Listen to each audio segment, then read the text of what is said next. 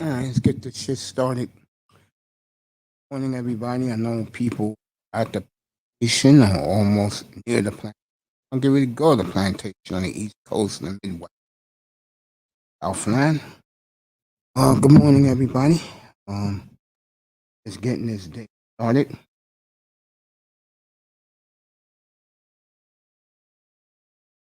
Just chilling right here. Trying to find some news on what's world.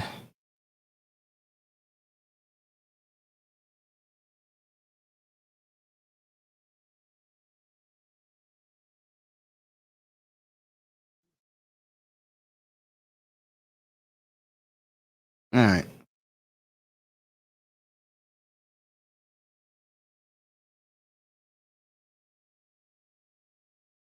looking around for you folks.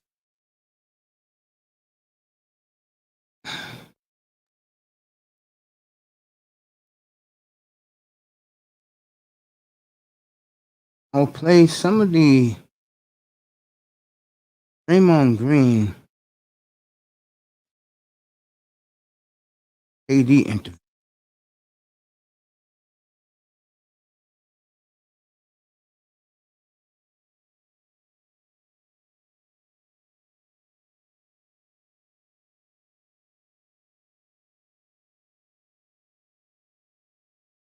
Lakers in denial, trying to tell everybody they're not old. That's a joke.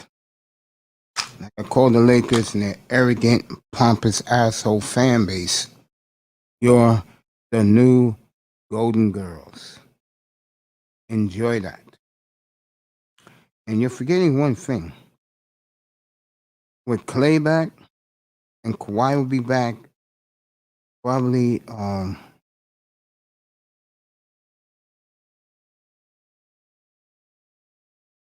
gonna find out. Lakers are talking full of shit. What else is new? You got a team full of nice, experienced veterans. You got a fucking team that you're gonna need fucking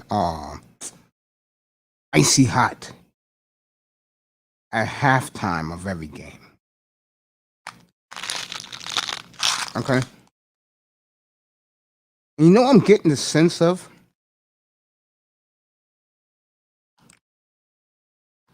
Because they're too old, nobody's scared of them. What Blake Griffin said last week, Giannis said he's not even paying attention to them. Don't care. He has to go. They have to go through me. Klay Thompson dissing everybody, saying that I'm back. Draymond confident.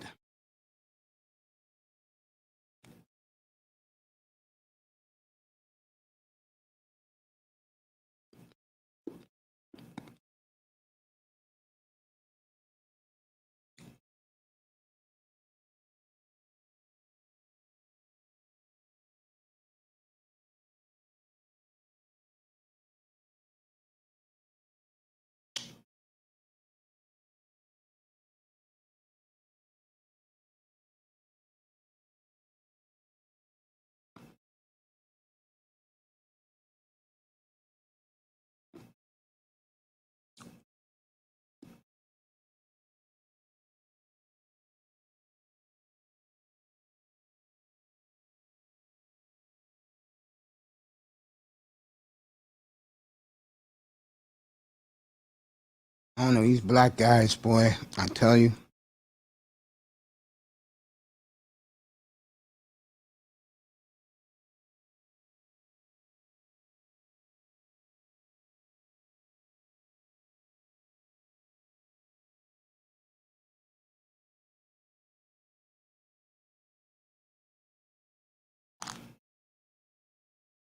Play you some of that interview in a little bit. Okay, she was in the room. Off is up here. That boy, your Reds got the easiest schedule in the planet Earth, bro. The Reds won't make the playoffs, bro. Schedule's too easy. Padres, I see you, baby. Padres, And St. Louis schedules are brutal. You know, last night, uh, Arnold tried to give every excuse in the world. And I said that the Padres,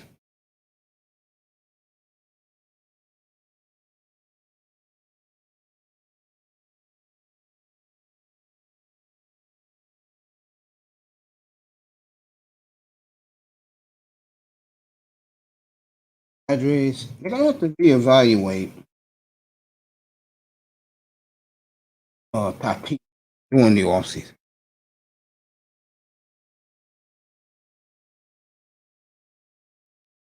Right, let's start the introductions. First, one of the most beautiful women in the world, and I'm glad she came by to say hello. I haven't been plugging her lately because the manosphere is plugging her now. That's all she needs. The beautiful. Make this go viral. MTGV TV, the beautiful Miss V. Morning, baby. Drop this in for you. Next, because I do barg off when he comes up here. Yeah. Red legs are rolling, folks, in Cincinnati. And I told you people this back in early July. The Reds hit a little low because at that time Milwaukee was blazing. They only play Milwaukee one more time this week coming up. I believe it's Monday, Wednesday in Milwaukee. And then the next tough series they have is September 17th, 18th, and 19th at home against the Dodgers. That place should be rocking. My boy, my nephew, the great Dat Boy Vader in the building. What's up, brother? Morning to you.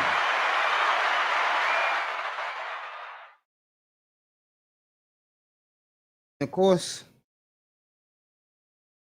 his brother went away yesterday. He felt very, very sad. But what a class act he is. The great Bargoff Condetti in the building. Good morning, Bargoff.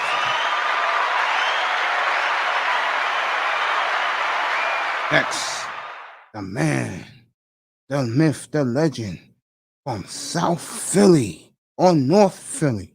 Either way, he's in one of the toughest towns on the planet, Philadelphia's finest, the great Don Philly in the M&F morning. Shout out to Benny Siegel.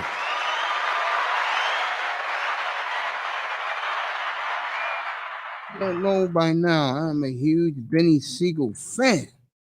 Okay? That was real hip hop back in the late 90s, early 2000s. And last but not least, it wouldn't be me if I didn't do this. Everybody in the audience start chanting, Lou, Lou, Lou. The man who believed in me first, the great Commandante Lou, aka Bitcoin Lou, in the building. Good morning, Lou, down in Houston, H-Town, USA. The whole H-Town family was in, I forgot the woman's name because Bomb Sherry's room at 2 o'clock in the morning, believe it or not. The whole crew is in. The H-Town crew. I'll tell you about the H-Town crew. They are tight. They all stick together. Those good people down in East Texas. Hope everything is well with you, Lou. Shout out to Celeste, Rue Demp. I saw Rue Demp the other night. First time me and Rue crossed paths in 2 years. And it was nice to exchange pleasantries with him. You know the coolest thing is, yeah, salute to you, Don Philly. You know you my dog, bro. You know that. We ride and die together. Hey, Miss V, anytime I can help you, just like me and you about to collab and do something real nice for this platform, I'm all in, baby. Don't even worry about it. Don't even worry about it. One of my favorite shows that grew on me, and I watched it from the beginning, believe it or not, folks, on reruns on TNT about, I'm going to say 20 some years ago. He is known as his character, Dr. John Carter, otherwise known as out in beautiful Beverly Hills, California this morning, Noah Wow. What's up, Noah? Good morning. Big fan of this platform, big supporter of us. I appreciate him being here so early in the morning out in Beverly Hills. I unfortunately bring very tragic news. A regular in the comments was rushed to the hospital last night. Who? Who was rushed to the hospital last night? Let me know, man. Because I can easily find out if it's true. And a guy who doesn't visit here, understand, right? But he is here this morning talk about his LA Lakers. Anthony Toussaint in the building. Big Laker fan. There you go, bro. Sheets here.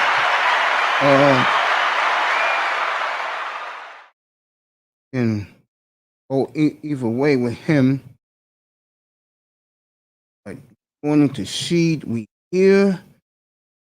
I'll probably get him up here for a couple minutes. Stick it, Sheed, give me a minute. I'm gonna talk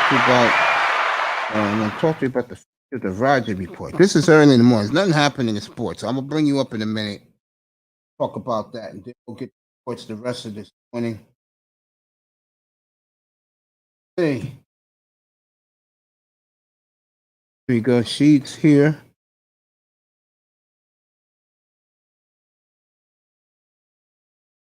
All right. I said hello to everybody this morning. I'm bringing it up. Talk about Roger report. Sports in here.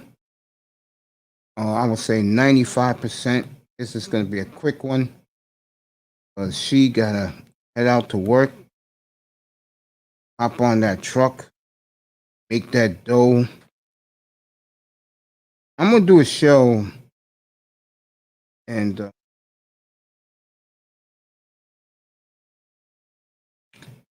I'm going to ask she to bring my man up here. I'm going to do Sheet real quick. Log off if you want to come on. Anybody wants to come on up. Philly, we'll talk about Eagle situation, which is getting dicier and dicier. And like I said about the Eagles, this is a big game this week for the quarterback in Philadelphia. Because Joe Flacco, and this is the thing that's crazy, and I knew this was going to happen in the back of my mind. As much, I'm going to read it in a second, buddy. As much as I've been dogging Nick Sirianni, I've warned people he was going to grow on Philadelphia because he's one of them. And Philadelphia is mostly Italian, Irish, African American city. It's an industrial city. It's a working class city. It's hard working people every day. Sheed is here. Let me introduce him. Okay. One of the better human beings I've ever come across. A good brother that tries to look out for the brothers. Knows that there's a lot of knuckleheads in these spaces. Good morning, Sheed. We are here. One of the best family men, too.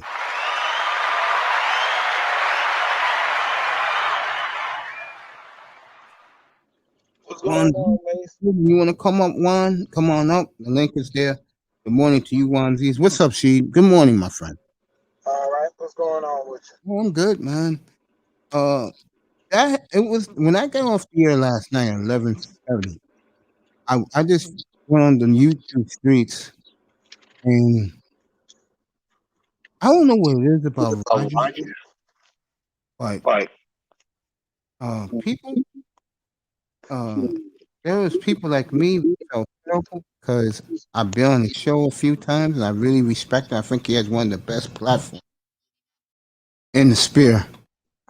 I didn't know Roger had that many haters, man.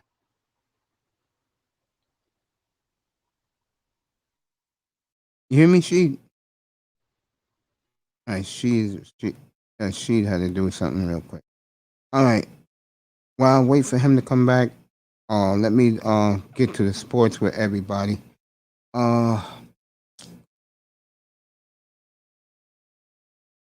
I'll do if she's off the air. All right, I'll do a little baseball for you real quick. Then I'll get to the football. But before I do all that, let me get back to Nick Sirianni. Sirianni has won over the Philadelphia media, and I think this week is a big game for Jalen Hurts because if he, how can, if he struggles again, because nobody was impressed. You know, the kiss up media was, but real football people wasn't impressed. And I don't know what the hell is going on in Houston. I don't know the hoping on hope with Deshaun Watson. I'm gonna tell you right now, you're gonna have to come out and come back in. Your Wi-Fi is messed up. I don't know what's going on with Deshaun Watson, but man, this is not a good look for Houston. He should have been gotten rid of his ass. See, teams like the Dolphins, the Eagles, the Broncos, the Redskins, they're willing to take the risk. He can sit out this year. They'll be ready with him next year with full training camp. They don't care. These teams don't care. They want him there to get used to the surroundings.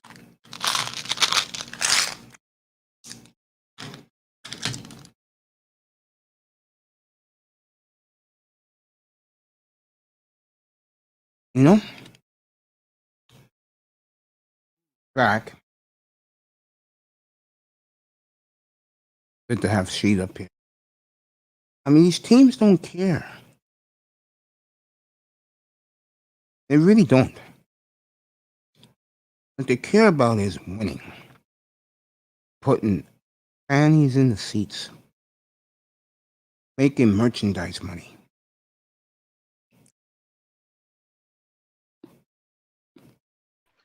Back, Mace. There you go. Yeah, Of course, somebody. I asked you was, I know Roger, and you know I love the guy. I think he has one of the best platforms in the manosphere. I didn't know he had so many haters.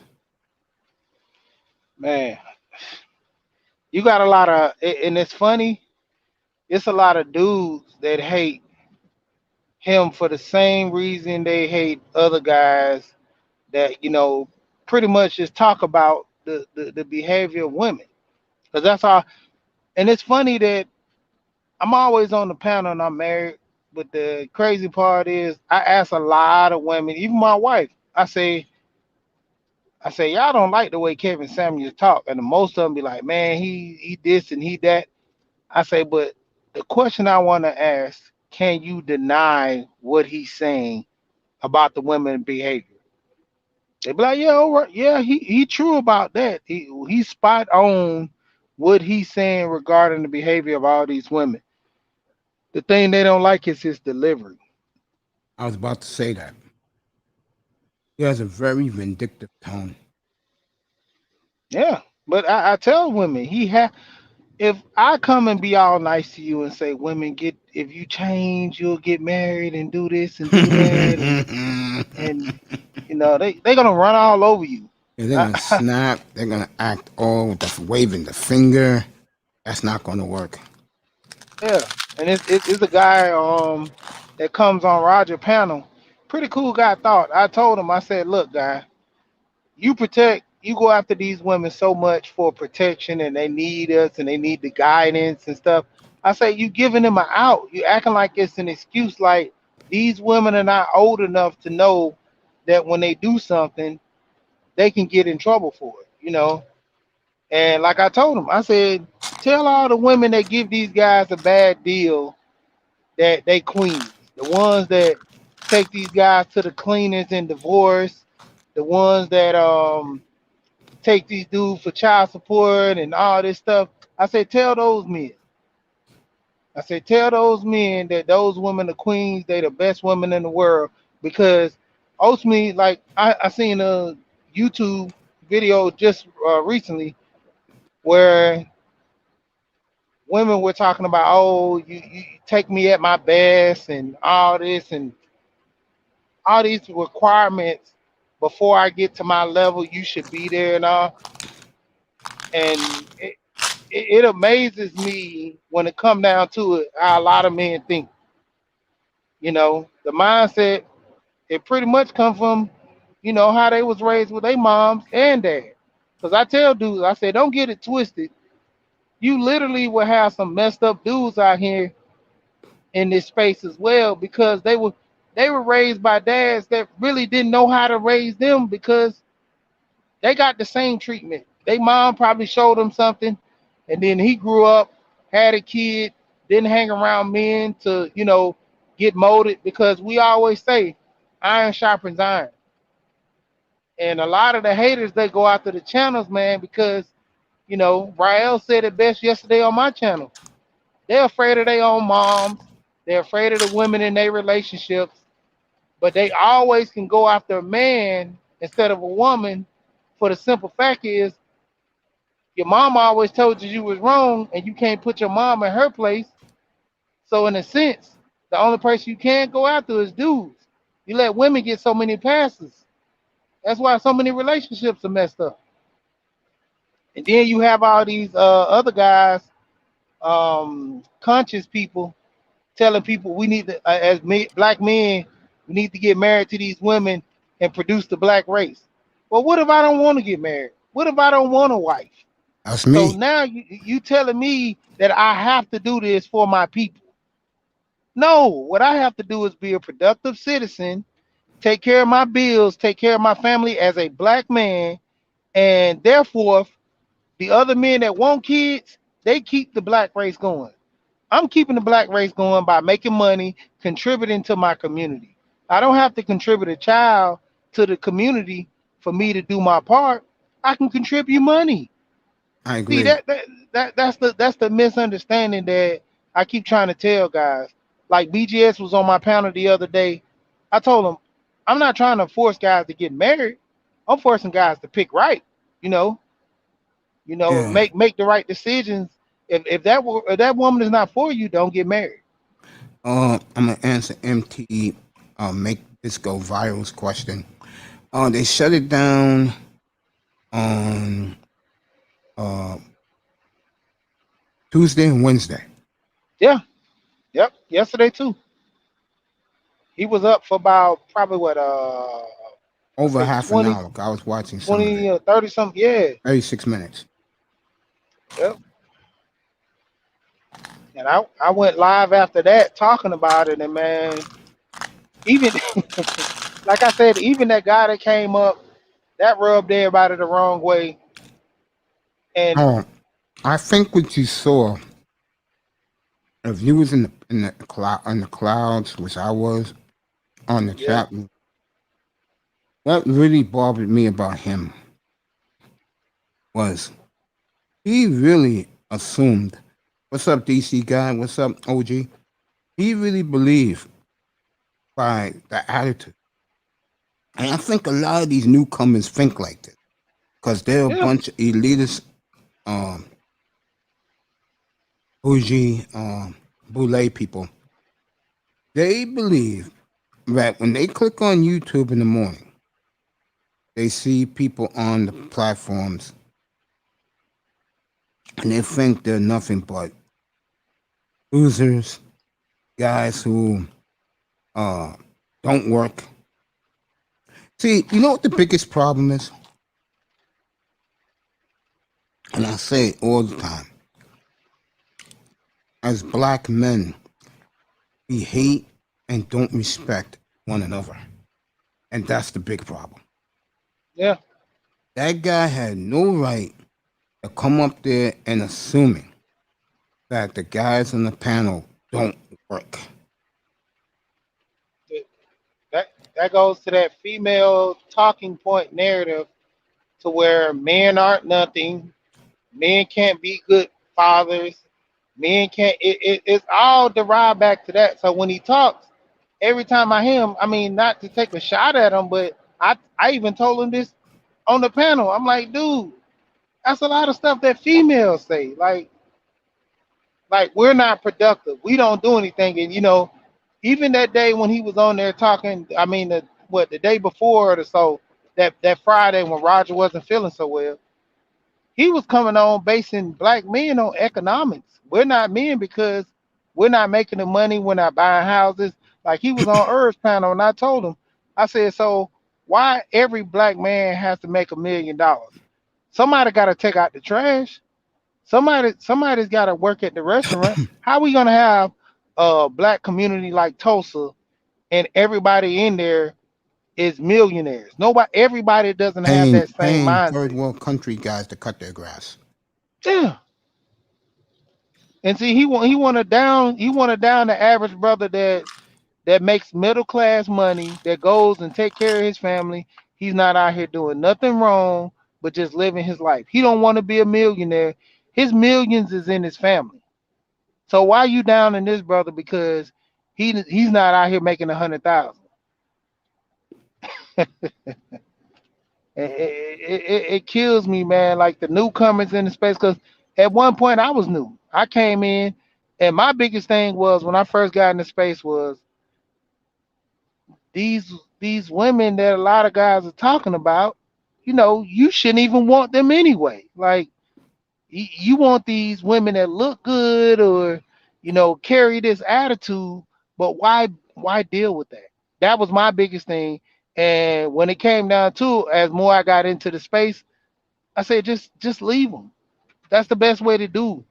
You don't talk to them, you don't deal with them, don't associate yourself with all these women that have certain behaviors. Just leave them alone. I think a Obviously right major now it's problem. proven point. I think a major problem is the smart black. See, one thing I noticed, 'cause I live here in New York. I think you experience this too, living in Atlanta. The one thing I've noticed, black women in the working class, they look at black men in the working class as invisible. Yeah. Yep. See, and it's funny, like truck drivers got this stereotype of being fat, sloppy, and nasty. They never think about the money until like when I was young, girls were like, "Ah man, what you do?" And then it got to a point when the word got out, truck drivers making 80 to 100 and 200, 3,000, $300,000. Now truck drivers are in. As long as you look a certain way, girls will give you a chance. Even the truck drivers coming out the truck with the big bellies, they still get chicks because they know they gonna crawl up on that belly and get that 100,000 some dollar check. This 200,000 this guy make a year. It's funny. Even plumbers, women don't even deal with plumbers like that. Then find out, oh man, plumbers can make 300,000. Plumbers Yeah, can make working for a company.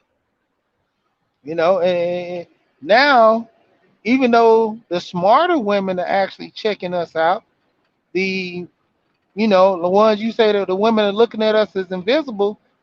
You know what they're happening? They're going 3 to 5 years or 10 years down the line, and now they want a plumber, but he's married. Now they want just the average guy making minimum income. He don't want to deal with you now at this level. He's done got to a point. Well, he don't want like what's it? BGS always talks about the hey big head ticks. Over the years, they don't want to talk to you, mess with you, do anything. Then all of a sudden, they might find you on social media. Hey, big head, what you been up to? That's the yeah, you're entry. right That's about that, bro. that's the entry, man. That's the entry card right there. Because over the years, a lot of men they have been invisible to these women, and now time is ticking. And it's funny that they use that hit the wall thing because a lot of women they second guessing their life right now. Even with some men, being in marriage or not. They like, man, did I make the right decision? Dang. Yeah, see, everything you said, I heard you, bro. But I'm gonna push back on one thing, and I'll do Yeah. that. I'm gonna let you talk.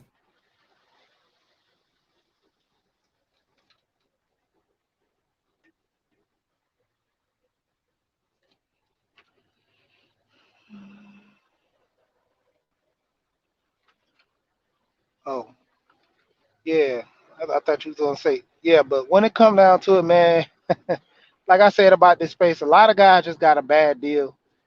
Uh, And this space, you back? oh yeah, I'm back. Yeah, that was the Yeah. nephew, bro. His Okay. birthday is Saturday.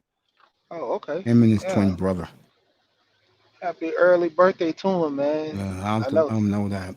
Um, Now let me give you some pushback. Okay. When you talk about the women checking out the drivers, I'm gonna tell you something right now. That shit do not happen up here, bro. Oh no. Let me put it this way.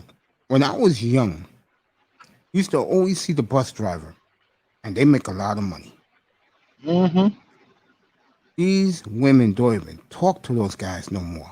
And then you Nope. wonder why they wake up angry, grumpy, gotta deal with people. And I figured it out. It's because the women ain't checking for them no more. And the point I'm making is maybe down in Atlanta, they checking for the truck drivers. But I can tell you up here, they ain't uh they ain't checking for no truck drivers. Let me put it this way. If a dude who is this blue collar dude, okay? I'm just talking about the brothers, because the other guys of other races, they get anything they want up here. The brothers, they have to get the bottom of the barrel, man. It's sad. And in my opinion, that is not a good look, bro. Yeah. Up there is more style driven though in New York. Yeah. You know, if you don't wear a certain type of clothes and look a certain type of way, you're not appealing to anybody up there. I mean, hey, most men they'll be good with just buying a regular house, average little Honda. We buy the Bugattis and everything. Is to a certain degree, most guys will do it just to show off. But you have people that are actually car enthusiasts and like different suits and like one of my friends, he get all his suits custom made. He's in corporate, but he likes the way the suits feel on him. He's like, I never go back on the rack after I got my first tailored suit. I never went back on the rack. Dude spends like Yeah. 150 just for shirts. Like I'm like, dang. He's like, but they last longer. Yeah, it's You true. know, I was like, man, like he put me on the game. You Yeah. know, Yeah. I was gonna say that talk about car enthusiasts. I'll give you the reverse. There's a video on TikTok I saw like a month and a half ago of this black female cop and on camera because they have the body cam. yeah, Any guy with a foreign car, she would throw her ass at that dude. Then they show the dude paying her money. And I'm like, damn, it's gotten this bad. yeah, I'm so glad and I say it all the time, I'm so glad I do not get involved with these women, bro. Probably the best move I made in my life. I know yeah, platinum at 4 o'clock in the morning called guys like me losers. And that's yeah. okay. Next time I catch platinum, me and him will talk about what how can I say this? Uh I think and this is me. No women, less problem. You agree with that? Yeah, honestly speaking, I told my wife, and then we both talked about this. If we got a divorce, we weren't gonna get married again. You know, for one, is a lot of people say it's a lot of work. More or less, it's a commitment. Being married is a commitment. to where both of you guys are growing. So at steady pace, being comfortable with each other, working with each other. It's a 24-hour job, and you got to deal with the emotions and all this other stuff for people. It gets to be a problem over time, you know, because you got to, for one, as a man, you got to deal with a lot of stuff you got going on, what she got going on, the kids got going on, and you know, it's a boatload of work, man. When a man is by himself, he comes home, makes his food, washes dishes. You know, if you don't even want to do it tomorrow, go out to eat. He's done for the day. He's not doing all this crazy stuff, man. He gotta go. Oh well, you got this checklist for me to do. Go watch this, go do this, go do that. He take his time on doing the list. The women sometimes they end up wanting that stuff done at a rapid pace to do what? Nothing. For me to just sit down and watch you not do nothing. It's a give and take, and it's a headache moments at times.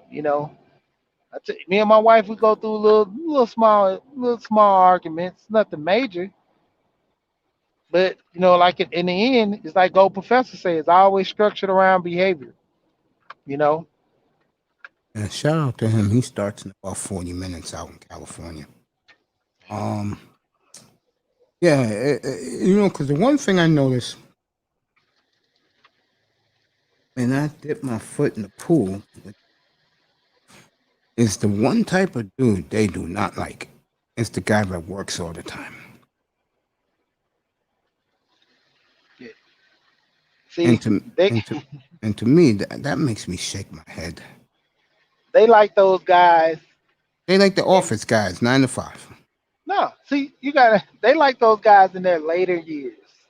Young women like office guys, even not even just office guys that I could keep going back to that dressing, the way they look. That's that's how most women get guys, just on appearance alone. They don't be like, oh man, this guy has a job, or they don't find certain men attracted by the way they look. If you come out, you're wearing some work pants. Ah man, he look like he going to work. But then you got a guy comes out like he just coming from a meeting, or just hanging out with his friends. Oh, he looks good. It's all about the clothes you wear for these women. When you're older, when these women get older, they're looking for the guys who want to work. They're looking for the guys who putting in those 10-hour jobs, because they're looking for a pension. Older women who get married look for a pension check. I mean, dudes don't understand. You got to call it like you see it. When Now let you me. in your 30s, go ahead. I gotta do the 30s. Yeah, when you're in your 30s, and you're supposed to be really married or settling down, you wait until your 40s to get married to that special someone. You trying to plan for retirement. That's what they're doing. I think to me, and I agree with a lot of white dudes with this. If you are single and no kids, you have a golden opportunity to live the real bachelor life from 40 to about 60. And you better take advantage of it. Because to me, as a grown man, once you hit 40 and you still don't have a wife and a kid, or you're not married with no kids, bro, the world is yours, bro. Especially you making money. I'm just Yeah, talking about you got a 10 to 7 in the evening job. yeah. You're going to I be mean, killing it. go where you want, do what you want. Yeah. And I'm going to tell you something. That bothers a lot of women. When they see a Yeah, dude 40 years, over 40 years old, single, and he's dressing nice, but they never see him with anybody, he don't want to talk to them. Yeah. not Yeah. not to throw Doc in the mix. Dr. Dunbar, he always Yeah. talks about his mom pushing him to be married when he goes up to see her all the time. Shout out to And Dr. Dunbar, Michigan man. yep, Big Discussion 76, and the good thing about Dr. Dunbar, he's not settling. You know, that's one of the greatest things I like about the stories he tell about relationship and what's going on, even with the women he date. He want a better outcome. He's not settling. Yeah. You know. Um, I don't settle either. And it's hard for a woman to show me something. She gotta look a certain way just to begin me approaching her. But if she approaches me, I'll say, okay, I'll, you know, go through the motions. But again, to me, uh, and I've been saying it since me and you know each other and we cross paths. I Yeah. said this many times. I think these men who take the women too seriously, I keep telling these guys, the women don't think of you the same way. What women think about is how they can improve their financial status, revenue streams, investing. And you should know why they do that. Because, well, you can fill in the blank. And again, give the women credit. Give them a lot of credit for that. Brothers are left behind. And the reason why, again, too many, we just do not get along. Yeah. And we have too many ignorant dudes on our side of it. That's what it is. We have Go, too many go, ignorant. Professor. I'm sorry to cut you off. Go ahead. No, go ahead. I said we I have was too gonna, many ignorant dudes. I was gonna say, Go Professor did a stream the other day talking about the manosphere versus the womansphere, and he was like, he related it to the boys club and the girls club. I mean, the Hmm. boys club and the boys and girls club. The boys club was strictly just boys, men, everybody fighting and playing checkers and chess, and then they added the girls club to the mix. So now the boys are competing with each other to try to show the women to where when the girls wasn't there, it was just a common, thing of us working with each other, building and bonding. That's how this space started. All the guys came in, had the faults of the relationships and, trying to mend things and working with guys, putting them in the, right frame of mind to get over this and do this, make this money and, be a little better in life. Then when the women came in, yeah, I feel your pain. I want to be here. And it's starting to look shaky now. Looking very shaky. And the reason is because as much as the sisterhood really don't like each other, the difference between I'm going to say me, us and them is they pull each other up. We let ourselves fall. The sisterhood is nothing but a money grab. I know that They is. they teach about the vesting to get the best outcome for themselves. They teach about the bag to get the best outcome for themselves. I've yet to hear most of these women in that space. I mean, they talk about love because I mean that's one thing that all women want, right? Love, but when it comes down to it, they're not Yeah. trying to find nobody to spend the rest of their life with. I've never heard that. I want unless it's I want somebody to spend the rest of my life with just as a talking point. But I, I think what I find alarming to me is you got these 50 plus year old women not only still act like they're 25, 25, but some of these women's demands are ridiculous. And I'm like, yo, you're not getting this from me. I'm not even looking at you, honey. I'm not even looking. I mean, let me just call a spade a spade. I can't be around superficial people, and black women are very superficial. Let's not kid ourselves. yeah, These women rather be with a broke Don Juan because he looks good than be with a $5 billion nigga.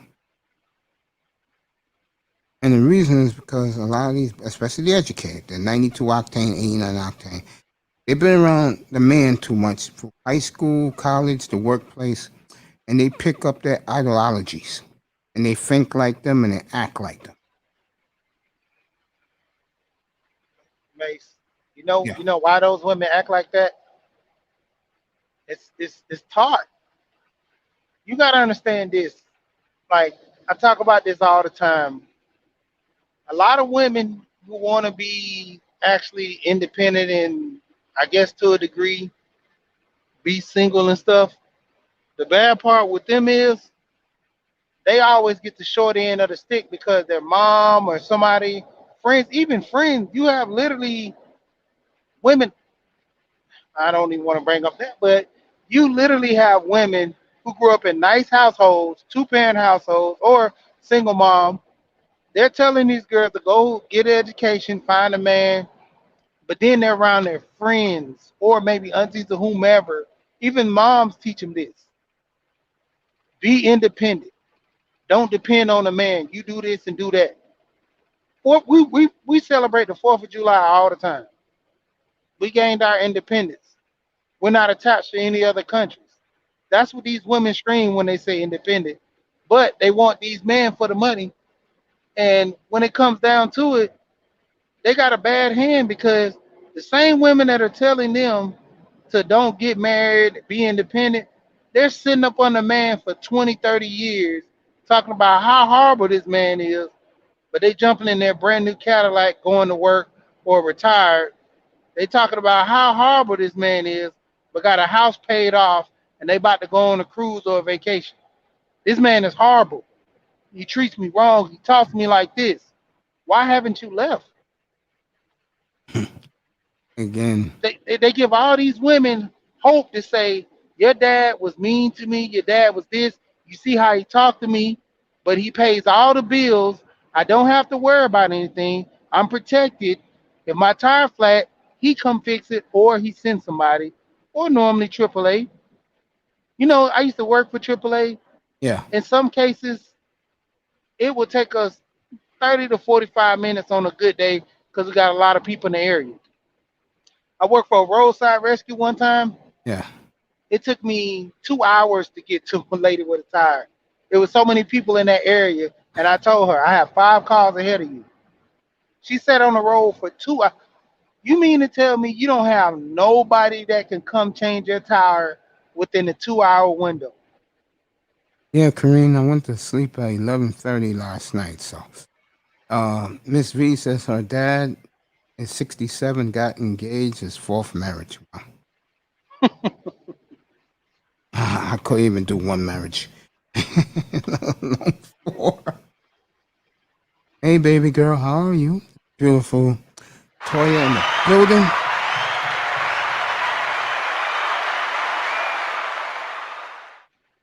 I mean, he's on his fourth marriage. It's either he chasing the love, or he really committed to it. I mean, that's what I say. Guys who get divorces, they stay committed to themselves being in a relationship. They keep getting remarried. Same thing with women. They're some of them are committed to the relationship. Some of them are just looking for comfort. I would agree with that. I would totally agree with that. Because I Yeah. mean, it boils down to a lot of women saying that men don't want to get married. We just don't want to get screwed over. I don't want to be business partners with somebody and knowing Mm-hmm. that it's going to end. Like, what's the purpose of me going into business, starting let's say a trucking company, and I know this guy saying 5 years, man, I don't even want to own this business no more. I'm gonna sell off and I'm gonna go ahead and live in Mexico, something like that. Let Why me would I ask even you. go into Yeah, business go with ahead. you? Go Let me ahead. ask you this. I'm gonna switch topic. I mean, we get right back to the women. Where does Roger go from here? He keeps going. The Roger Okay. Report 4. I mean, he already said it that he knew the way he talked and how he come at certain issues and topics. It's gonna be a lot of people coming at him. And the majority of the time, I always call them sister brothers. They come on the panels, caping for the women, no matter what you say. Who be doing this? It's several dudes just coming in the mix. I mean, I've seen them on other panels,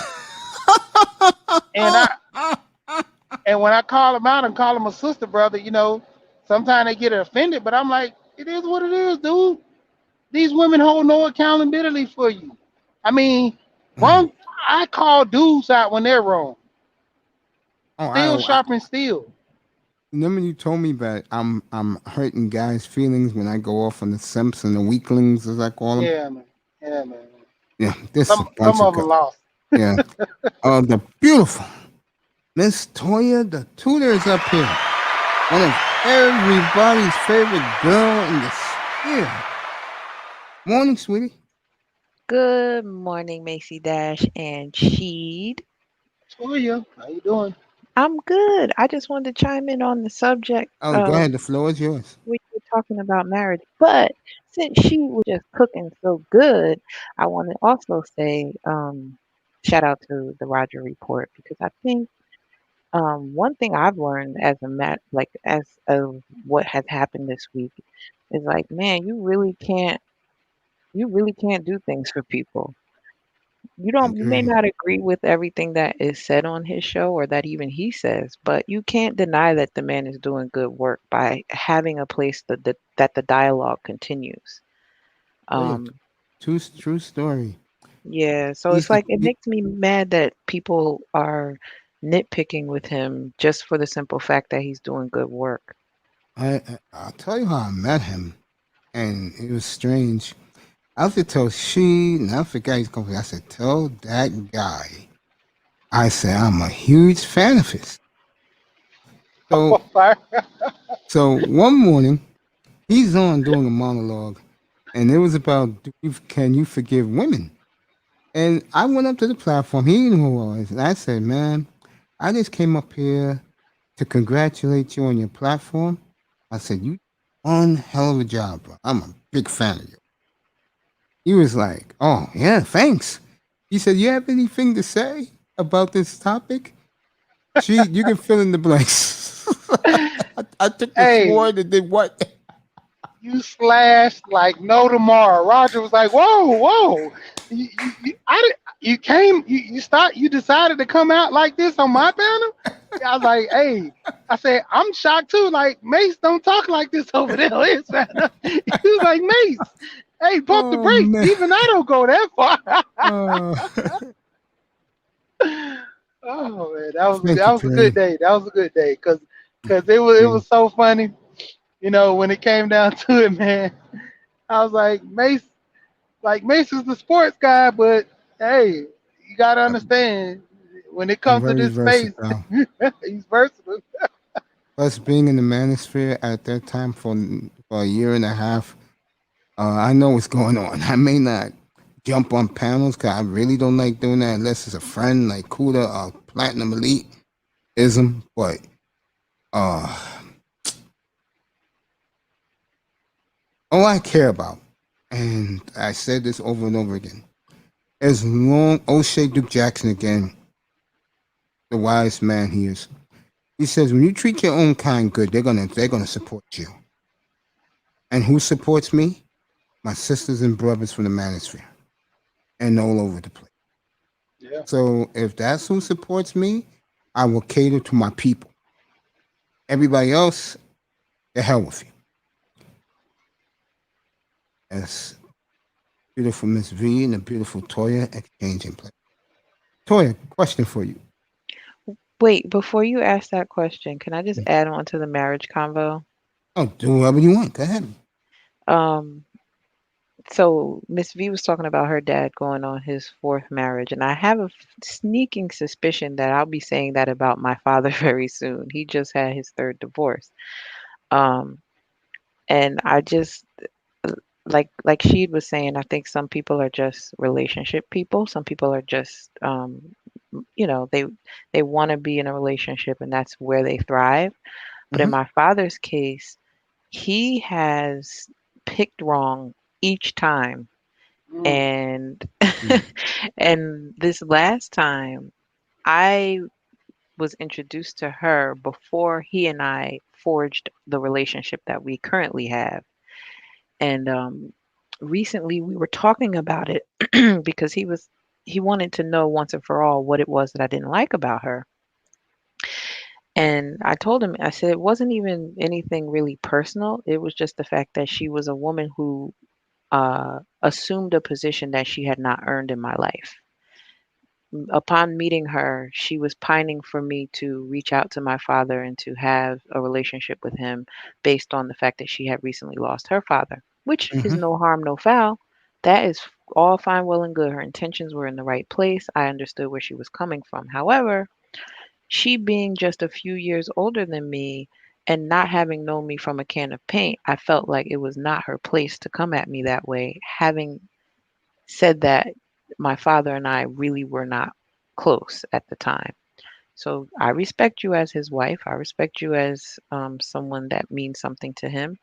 But I told him, I said, you picked somebody who looked pretty and was younger, and she was all of that, but she was irresponsible and immature.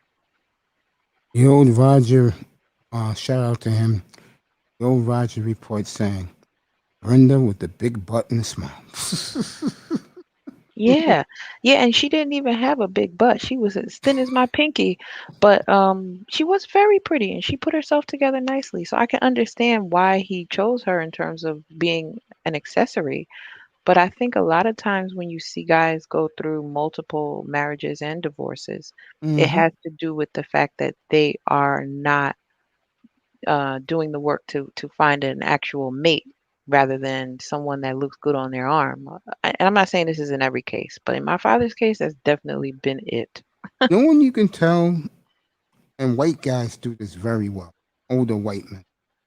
You know, you can tell when you really have turned the corner in your life. And I realized this. And ironically, when I was in my 40s. When you are a man and you are walking down the street holding hands with a woman that is average or below average, but it's because of the heart, that's when you know you turned the corner. White guys are good at that. Yeah. But the thing of it is, in a lot of marriages too, and I always joke about this, but it's true. A lot of guys, they it's like emotional eating. They do that in relationships. They get I so agree. emotional wrapped around of having a woman or being with a woman Hmm. that they take that whole element out of choosing a woman based on her characteristics, qualifications. You know, like if she can cook, she look nice, everything else will work itself out.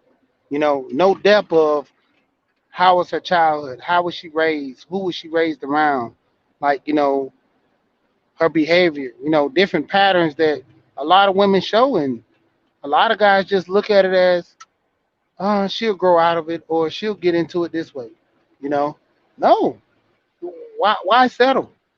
You know, I talk about this all the time. I dealt with a lot of women, and I told them there's certain things that I'm not perfect, but if I see something like this an issue, if you don't change it, it's gonna be harder for us if we were to get married or down the line get serious. A lot of women say okay, but they don't do it, and a lot of women Hmm. say, uh, and that's like the biggest thing.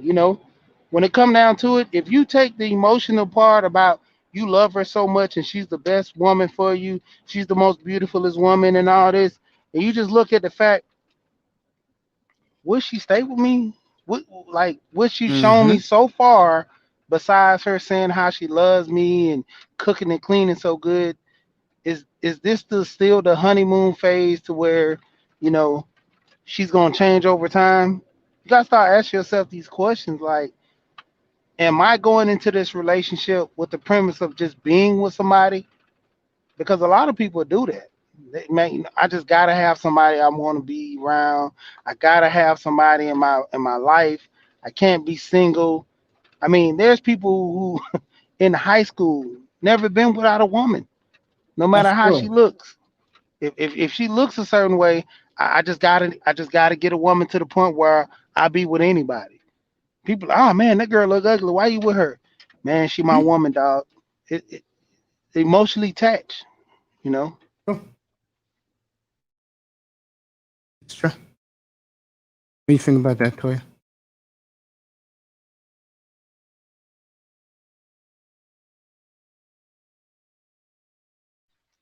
I think she's around there making a sandwich. No, My Toya's at bad. work. Yeah, Toya's at I'm work, at bro. work. What did I miss? I'm Yeah. sorry. He just The- said what I said about 3 minutes, 5 minutes ago. I said you turn the corner as a human being is when you care more about what the lady or the guy feels about you Hmm. Yeah, than you do the looks. yeah, That's when you absolutely. turn the corner as a human being. Absolutely. It's always been more so about that for me, to be honest. I tell you, you look great in those birds. Aw, thank you. Sure do. I mean, I'm growing my hair out now so I can get some more. I have guys tell me, how you get her up in your platform? I said, I don't have interior motives. You You, guys do. you put down the bait and the cheese, and I came running.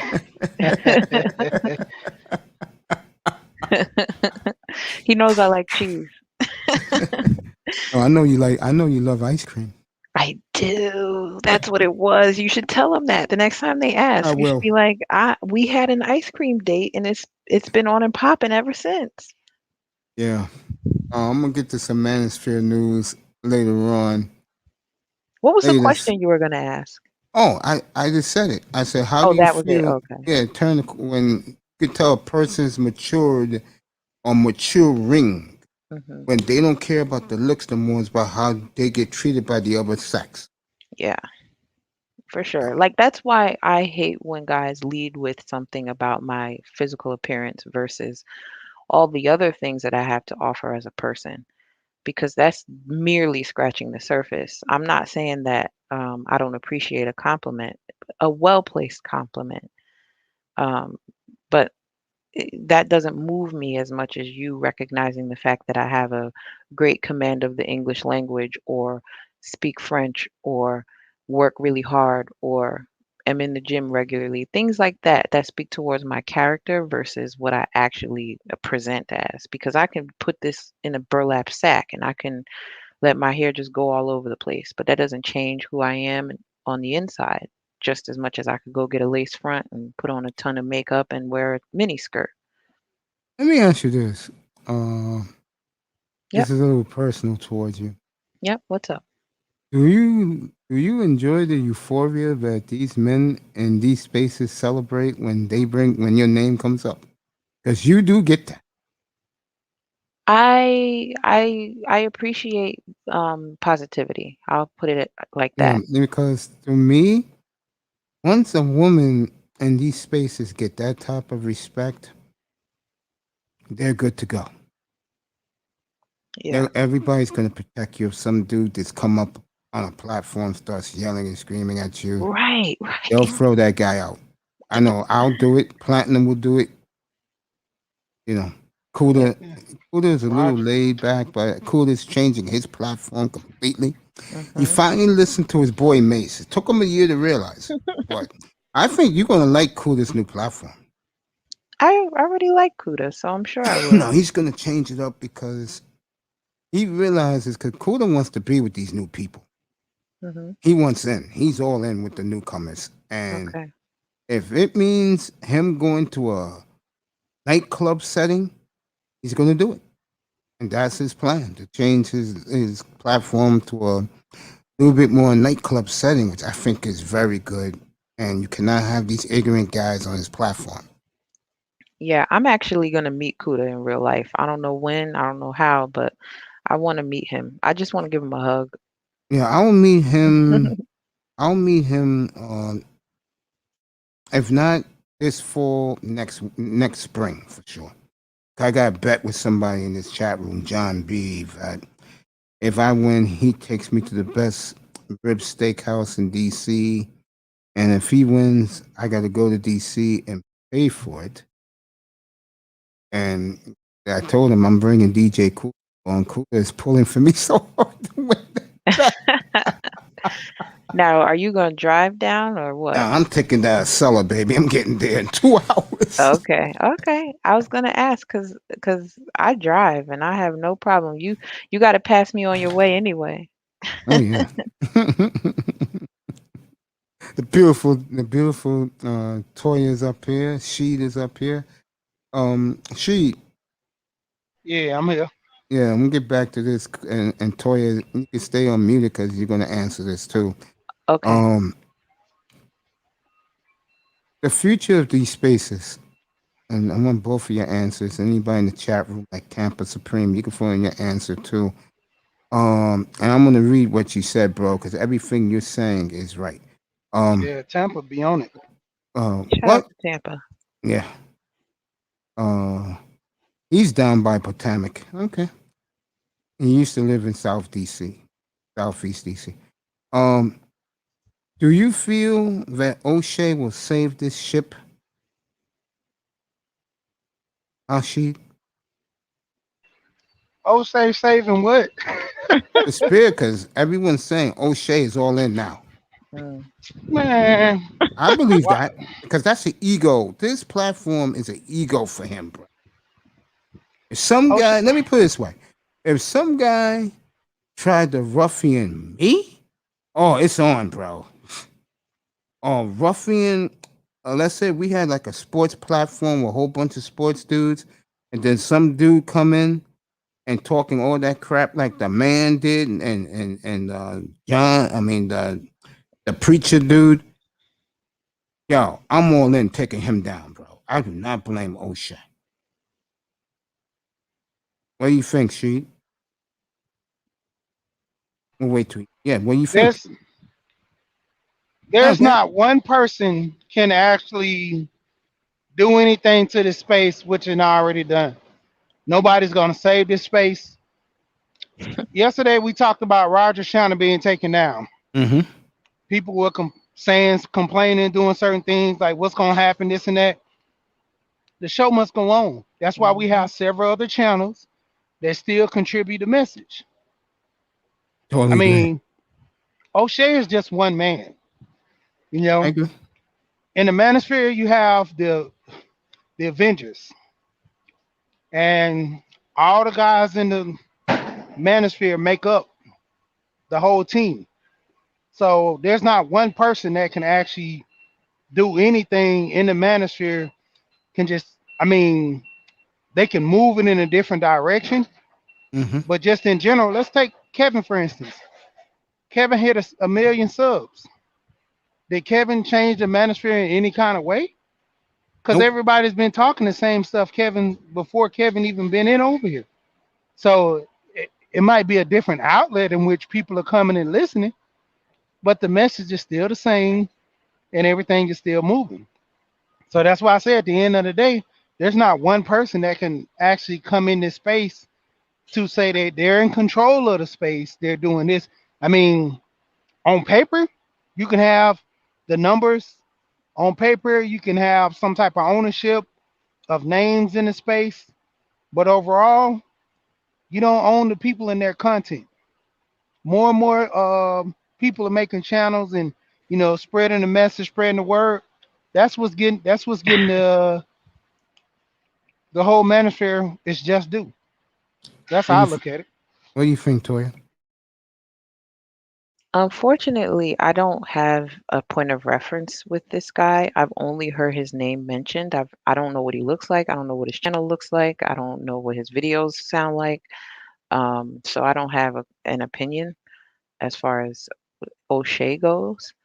Um, but in terms of the space, I think Mhm. that I think that what we're seeing is not necessarily a mass exodus, but I think we're seeing a division, a well-needed division too, because people who are not really aligned with what the manosphere is really about will tend to weed themselves out. And those are the loud talkers on the panels. Those are the people who have trouble making concise arguments or even just listening when something is being explained.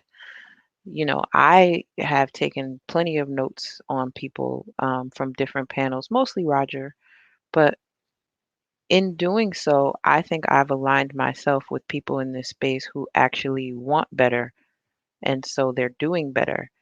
And that's how I think it's going. In the future, we'll see a lot of these miscreants weeding themselves out of the space because they won't have a leg to stand on. Those people will just have to create their own space. Doesn't mean they don't have a spot. They just don't need to be in the manosphere. Interesting. Interesting. Yeah, I remember last year. It was last winter to the spring. DJ Kuda went up against Kevin Samuels. Fascinating. And he said he was going to get a Stream Team 3.0. I'm going to say right now, of those guys who were up on that platform that night, there's only one left. And him and Kuda do not like each other, and that's zero. That's zero. And I want to give a shout out to Zero, by the way, because everything he predicted, he was on point a year ago, a year and a half ago. And me and Zero are pretty cool. And the point I'm making is that what you just said, when you have people who you think you can roll with, but you could tell by listening to, you can never have guys like that. It's not working. It's not going to work. And that's what happened in the manosphere. It didn't work. It blew up in their face. While you have new people like Sheed, who started his platform, myself, Sheila E., Jessica, uh, and of course the big three who you know, Platinum, Ism, and Dusty. From what I've seen, we're the only ones who hang together. Even though we're in separate entities, I'll never forget, Platinum came in here one night about 2 o'clock in the morning, and I was about to wrap it up, just me and him talking. And he said, Mace, do these people out here know how tight we are? I said, nope, they have no idea how good me. None. I just let my brothers do what they do, because that's them. I mean, and more power to them. What's up? What's up, Grinder? Good morning to you. Good morning to everybody. Peace to your family. Peace to your families in the Same to chat. you, man. Peace to Again, my y'all and your condolences. families. And Oh, again, no my problem. condolences Thank to you. you. Thank I you. love the rebrand. And my condolences to you, underrated. Appreciate that. Still, you know, but I'm here. Hey, wait, who did the rebrand? The underrated one. Oh, okay. Yeah, his what you call his backdrop is sweet with New York City.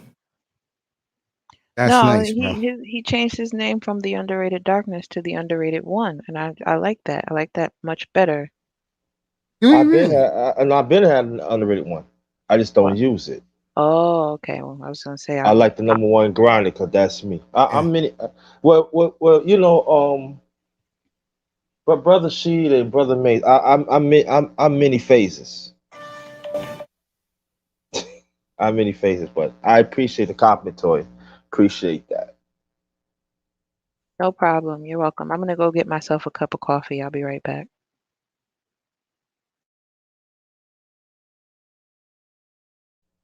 Okay.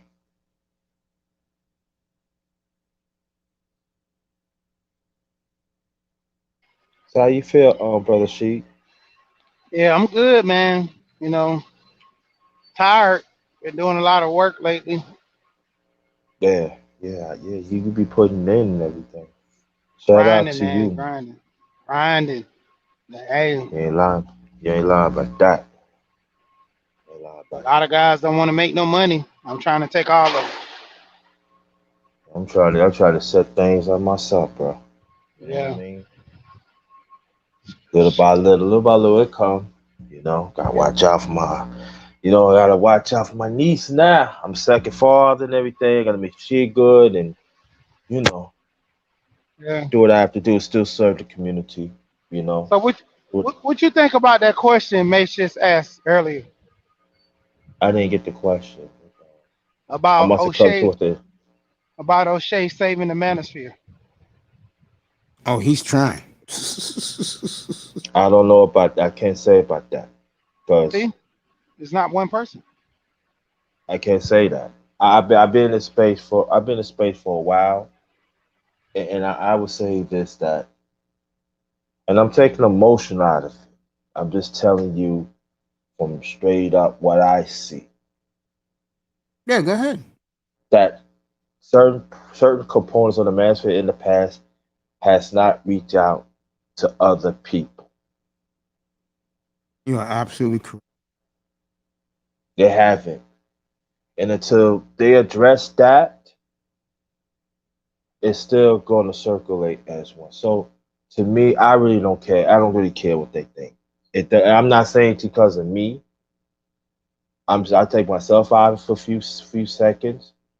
But until you acknowledge other brothers' talents, to you understand other brother backgrounds, and to you understand talk about families, to you and then you understand, and then also when I'm talking about, as you know, about brothers on disability, and I mean our communities on disability, how do we combat that?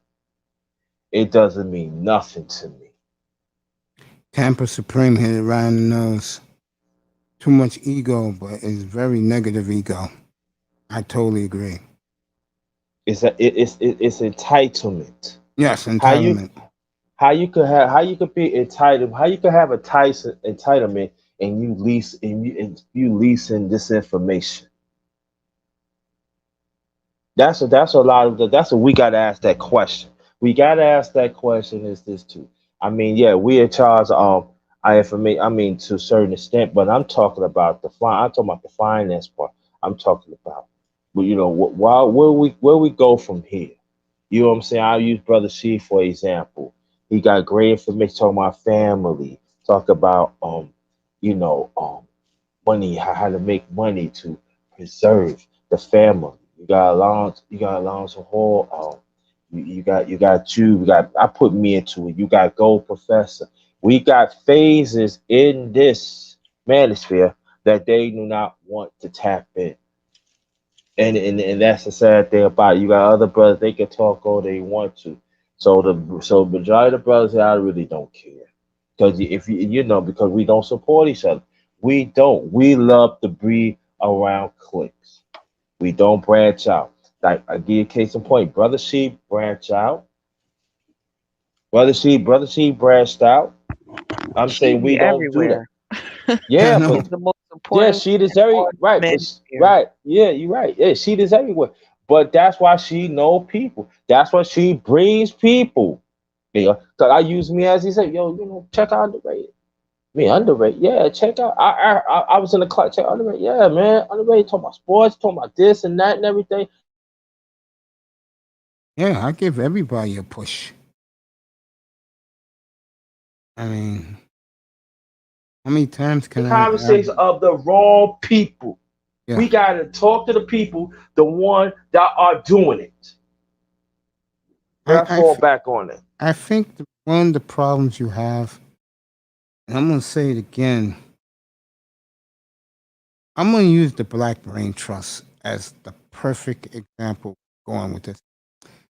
Those guys don't want nothing to do with everybody else. And when they said they disassociate themselves with everybody, everybody got on their case, but they're right.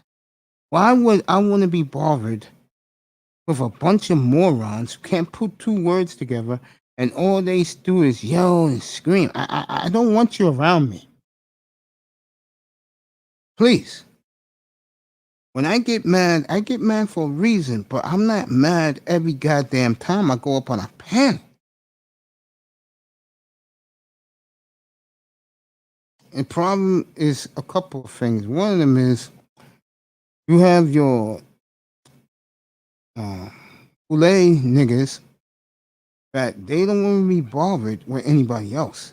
They're not willing to help each other. They said, let these niggas rot or let them figure it out on their own.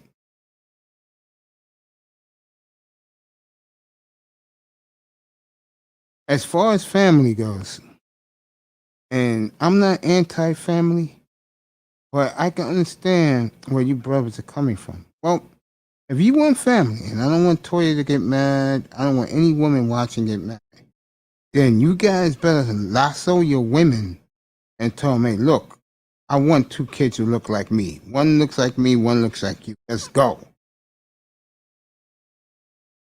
Oh, they're going to keep twerking and doing lap dances at funerals. Oh, Those are the women you should not be checking for. I keep saying, when it comes out of those, if I have to force you to be a wife, that means it's you're not not worth wife your energy. material. Yeah, No, you're not it's not just worth your it's just energy. not wife material anyway. If I I agree with gotta that. I teach agree you with that. certain things about being a woman, you're not wife material. Yeah, it's Like not working. a lot of Not working. guys, more or less, are looking at these women, trying to force a relationship, trying to force certain things. It's not gonna happen. You just have to come to the reality, man. Stop trying to force situations with women, and find a woman to marry that's on purpose. If not, you're gonna always be roaming, getting remarried, getting the short end of the stick. Yeah, and go more, brother. See, point. We us as brothers, we gotta value ourselves more. Mm-hmm. I We agree. gotta value, man. The 6 figures ain't getting it. Being on a yacht ain't getting it. Be living extravagant is not getting it. Do you? My late father say, do you have balls? Do you care about yourself? Do you Yeah, stick up for yourself, man? true, bro. And this a week gotta have the child. Do you have it? Do you have or you don't? If you don't, go away. Just leave. I'm tired of these people. Just leave. Let the brothers like me, she, you, and the others that have masculinity to bring prominence to the brotherhood and back to our people. You got a lot of expensive fake brothers out here. They ain't saying nothing. Ain't saying a word. I Have some think, substance, man. God damn. Have some substance. I want to give a shout out to my boy, and he's getting barraged from everyone right now. Uh, and that would be Ramir Amir.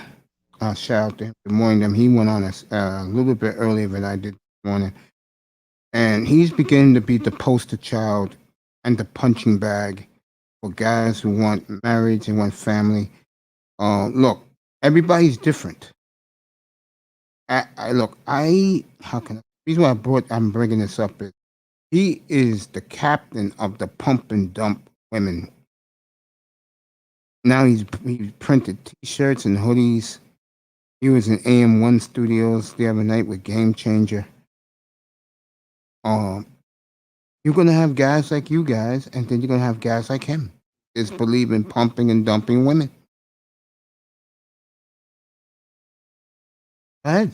I can Yeah, talk about. that's. I mean, if you want to do that, I always say that. That's your thing. If you're not trying to get married, I mean, you're not gonna go on a drought. That's what you're gonna do. But by all means, that's what you do. Do what you do. I'm not against no man living his life the way he wants to. You know, Mm-hmm. my, my thing is, if you're gonna pump and dump, hey, if you going after go after the sluts. Go after the ones that you say they're undesirable, or just aren't good women, because that's an easy target for you, right? Leave the other ones alone, because you're not trying to get married, so don't lie about the commitment. That's my thing. Like I told my wife, if I'm gonna cheat on you, I'm man enough to tell you in your face, hey, this shit ain't going right. Don't get mad when I go fuck somebody else.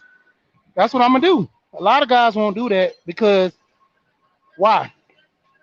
When it come down to it, you have a relationship with her, you got to make her feel good or a certain way to the point where Why lie? You know, I see guys on the side of the road. I respect them when they say, "Why lie? I need a bill." Why lie? Why? If we talking about us being men and we this dominated, we this and that, why we gotta just, hey man, I ain't cheating on you. Be honest. Yeah, I'm fucking somebody else. You can leave or stay. It's your choice. Commit to it. Cause I mean, if you run around having sex with different women anyway, why lie about that? Hey, do what It's you do. true. And this is why I love you, Sheed. This is exactly why. I'm telling you, like, he'll say something like that and then follow it up with five different reasons why you should be on your on your A square. game. Exactly. Like, Sheed's not saying this from a place of inexperience or he's not blowing smoke. I truly believe what he just said is what he would do. Oh, you mean with his wife? If it ain't working, he's gonna Absolutely. go bang somebody Absolutely. else. No, but I'm just saying the honesty of it all, the sheer honesty of it all. Like men that are secure in their spot lead with that, and you have no choice but to respect that. But there are males out here who strive to be men but aren't quite there yet and can't stand behind the things that they really want. Like you said, why lie? Just put it out there. I agree with you. I agree. I Yeah. agree with everybody. Good. Kinda. And the one thing though, I gotta put this out there that if you want to pump and dump, if you want to do that, just understand there's gonna be repercussions. And I think that is the thing that we don't like to talk about.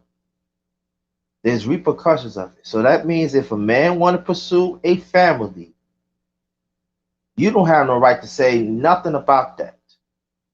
Just as a family, if you want to pursue a family, that man, if he want to do pump and dump, that's his choice. You had nothing to say about that. In life, there always repercussions. There's always repercussions. Are you willing to deal with it? Deal with the whole thing, not half of it, but the whole thing. And we have to be honest about this. You know, Interesting. there are choices, but there are repercussions. So Of when the course, yeah. repercussions come, you can't run from it. And that's what I'm gonna say. Right. Play stupid games, win stupid prizes. Never heard that before. That's a hell of an analogy to it. Good for you. I Oh, never heard that I'm full before. of them, trust me. Okay. Wow. That's a great one. Good. That's a great one. Wow.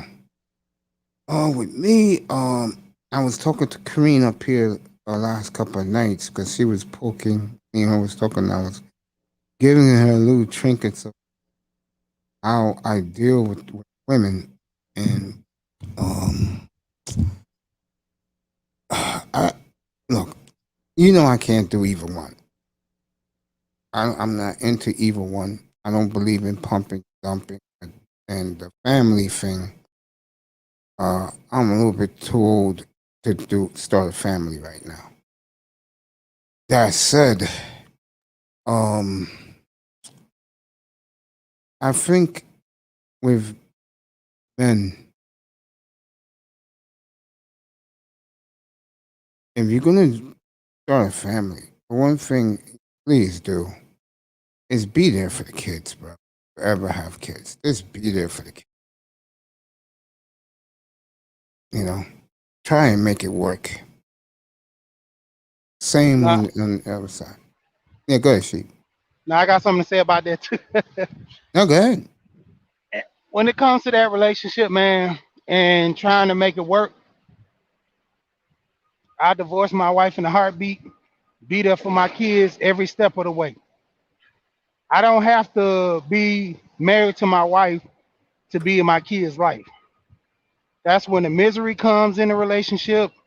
That's when dudes ultimately start, having those feelings of suicidal thoughts and stuff because you're forcing yourself to be somewhere you don't want to be. Just leave. I You agree with know, that. don't condemn yourself to years of torture for the sake of the kids. You know, I agree with that. now I understand the purpose of you doing certain things to keeping the family intact if that's what you're trying to do, but you got to find a level of conscience between that. Uru talked about at one point he wanted to I can share this. He said it on a panel that he wanted to divorce his wife, but the point of it was he didn't want no man being around his daughter at least till they turn 18. But the point of it was, if you really look at it, it wasn't that bad Interesting. because it was to a situation that would have been that bad, he would have just left. So it, sometimes you get in your feelings, you get these situations that make you, act like this is the end. Most of the time, it's not. But yeah, man, I'm not forcing myself to be in a relationship for my kids. Gold professor, I always talk about the 9 laws of self-government, and a lot of men in this space starting to adapt rule number 3, applying selfishness. If you don't think about yourself, who's gonna think about you? If I go to work for my family, make money for my family, if I'm so worried about them not getting sick and catching COVID and not worrying about myself, if I die, they lose. Technically, they win because I got life insurance. Shout out to Alonzo, but they win on the purpose of that money, but they're losing a teacher, they're losing an instructor, a father, husband, contribute to the family. They're losing all that for that monetary gain. It's not gonna be able to give them certain things that they need. The aspect, money keeps you warm at night, keeps a roof over your head and stuff. But money don't teach you how to make more money. Money doesn't give you value for yourself. Money gives you value to buy and spend, but not that self value. That's taught along the lines from people. Yeah. And Shout out and to also, Kareem. She says the panel is cooking. and and let me say this though to brothers to encourage. If that woman, if you had kids with a woman, if she do not want to take on responsibility to take care of the kids, you step up and take care. And it's Hmm. going to be hard roads ahead. Trust and believe. It is. But in the long run, the kids going to love you for you. And they're going to make that decision. Mommy, why you wasn't there? You know, take care of your kids. If she do not want to be bothered, and I know there's going to be some women don't like when I say it, but I'm going to say it anyway because it happens to my family, happens to the piece I grew up in Brooklyn, New York, and even in Virginia. Take it like what Mace and Toya and she didn't say their own way. Take care of your kids, man. Don't worry about it because when it's said and done, you're going to be the winner. You're going to be in their life, and that's going to be the much rewarding family that you can have, man. That have the lineage of your name, the lineage of yourself. You know what I'm saying? Connect to the kids. You keep on fighting for your kids. You will prevail.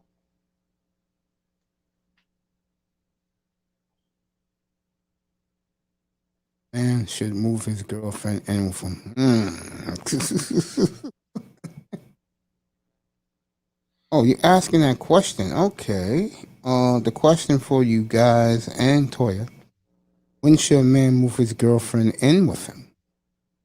I can't answer that because that's not my lifestyle. So I'll let the 3 panelists answer that for you. Can Tampa. could you repeat that?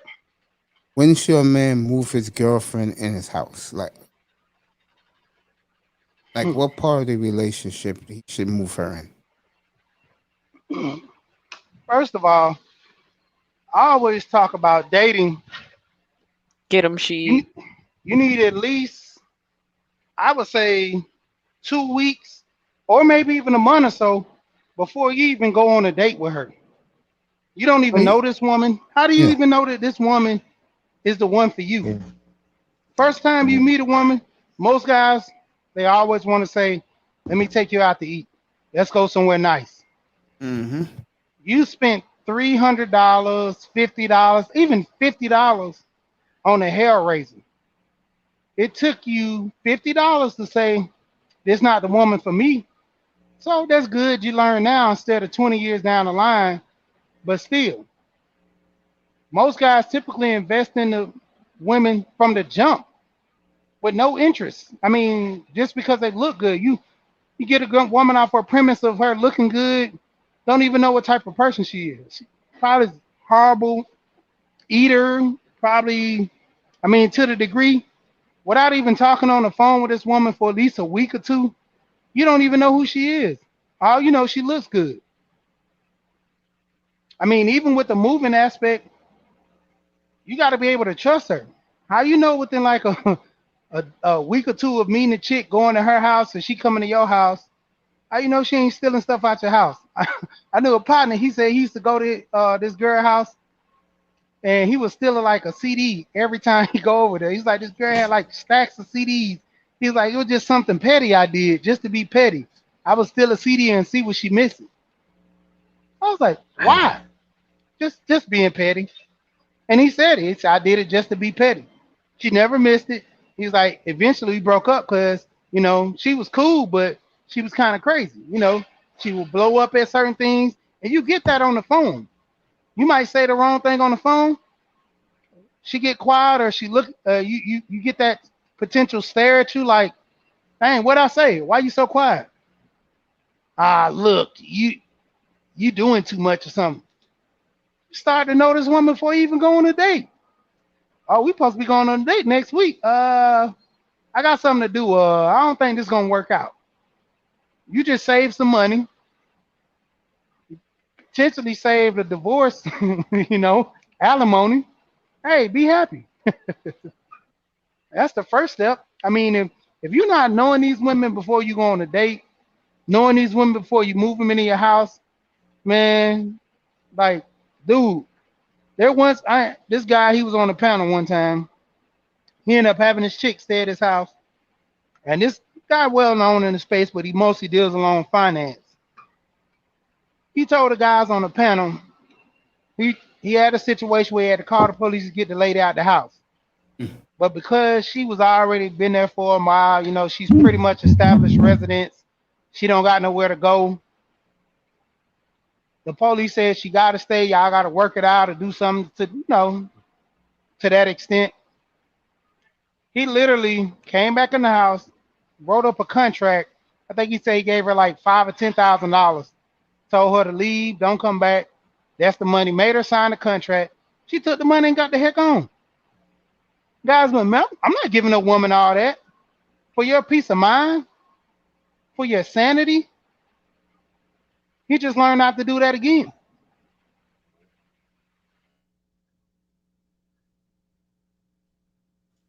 Okay. And Toya, you want to go? Yeah, I was gonna say, no sooner than he's established that she's ready to be under his leadership.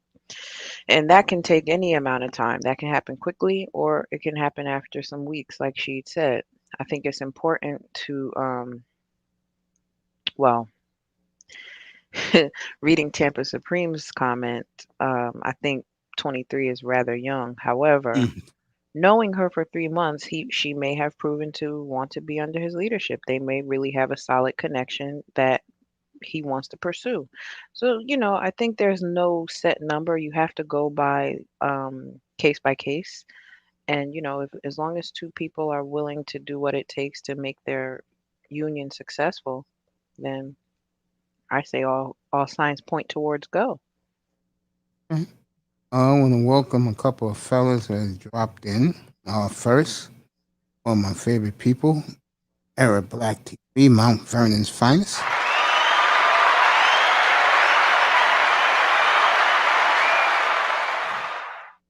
Rogish the Build Monger is here. Thank you for coming. And my boy Larry H. is here. Good morning, and that's for you, Toya, about the coffee. Good morning, fellas. Thanks for coming by. Thanks for being part of our family.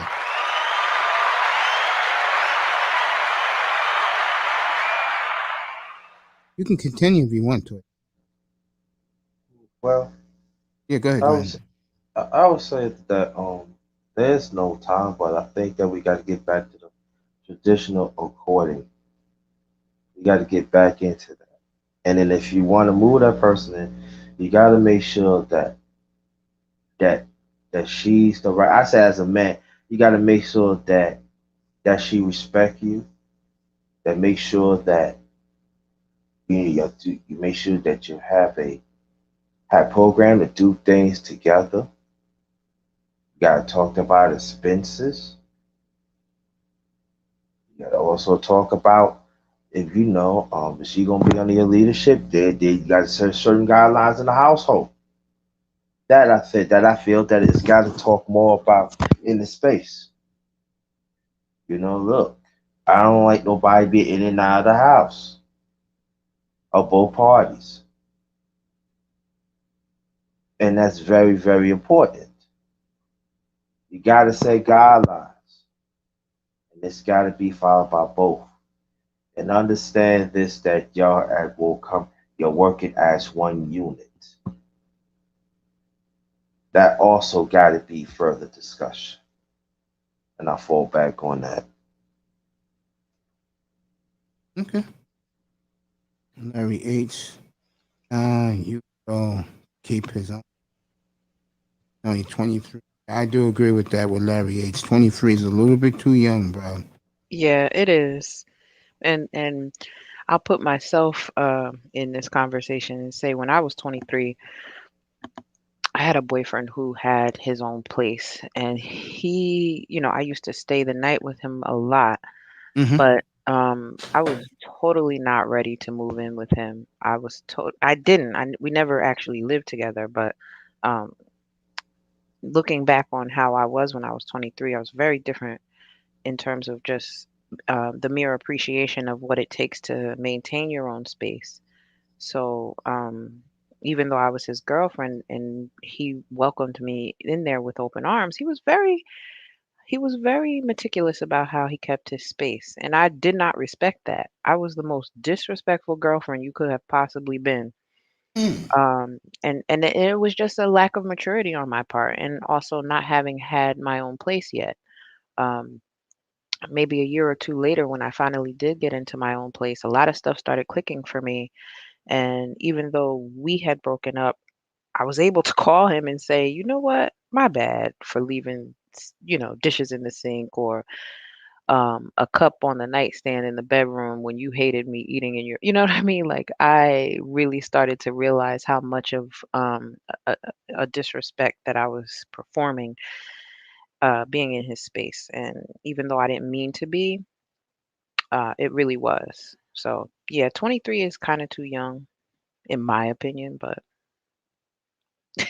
for real, like I'm well able to admit where there are faults era black TV. I was no good. I was no good. Grinder dropped him. Yeah, number one grinder left us to our own devices, Mace. Yeah, that's all right. I mean, I'm 2 hours in. I'm enjoying when everybody was conversing. I'm just sitting back and every. I'm at work, so eventually I'm Yeah, gonna no. have to drop down myself. But Yeah, you can drop down. Go ahead if you want. It's okay. I mean, you gave me a good 45 minutes. I mean, it was great as always. The whole panel was great. People in the chat loved it. The audience loves it. You know, and you know me. I appreciate everybody just being here. I was talking to who I had up here last night. He'll come back who it was. And I told him, I said, bro, people like when I come on early in the morning because yeah. they're on their way to work. They want something to listen to. They are tired of hearing guys bashing women and women telling other women to divest. People get tired of that, hmm you know. And I I was said, yeah, go ahead. I was just listening to one of your older shows from a few months ago with Kat and Game Changer and who else? Black Oh, Black Euro. Guru. Yep, yep, yep. They were going at it. I was like, Yeah. wow. And I I had one of Black Euro. them, Yeah, go ahead, go baby. ahead. No, I was just gonna say I had Black Euro up here a few times for like 9 hours. Wow. And I was about to say that, I'm gonna let you finish. Hmm. One of the things about me is people from our sector, they know who I am. And Hmm. they know I can talk what they want to hear. That's why they come in here. I can talk manosphere stuff, no problem with me. Yeah. Now, again, I lose my sports audience, and that's okay. Because I'm going to go by what O'Shea said, and he is so right. When you show your people love, they're going to support you. So I care Yeah. about. So I Yeah. care about. Prince, you want to get up here, bro? Prince Pierre in the building. Yeah, he's in the building. But yeah, that show was good. You You guys like that were, one? it was, I mean, I liked when I think Lil Big Nate brought up the guy who was 24 and had like, I don't know, 6 or 7 kids, something like that. Yeah. Well, I can bring it, baby, if I want to. Seriously. Yeah. If I see a bunch of manosphere guys coming up here and the sports is not happening, I will switch to that in New York second. Because I know I'm gonna get all. I remember I didn't know you back then. Back No. in I think it was in December, because it was a little bit after my birthday. I did a 12 and a half hour show of nothing but manosphere. This room never been so packed. I had I had like I'm gonna say I had like I think I had like about 100 people watching in the sky. And guys were dying to get in here. The chat room was ridiculous. And it was just all manosphere. And I had them all. I started with the Roger report because I put him at the billing. I interviewed him. And then all of them came. Black Guru, BGS, Rael, everybody came up here for the whole day. And ever since that day, my image has changed in the spear. The respect I have gained in the spear. Even women I don't even know say hello to me now. And I asked them, how do you know me from? Oh, you did that, that Manosphere show with Black Euro, Roger Report. I said, okay, that makes me shine. I am going to the kitchen to drink some water because it's almost medicine time in an hour. And I'm going to let Prince Pierre and Toya exchange for a few minutes. I All will be back. right. Go ahead, Prince. Welcome, Prince. Prince, you making sandwiches? Prince, you there? Got to be kidding me. That's okay. Go get your water. There he is. He's a little borging. Toya said good morning to you, bro. I'll stay till his audio comes through. Then I'll go get that one. Yeah, he's on the road, isn't he? Yeah. Yeah. Pre-Friday vibes. So you getting ready for tomorrow, baby? Oh Yeah. yeah. For me, it would be when I used to work, it would be today. Today would be my Friday. Yeah, it feels like this week went by fast, but also slow in some way. Like I don't know how that was possible, but Prince, you there, bro?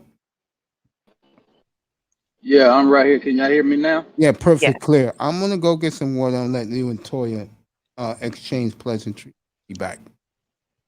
I use that all the time. I used to have that as my voicemail, like, sorry, I'm unable to exchange pleasantries with you right now, but please leave a voice message and I'll get back to you. I'm so extra. No, okay. I'm so extra. Yeah, you I are. know. But hey, it is what it is. Just being toward you, right? I am extra. That's one thing I am. I'm extra too. Shit, I put some mustard on it, some ketchup, some relish, and it sure ain't no hot dog. You know what I'm talking about? Yeah, Exactly. I'm playing. Yeah, I don't eat that. Yeah. So how you been doing this week? I've been doing good. Yeah, I've been doing good. Despite some hiccups during the week, I've been doing good. How about you? Yeah, hanging in there. Somebody made some crucial mistakes on some paperwork, and not Uh-oh. dealing with me, dealing with something else. So everything will be all right. Everything almost ready to go. So we good to go. Ain't gonna stop my grind though. I'm gonna keep doing what I gotta do to get it. So I ain't There worrying you about it. go. Mm-hmm. That's what's up. Okay. So what made like I know you came through the space through the Roger report, huh? So what made you want to start commenting on these topics as far as this so-called manosphere topics? Well, to be honest, it was Kev's show, Black Men Being Brutally Honest, that led me to the Roger Report. So I just feel like, Okay. yeah, I feel like they grilled me really good back in like December or January, and it got me to thinking. Like, I so appreciate coming on Black Men Being Brutally Honest and being asked the questions that I was asked because it got me to think critically about some things that, quite frankly, weren't being brought up. And from there, I started coming back and taking notes and going on the Roger Report and taking notes and even getting up on those panels. But I would like to be able to share some of the things that I've learned on my channel and get some feedback and participation from other women who maybe sit in the clouds for the most part. Because I know that there's more women out there like me who just were largely ignorant to some of the things that you men care about, talk about, and want to improve.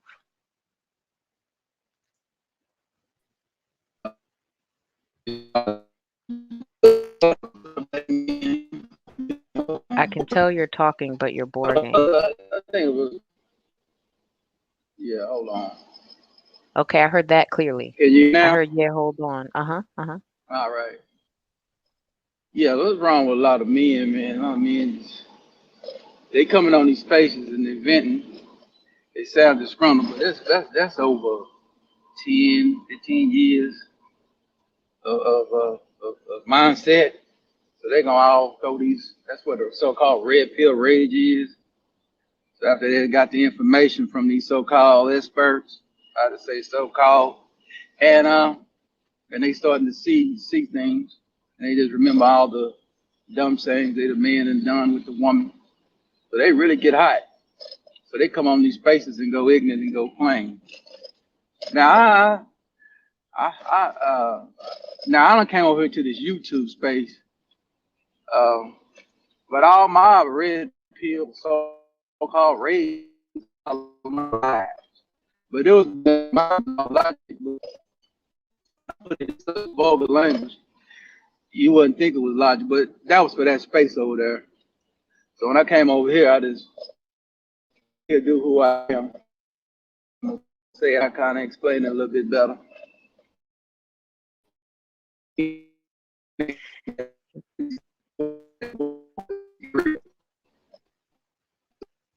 Era Black TV said Manosphere runs the world, changing lives one at a time. You got jokes. You're funny. I'm picking up what you're putting down. Um, Roguish the Buildmonger says, "I'm sorry, you're borging again. I think you're trying to say something, but can't hear you."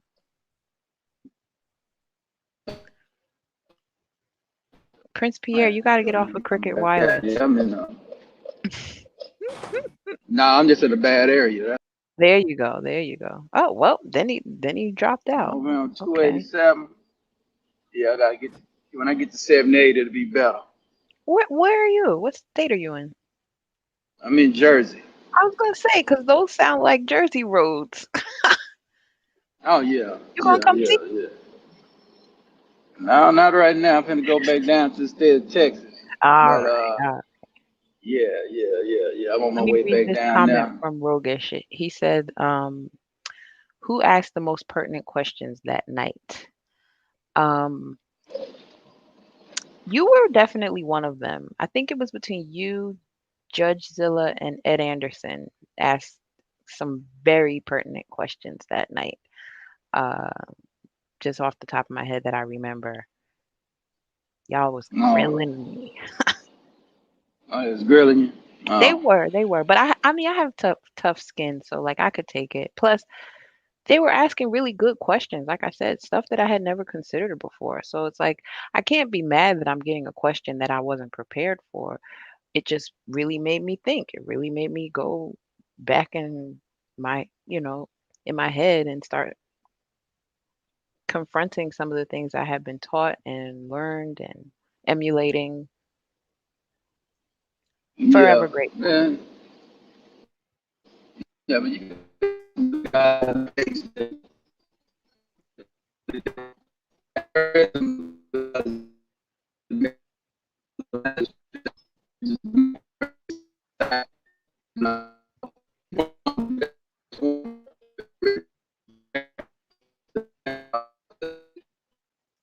How about we play a game of let's guess what Prince Pierre is saying and just answer a question that he didn't really ask because I don't know what you're saying right now. So I'm gonna pretend like you just asked me what my favorite color is. Red.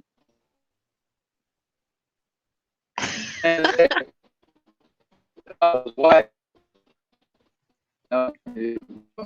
Yes, that's my song. I love that song. I have no idea what you're saying right now, Prince. He's saying nothing right now. Okay, I heard that. I heard that. Yeah, I ain't saying nothing right now. Okay. Because T-Mobile and the damn tower don't want to let me say it. Yeah, I got T-Mobile too. I don't really have any complaints about T-Mobile, to be honest. Yeah, it's saying I'm on 5G right now, so it's just what it's saying. Okay. Yeah, that's what it's saying. I ain't gonna lie about it. I ain't gonna lie about the trivia thing. I'm only gonna lie about something that's gonna say somebody like it. So as far as I'm going with that. But this doggone phone service is tripping on me. Where you headed in Texas? Oh, I'm headed to Houston. Oh, wow, you got a long drive ahead of you. Yeah, I do. I be through driving when I get to where I be getting to. I be through driving when I get to Tennessee, right Oh, over there and over 81, and I start again tomorrow. okay. Yeah. I won't get to Houston till Saturday. Okay. I like that you're stretching it out. That's good. Yeah, that's I'm here. legal. I'm just letting you two talk. Oh, Yeah, thanks, Macy Pooh. yeah. It's about a law. It's about DOT regulations. It ain't about Prince Pierre's regulations. Yeah. Do you have any But tips 'cause for I'll take taking it a a little farther. long drive? Yeah, yeah. Just take a long drive is best to leave early in the morning. Move Mm-hmm. around about like 5 o'clock in the morning. Mm-hmm. So, so by the time you get tired, you'll knock out the day. You'll knock out more miles for a regular Okay. driver that drives in a car. Yeah, leave early so you can get through the traffic. If you major city, you know, yeah, leave early, get through the major traffic. So by the time you get to another city, you're going around the loops. Take the loops if you can. If you, so that's the main thing. And and plus, if you do want to stop, you be stopping in the daytime. You're not stopping at night. So by the time nighttime come in, you can go get your hotel or something, and then start over again the next day at 5. It's kind of where you're going. You're going, maybe because yeah, from Houston coming up here to New York City or something like that on the drive. Yeah, leave early in the morning so you can knock out. So by the time you get tired, you done drove 1,000 miles. You know what I'm saying? As if you take a lunch break, you take you a couple of restroom breaks along the way, you know, and enjoy yourself while you're on the trip. If you know, enjoy yourself. Truck driver, we done seen this stuff so many times. We pretty much know where to go, where not to go, where to be at. Uh, Stop in major cities most of the time. Stay away from the rural areas, especially if you're African American. Truck truck kind of eliminates so-called racism towards white folks. See you, they know we own business. You're in a car, stay out in rural areas. Stop in major cities only, or off interstate. Stay on the interstate too. Do not veer off interstate if you just a regular traveler. You know what I'm saying? Stay on interstate unless you go into a small town. And if you're going into a small town, again, leave early in the morning. Don't be doing that late night shit like some of these niggas like to do, thinking you creeping in. That's when the laws will get you too. Is late night.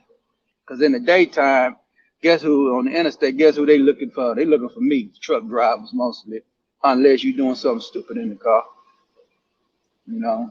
Okay. And any paraphernalia that you using or whatever for you weed smoking Negroes. Let's get ignorant. Let's get with you niggas. I advise you to do edibles. I advise you to get in the brownie cooking business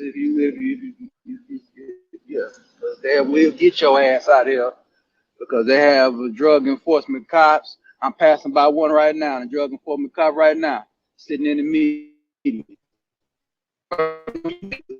Wow. puffing and passing, and they will have your ass up in somebody's jail cell collecting the goddamn deficit check off your ass, getting the stimulus check out you. So I kind of hit everything in one big hit, you know, like Michael McGuire and Jose Canseco, even though they was on that dope. That's why I use them. You're on the gas, these folks will get on your ass. Now, as far as stopping and stretching, how often do you think that someone should do that? Well, it depends. 4 hours. I mean, you should be able to drive 4 hour increments. So, 4 to 5 hour increments. So if you're driving at a good speed limit of 65 mile an hour, every 300 miles, you should be able to do that. At least 4 hours. So if you're coming out of Dallas, you know what I'm saying, you would probably want to stop at Little Rock. When you come out of Little Rock, you might want to go and stop at Memphis. Now, that's a little lesser. You probably will stop in Memphis just because it's a major city. Now, if you go in Chicago, you probably would stop. You would go a different route, so you would go 57. So you probably stop at West Memphis, Arkansas, refill, get you some water or whatever like that. So you try to stop at 300-mile increments. Take your Thank you so 20-minute much. I'm going break. to use that information because I'm going to be taking a road trip soon, and the longest I've ever driven has been like 10 hours. So Okay, well, that's pretty much as long as we can drive in a truck, and that's as long as okay. anybody can actually drive in a day anyway. Some people drive longer than that. That's why I say you early that you leave during the day. You know, if you pack, if I put it like this here, when I take a trip on a plane or something, I get a plane at 4 o'clock in the morning. I don't do planes at midday. I get up early in the morning to get on the plane because I already know what TSA gonna do. Now, when I get up and I done did TSA in the middle of the day, it's terrible. But I done Yeah. TSA early in the morning at 4 in the morning. TSA is so nice; they just let you run right on through. You know, they like they happy to see you. You go at midday and see how they treat your ass, boy. Treat you like you Taliban. Man, the last time I was at the airport a few weeks ago, Mm-hmm. this guy or this lady at TSA was like walking me through what she was about to do because she was like, I'm about to interrogate you physically, and I'm going to touch you here, and I'm going to go up here. And I'm like, do what you got to do. I mean, because I went through that machine where you got to hold your hands up. And I Yep. guess there was like a sensor that said I had something up here and something in my nether regions. And I'm like, well, I'm going to let you know I'm wearing pants, but there's nothing underneath them. So go ahead and feel me up at your own risk. Okay. Because, Okay. We got some exhibitionist style toys here. well, I just felt like it was courteous to warn her before she started her search. Yeah, the one. Yeah, she Yeah. messing around. And Same time she she was like, do you wants want to go in the sleep. room? I'm like, no, you can do it right here. I'm just saying, you know.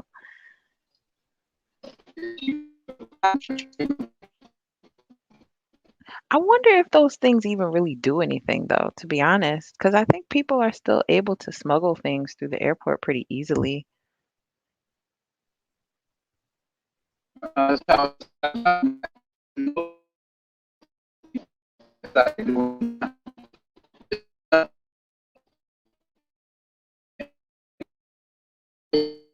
Yeah, I'm Morgan again.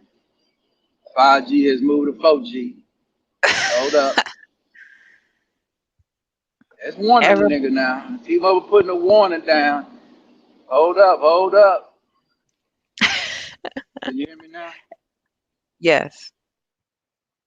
Yeah, moving back up. Let me see. Hold up. Is that all right? If you can hear me. Can you hear me now? I can hear you now. All right. Yes, a little delay on the 5G entrance. But yeah, that's what they do over there. But I don't get into the smugglization of people because we know they're gonna do what they do.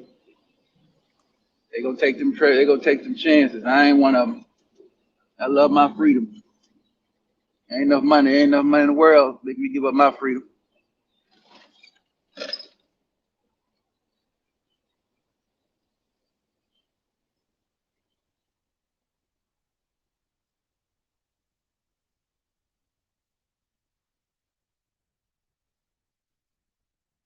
Somebody went on mute.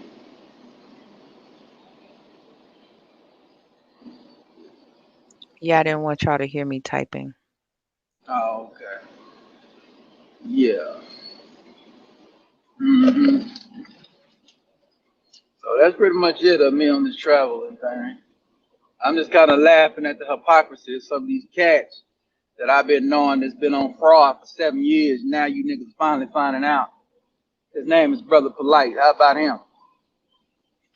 Well, I've never really effed with him, so this is no loss for me because there's certain people that you come across and you just know that they're full of shit, so you don't No, engage. I never engaged with him. Yeah, some people he came on some platforms, gave him some credibility. Now they losing credibility. People be sending me stuff to my doggone text message, email, like I don't know who this guy is. I You feel know, the y'all same late way to the about him party. as I feel about Dr. Umar. So you can put them both in the same basket as far as I'm concerned. He was called out a long time ago. He was called out about 2013 by some Yeah. people down there in Texas, by some Texas people. He came down to a bookstore, had his book. They asked him couldn't he be in the book. He went in and let him be in the book. But you coming to the bookstore. That was a red flag when he got in. But then I saw guys start co-signing him.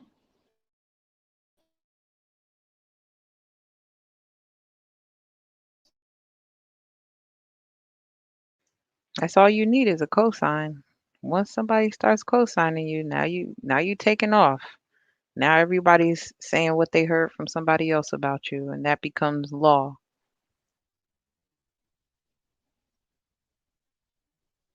Oh yeah, but how you gonna co-sign Omar when you the same guys that exposed Omar and nobody believes you?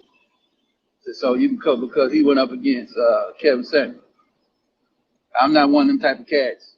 If I find that you a fraudulent motherfucker, I don't know what Kevin doing. Uh, I'm not co-signing either one of you niggas. If you think both of them fraudulent, I'm not co-signing no fraudulence. I'm not picking one fraudulent over another fraudulent, alleged fraudulent work with whoever. I'm not picking sides. No, I don't pick sides. I sit back and just observe, and I find out. I know who Omar is though. We know who that Negro is. All I know Kevin Samuels does is sit up in there and talk about these topics, Hmm. and ladies and dudes is donating to his channel. You know what I'm saying? And do it, and that's all he doing. But I know what Omar doing. Talking about he gonna do with school, he gonna do this and do that. But I caught the Negro, and I caught the Negro. He said that he wasn't go. He told everybody in one of his YouTubes a long time ago. When that he didn't have YouTube channel at the time. People was videotaping his lectures or whatever and slapping it on YouTube. And he said that he wasn't gonna be broke. That he gonna have him a retirement plan on the Black Power movement. He told everybody that, and that's where that school came in at. That was his retirement plan. So he got that money put up, or he blew it, or whatever heck he did with it. So he ain't finna be like Dr. Ben and Dr. Clark, were dead and broke. So he told him. So you got to listen to people, man, when they tell you. They'll tell you. Brother Polite. I found out about him. I found out about him robbing when he robbed young Pharaoh. I called young Pharaoh when he was trying to do the sovereignty thing through the Moorish Science Temple. And I just saw it. He said, I'm gonna do this, I'm gonna document it. So okay, I'm gonna watch this, see if it come true. Well, he did 2 of them and never seen that documentary again on YouTube. And then he turned around and started suing Brother Polite. So yeah, these guys been fraudulent in the so-called Black Power community, culture community for a long time.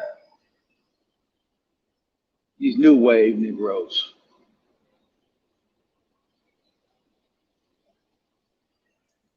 A whole different breed.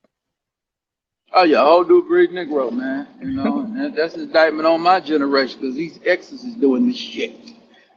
So so that's why you having the children of the corn now. That's why you have these children ain't believing what niggas saying no more.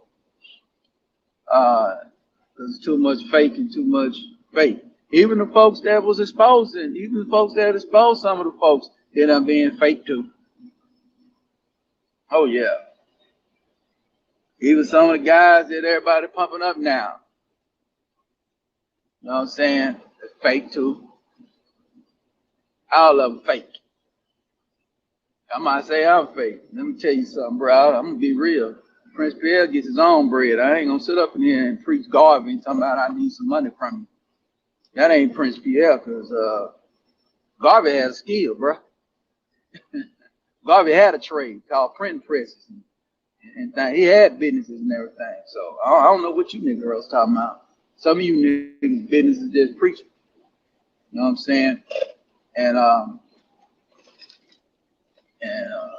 you ain't running in the real world with business. I ain't really with you.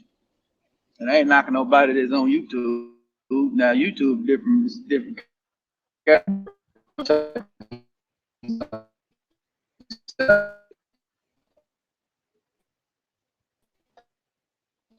All aboard the Borg Express.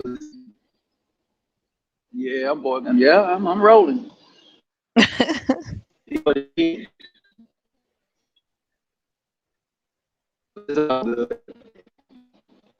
You know. Mm-hmm. What is your interest are though? What you do outside of being on YouTube? Just hobbies that you be doing. I think you asked me what are my interests. Did I hear that correctly? Okay, Biggie. Ask you what your interests are, who you be with, things that make you smile, what numbers to dial. Oh yeah, yeah. Hey, Um, it is what I it listen is. to a lot of podcasts and a kaleidoscope of music. Those are my interests.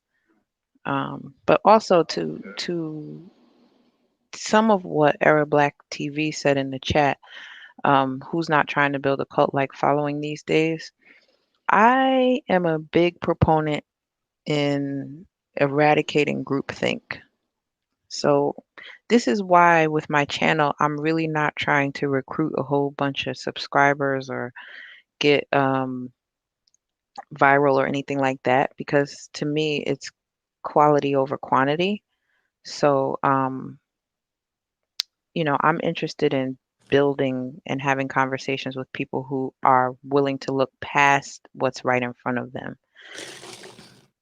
Mm, And, we can have a yeah. deep conversation about stuff that really makes you think or challenges your perception, I'm all for it. That's fun for me. Yeah, absolutely. Yeah, that's what I used to do. I remember when I was doing them little Facebook lives, I seen my following was starting to grow up, man. I said, I don't want all you bitches. I said, man, I even told you, man, I ain't happy with 1 or 5 guys in here, man, because I know I start getting 100 people on this live. I already know what's finna happen. I'm finna get banned. I don't need all you bitch ass. That's how I used to talk. I don't need all you bitch ass niggas. Woo, woo, woo, woo. And I'll tell the truth on now.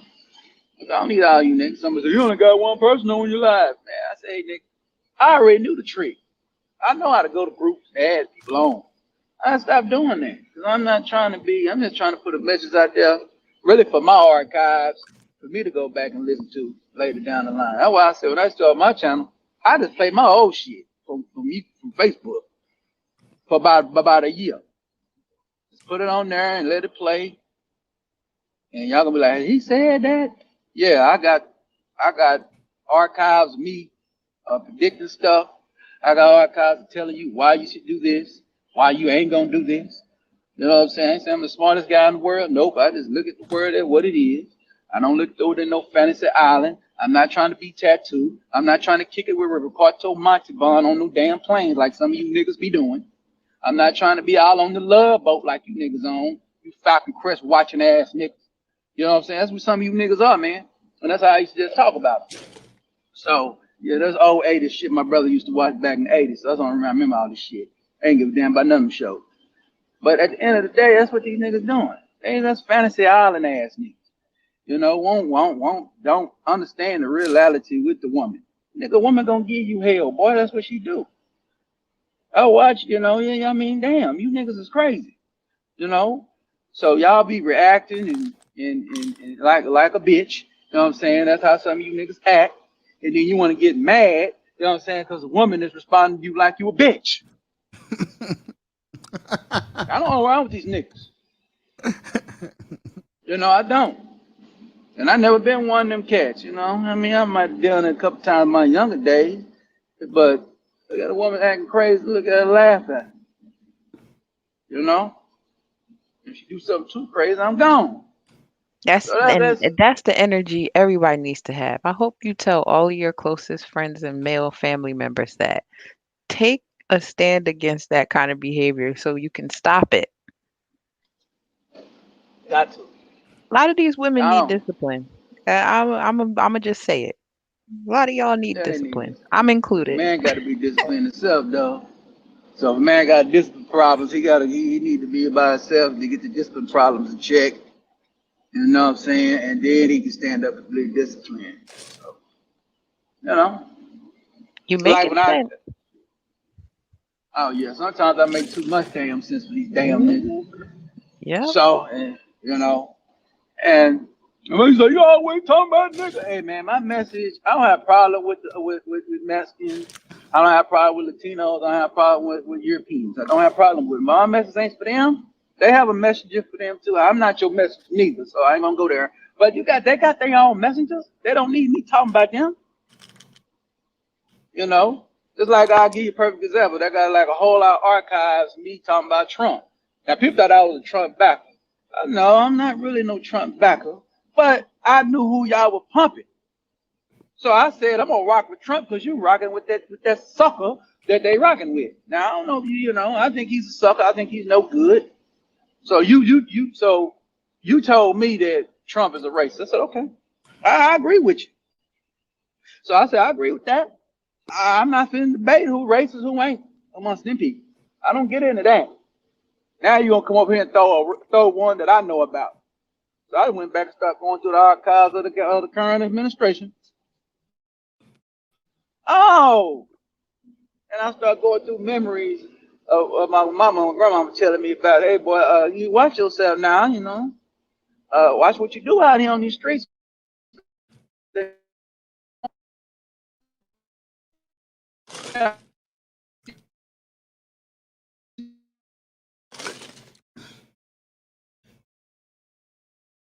president right now.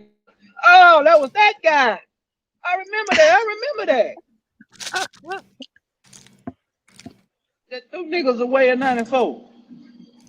Yeah, for the drugs. Okay, okay. And then I remember the Goldwater girl. Oh, okay. I remember all these people they were talking.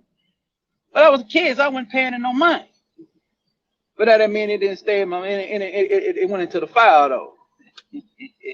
So when it was time to use it, I use it. So a lot of times people think I ain't remembering things. I remember everything somebody tell me if it's relevant to what it need to be remembered. And I sit back and hold it and use them as a Texas Hold'em card, man. I don't want to say with the Trump on you, baby. That Trump card. Oh man, only Generation X know about the Trump card. That before he even thought about him I being know what it. he came to be.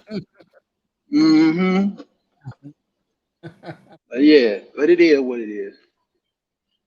I feel you. I Yeah, let you it to is what it continue to is. talk. Oh well, as long as we entertaining, man, that's all that matters. I know I'm going in and out, And I got and work I to do, so I'm gonna drop down, guys. Toya, I love you, baby. Thank you for dropping enjoy by. you. Saturday or Sunday, which Love you day? too.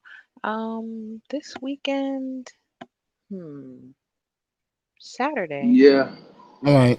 We'll be on Saturday, 11 o'clock, everybody, for um I enjoyed the conversation with you, Toya. I Well, enjoyed it the too. misconception conversation because there some mixed conceptions going on around.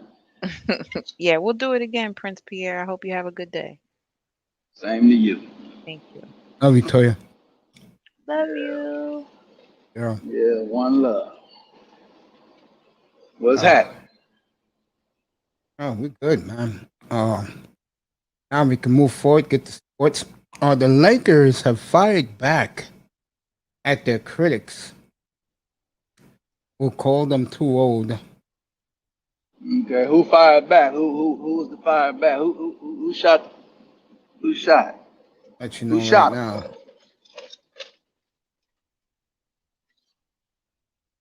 Russell Like, Westbrook. oh, cool. Oh, I should have knew that was the first guy to say something. And this is what he said. Matter of fact, let me put it up for Laker fans to see this. The latest Laker critic is, of course, who else but Giannis, who is living the dream right now. I'm going to say Giannis this over to here. Giannis, and I mean this. Giannis, they're all coming for you, bro. Especially Braun Absolutely. and KD. They're coming for you, bro. Yeah, they coming for you. Yeah, Russ LeBron Westbrook. said he won. Yeah, good. No, I'm done. Russ Westbrook on his podcast yesterday. There it is, folks. If you want to see what was said, Mm. I'll Yeah, put on it his up for you in a second, podcast. making it larger so everyone can see. Russ has really, really enjoying the life as a Laker player now, and good for him. Because the one thing I always say about Westbrook, he's one of my favorite players. He gets a bad rap. There it is, Oh yeah, he folks, gets some for bad all you rap. guys to see. Throw it up here. There you go. We got a team full of what? Nice, experienced vets that's going to kick these young motherfuckers' asses. Okay. Okay, he letting them know. Okay. Yes. Okay, Russell Westbrook, he over there letting them know. He will be Shit. the. If I had to pick an MVP right now, He will get his second MVP this year because So his what triple so so doubles. so how many games you think they're gonna win? Well, you think they're gonna win 60 games? You think they're No, gonna try to go? no, they're too old. Uh, I give the Lakers 55 wins, 55 and 27. That's good. That's very good. I'll give them Yeah. 50. When you win 55 in the NBA, you're doing something. I give them 55 wins because I like what they did, but I think Rob Pelinka overdid it and he did it too quickly. Rob should have waited another week and got a couple of younger dudes But he went all in, bro. And the Lakers only spent $15 million for all these guys. And you know Yeah, I what think that that's tells you? really what. And you know what Go that ahead. tells you, folks? And this is to a team like the New York Knicks, who to me did a horrible job in free agency. What that tells you is no one is sold on a bunch of no-name players like the Knicks have. And if Julius Randle is your best player, you better go get some stars. On the other Right. hand, you see that jersey right there they're wearing, folks? That's the brand. Lakers. Purple and gold. Yeah. Yes, Those sir. guys, those old guys gravitated. I've never seen Carmelo Anthony so happy. Oh yeah, he happy as hell. Oh yeah, they know it. And you know what they say about the Lakers, man? The Lakers treat their players very, very well. So Yeah, it's a mom and pop organization. Usually, mom and pop organizations do that because they treat these guys like this, like their sons. Jeannie yeah. Buss treats the players like her brothers. hmm Yeah, you can go in there and answer a question. You can go in there and do that. Again, You thank you, know. Toya. I love you, girl. Thank you so much for coming in this morning.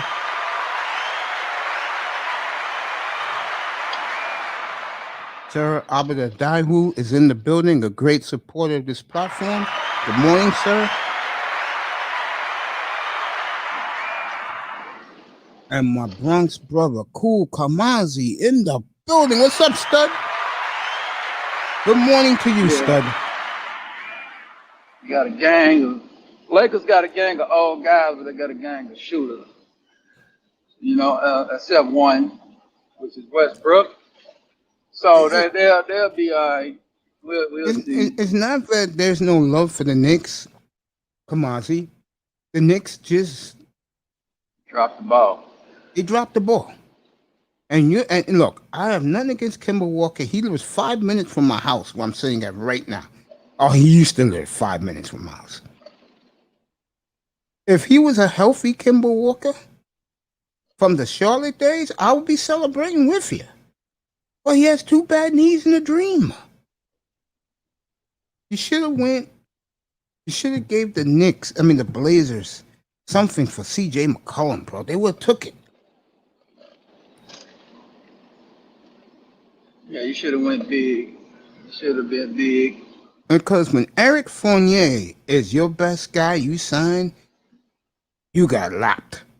And right now, I got the Knicks in the East 7 or 8 with Boston. Right. Don't let the Chicago Bulls replace you. You had opportunity to get the point guard. You was gonna pay $80 million. You should have paid for him. You know he's Kareem, gonna play defense every exactly. night. You should have went out and signed Lonzo Ball. That would have helped you. Yeah, you know what you're gonna get with him. But Even I opportunity agree him to with get a that. little better. Right. Now, He's shooting better Kareem, at the I'm three. not hating on the Knicks, baby. I'm just telling you the truth. I tell the truth up here. No, the Knicks didn't do nothing. They Come on, dropped the Kareem. ball. They didn't do a damn thing. You went and got nobody. I'm sorry to say it like that, man. You ain't got nobody. The Lakers went and got old somebodies. But they got, Okay, yeah, but they're exactly. but they're Exactly. somebodies. No, the So the Knicks will not be a 4 or 5 seed. No. Miami is past them. Chicago is past them. And Atlanta's getting better, folks. Atlanta's no fluke. Let me say this about Atlanta. What you saw with the Hawks in the playoffs, folks, they were having fun. They had no fear. And Trae Young came of age in front of the world to see. Atlanta's a fun team to watch, folks. They're a young team. They're building something down there. They are well coached by Coach Nate. yeah, y'all gotta stop with the madness, man. Yeah. I know y'all want the Knicks to win, but the Knicks still got to get out there and do right. Knicks blew it. Oh, you know something? Yeah, go ahead. I'm gonna quote an old football guy. His name is Pat Curran, even though he made a lot of mistakes as a general manager. Yeah, I saw a guy, But Pat Curran. Patty But he Curry. said you can't win a championship as far as NBA is concerned in August. Hmm. You can sure lose one I agree. And by bringing again, bullshit around now and I not want to taking switch back. chances. I want to switch back to Lakers again. I think the best thing they did was give up 3 bums in the 22nd pick. They stole Westbrook from the Wizards. They stole him. Yes, they did. That said, come playoff time, I think Los Angeles will struggle from round 2 on. They will struggle. And even if they get to the finals, I think they'll be. I think what the NBA got to do is what they did for the Bucks this year because of Giannis. The worst thing that happened to the Suns, and I said it, was when they got to Milwaukee, the game was every 3 days. Right. And that hurt the young Suns' rhythm. That helped Milwaukee. Because Milwaukee's an old team. Oh, middle of the road team. They're not old, they're middle of the road. That helped them dramatically. And you saw what Giannis Yeah, they got the did. rest. Yeah. Mhm. You saw what Giannis did from games 4 on. He was a monster. Got all the rest. Yeah. Phoenix had too much rest. They're a young team. Shit, Phoenix can play 3 games in a day. If it's in Arizona, they can play 3 games in one day.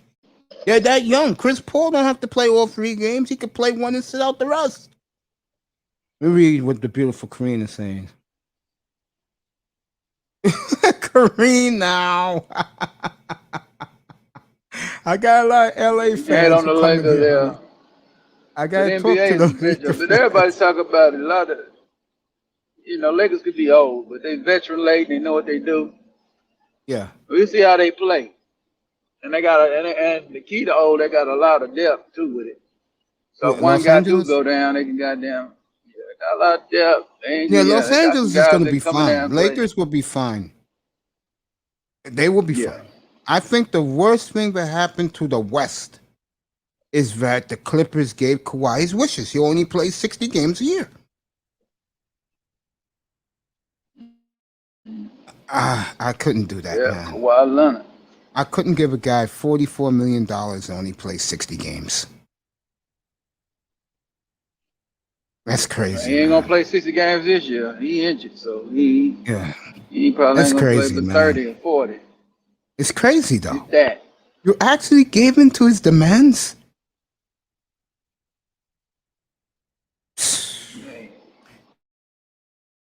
Yeah, he's going to win again. I don't know about this year, but he's going to win again. I don't know what the hell. And people say, oh, he was hurt.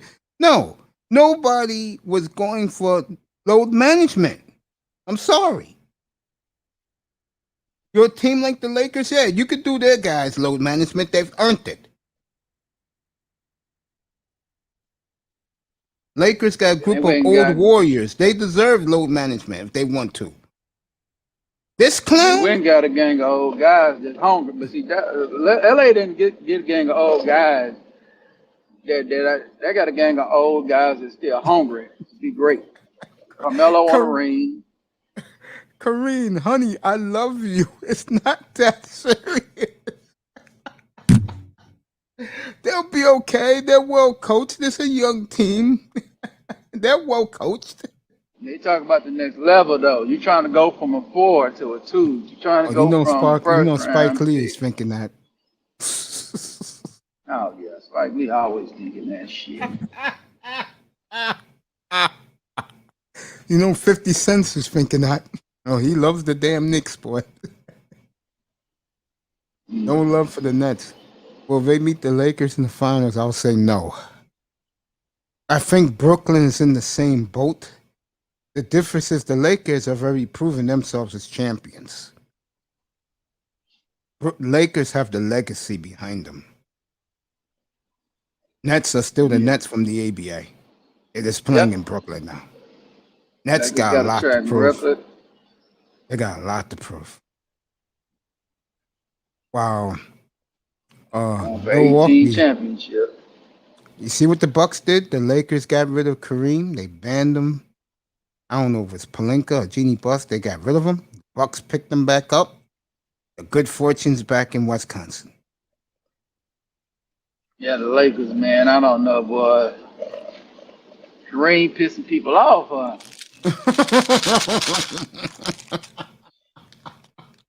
Look, I gotta defend my hero, bro. He's too much of a black activist. He's militant black. Yep. And the white man don't want to hear that. Especially a white woman. She definitely don't want to hear it. The Karens of the world. Yeah. No, Jenny Buss don't want to hear it at all. No, Kareem. I love you. I don't want to hear it, Jenny. Fuck you. That's it. I love you. And you're going to talk to me like that? You're banned from LA. You're banned from Lakeland. I'm good to you people. You know that's how the damn white women talk shit. Oh, the Lakers are a trip. If you ever go out to Southern California, I think the radio station out there is 570. All they do all year long, Lakers, Lakers, Lakers. That's it. That's it. Talk about nothing else. They don't give a fuck about that Ram. They don't give a fuck about no Charger. They don't give They a fuck love about the Dodgers, USC. though. They love the Dodgers. No, I know the Dodgers. That's why I didn't say the Dodgers. Yeah, they talk them. They talk Lakers or the Dodgers. I ain't talking them other teams I named. They ain't talking them. They ain't even talking Anaheim, did they? Look at Kareem putting the Knick colors in the hearts. Good for you, girl. You know what? I talked about this many times up here, folks. There's people like Kareem and Relentless and Legion of Knicks. The guy CP who Kamazi said, New York is a Knick town. When they're good, New York is all in. It's like a different city. When the Knicks are good, this is like a different city here. Everybody's happy. Everybody's watching at the bars. Green's tired of the Lakers. Well, honey, let me tell you, and Prince can advise to this. 6 weeks ago, I had the Lakers for dead. I look at their roster, I was like, this shit ain't going nowhere. I know you tired of the Lakers. I know Once the they Knicks are tired. got Westbrook, my attitude told maybe I'm a big Russell Westbrook fan. I love Westbrook. I don't give a damn what people say about him. I know he plays out of control. I know he's I'm not gonna call him a selfish player. He's a get the F out the way player. Yeah, They're gonna win big in LA, folks. Get used to it. They're gonna win big in LA, folks. They you know, he got what he got the mama mentality. He actually got. He just don't have. Yeah, the he was mama close skills. with Kobe. Yeah, he just don't have the Kobe shooting. That fight, But he who has the cares, mentality. Kareem? When the schedule completely comes out, Kareem, I'll let you know when LA comes to town. Yeah, he coming to town to whoop you. Cool Kamazi, he's a Lakers fan. Laker Nation's going to be wild this year. Absolutely. Sit back and enjoy. Get your popcorn ready and enjoy the show. I think the one team, though, especially white America, because they have adopted the team.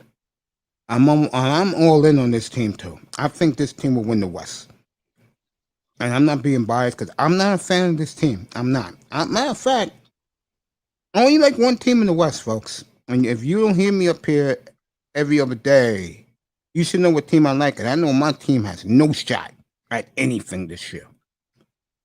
But I really think the ESPNs of the world,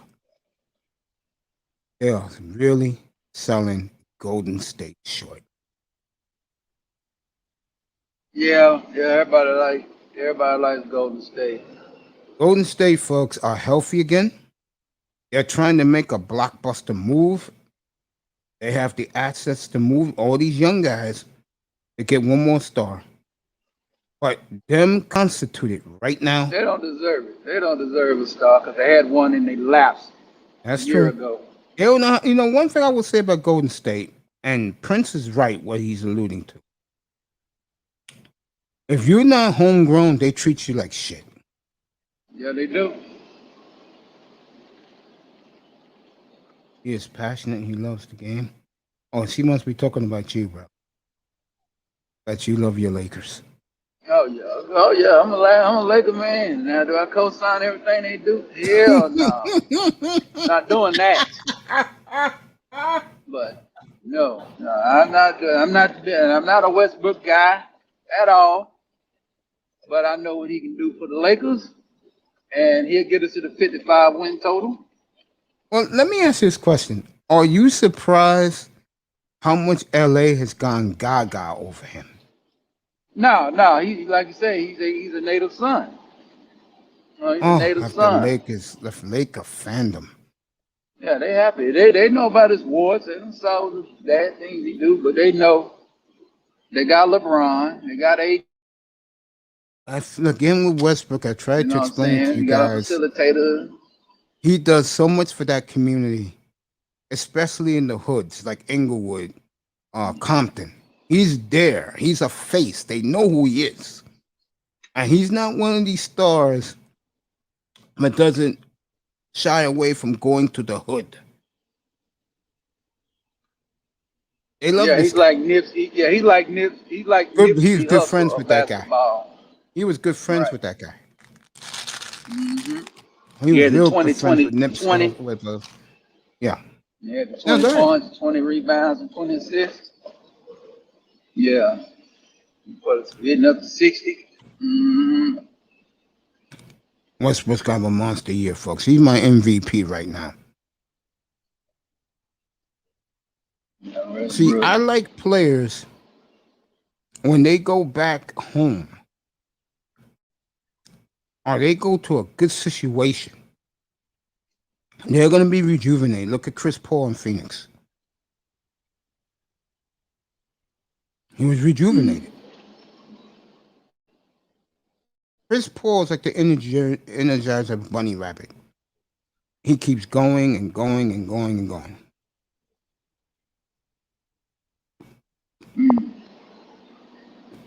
Yeah. Yeah, I've been seeing some highlights of Westbrook. He's working on his 3-point shot and all that. You know. Westbrook is special, folks. He just is. But if he wins the NBA title, He's a Hall of Famer, especially winning in LA. oh, you ain't gonna hear any of him. And And he's going to be the biggest star in the league, too. And Harden and Yeah. your boy KD ain't gonna be able to hear into him. And you know what's sad? I mean, sad in a way. If Westbrook wins for the Lakers, America will celebrate him the way he deserved to be celebrated. He is a great player, folks. The only guy I will take over him is Lillard. Because you know I'm going to ride and die with Dame. What, Westbrook? Wow. And for free bums? The Free Stooges? Yeah, LA had done this a lot of times, and we'll give a perfect example. You know, when LA got Paul Gasol with COVID, people was down on Paul Gasol. I wasn't. I always liked him. Yeah, I was talking about the media and Oh, yeah, they didn't like him, yeah. He put like up him all at those all. numbers in Memphis. Right. Who do you think won Game 7? of the NBA Finals in 2010. It wasn't Kobe. He had the worst game of his life. Right. It was Paul Gasol and Middle Peace. Yeah, they carried him a little bit. Yeah, he had a terrible game. Kobe was freaking left and right. That was a great NBA Final, by the way. Yeah, it was. Yeah, they was down 3-2. Came back home and won the 2 games at home. Yeah. That was the old 2-3-2 format. Mm-hmm. That's gone now. We'll see what's up. But yeah, the Lakers will be all right, man. You know, they Yeah, better Lakers get gonna back be to the good, folks. tournament. The Yeah. Lakers are back. I said that the minute they got Westbrook. The other guys they got fine adds bench depth. But they had to get Right. rid of the Carusos of the world. They had to, bro.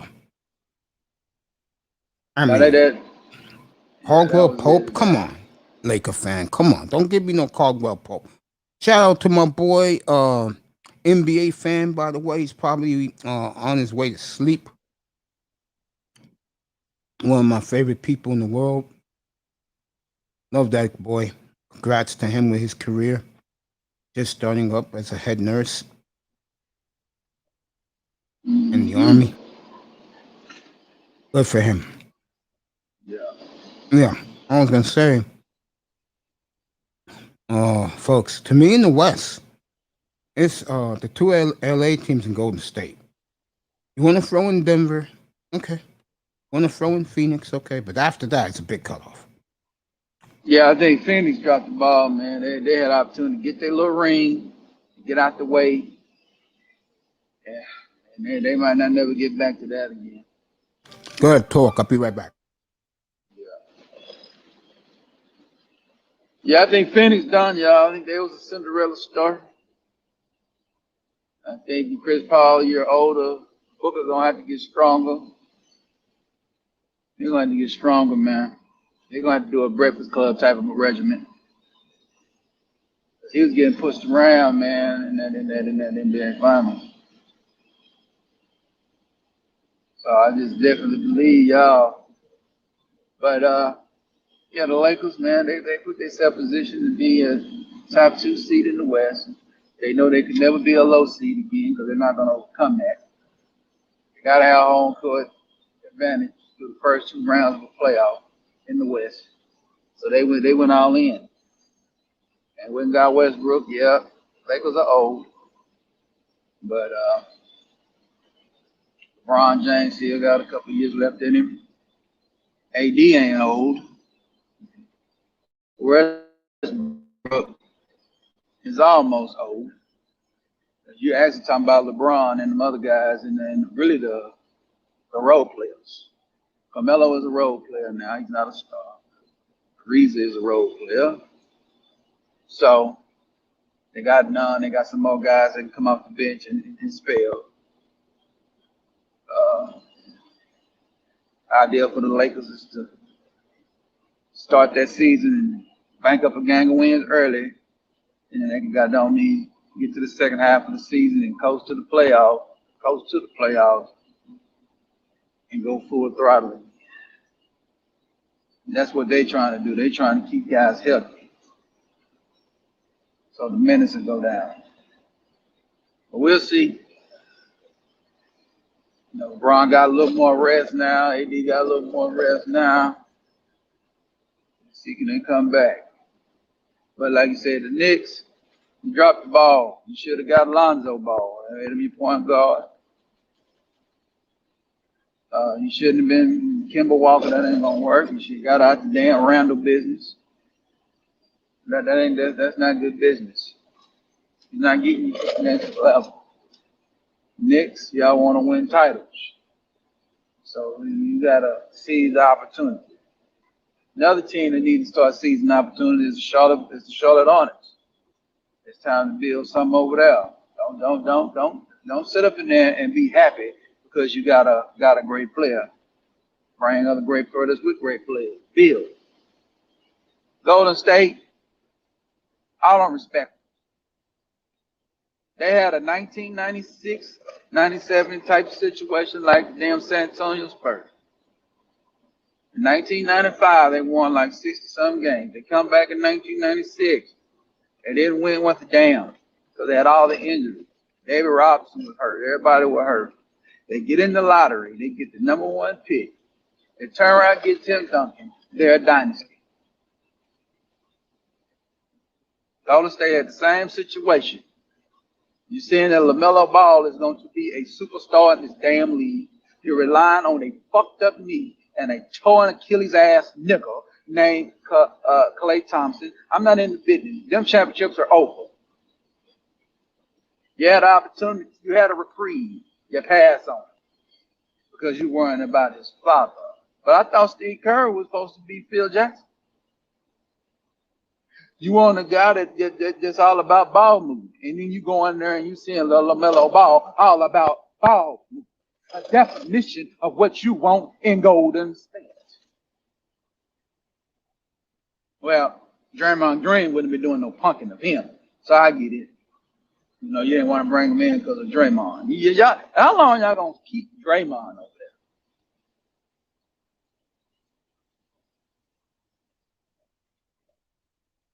there? Y'all acting like Draymond Dennis Robin, like he grabbed 17, 18 rebounds a night. Well, when y'all gonna move on from Draymond, man? Y'all hold on to players. Y'all not about y'all not about no doubt. Y'all don't make tough decisions over there in Golden State. You could have kept Kevin Durant, but you didn't give you Back in a second. you treated Kevin Durant with so much disrespect that he had no choice but to leave. You made him even regret even coming over there at the end of the day.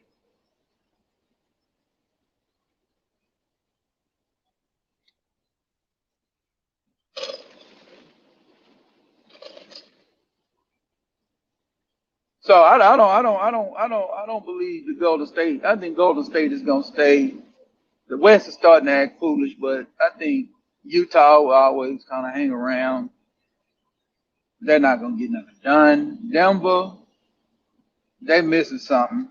I think the Porter Jr. guy is not gonna get it done. They not gonna rely on him. I think they're gonna have to trade him up out of there and get a 3-and-D guy up there in Denver. You know, and Porter need to go to a team like Miami would be a good place for that guy. We can go learn. Portland, they just can't get the players. As far as the West is concerned, the Clippers until they prove me otherwise. They made it to the Western Conference Finals, so they finally accomplished something in their dreadful franchise existence. Okay, but they're not getting it done. Kawhi Leonard should have stayed with the Raptors. He should have stayed with them people up there in Canada. He should have stayed with the Canadians, man. They loved him. You came to the second settle, born loser Clippers, and you think the Los Angeles Lakers, you think that La La Land was gonna love you?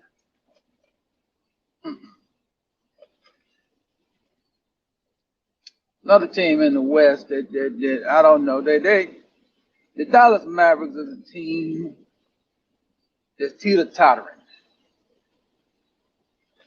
They'll move away. They're right move away from probably moving up to the next level. Go ahead, keep talking. But they're another move where they just gonna remain the same. Can't get out the first round. Dallas better figure it out over there. Green is really giving you compliments. She's giving you applause. No, thank you. You make excellent point, mates, but fan base needs to be loyal. I totally agree with that, Kareem. Unless you are that buffoonish, like the Dolphins have been the last 20 years, then I give your blessings to leave buffoonery. Like, if you was a Knicks fan the last 20 years, you can leave until this year. But before this past season happened, from the year 2000 to 2020, You had every right to leave. Every right to leave. That joke. And again, I want to say it one more time for the Nick fandom. Okay? One more time. Leave Jimmy Dolan alone. He gave you good people in the front office. I think they blew it this summer.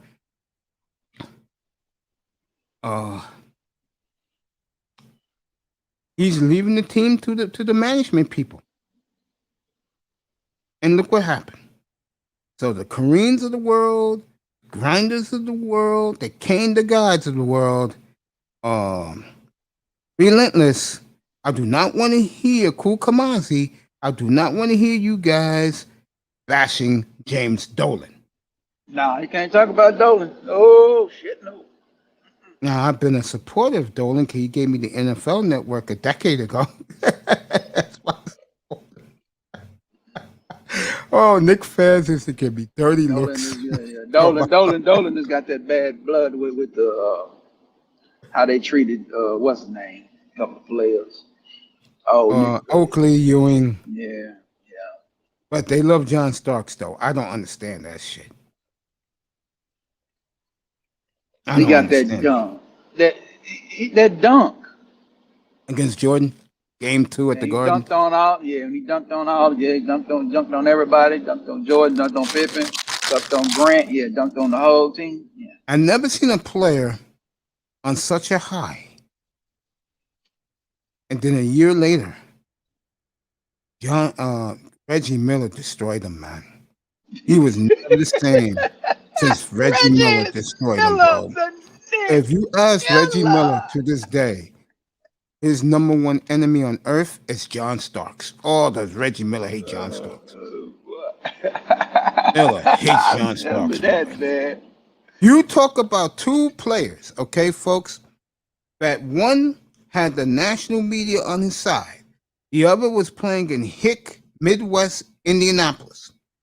And because of one series, one became a Hall of Famer, and the other one is just a local team's legend.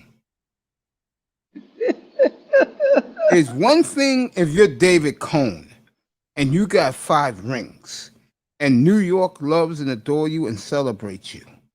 Okay, that's fine. You got the chips on your fingers. But when you're John Starks, bro, and you got the dunk of your life, it's all cocky. You head bumped Reggie Miller. Yeah, I remember that. Reggie waited a year for your ass, and Reggie demoralized you. Oh yeah, man. And he did it at the Garden. Yeah, man. Reggie done had some fights with some of the baddest cats in the game. What? Like Trey Young did this year. Mm-hmm. Yeah, they better watch. Yeah, I remember that, man. Reggie Miller, the Nick Killer. That's right. I will apologize. Hate on him, man. I will apologize before the season starts to Ben Simmons. And I'm going to tell you why. From what I'm hearing, that boy is so demoralized how the media's turned on him, and they have. But Ben, young man, stop being so effing arrogant because you're light skinned, you're good looking, and all the girls throw their ass at you. Young man, you're getting paid money every year that people will never see in their life. And you're treating your fan base and your peers kiss my ass. Again, boy, get in the goddamn gym and take jump shots. Just 10 feet. That's all. 10 feet. The Sixers will love you for it. Yeah, free throw. It's a free throw up to 78%. How about that? 75. So It will be a then you can attack the bucket and go to the line, and they guarantee to get 2 points. I can see him going to Golden State. The Yeah, scary he need to thing go about to a place like that. They'll help him. the scary thing about that is he don't have to shoot. They're there with him.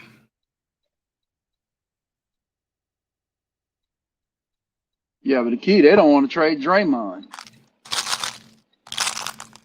I would keep Draymond because he's part of the group.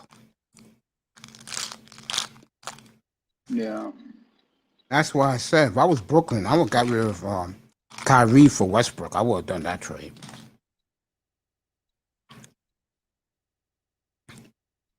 Yeah, but you know, Kevin Durant didn't want nothing to do with that. Yeah, he don't want nothing to do with Westbrook.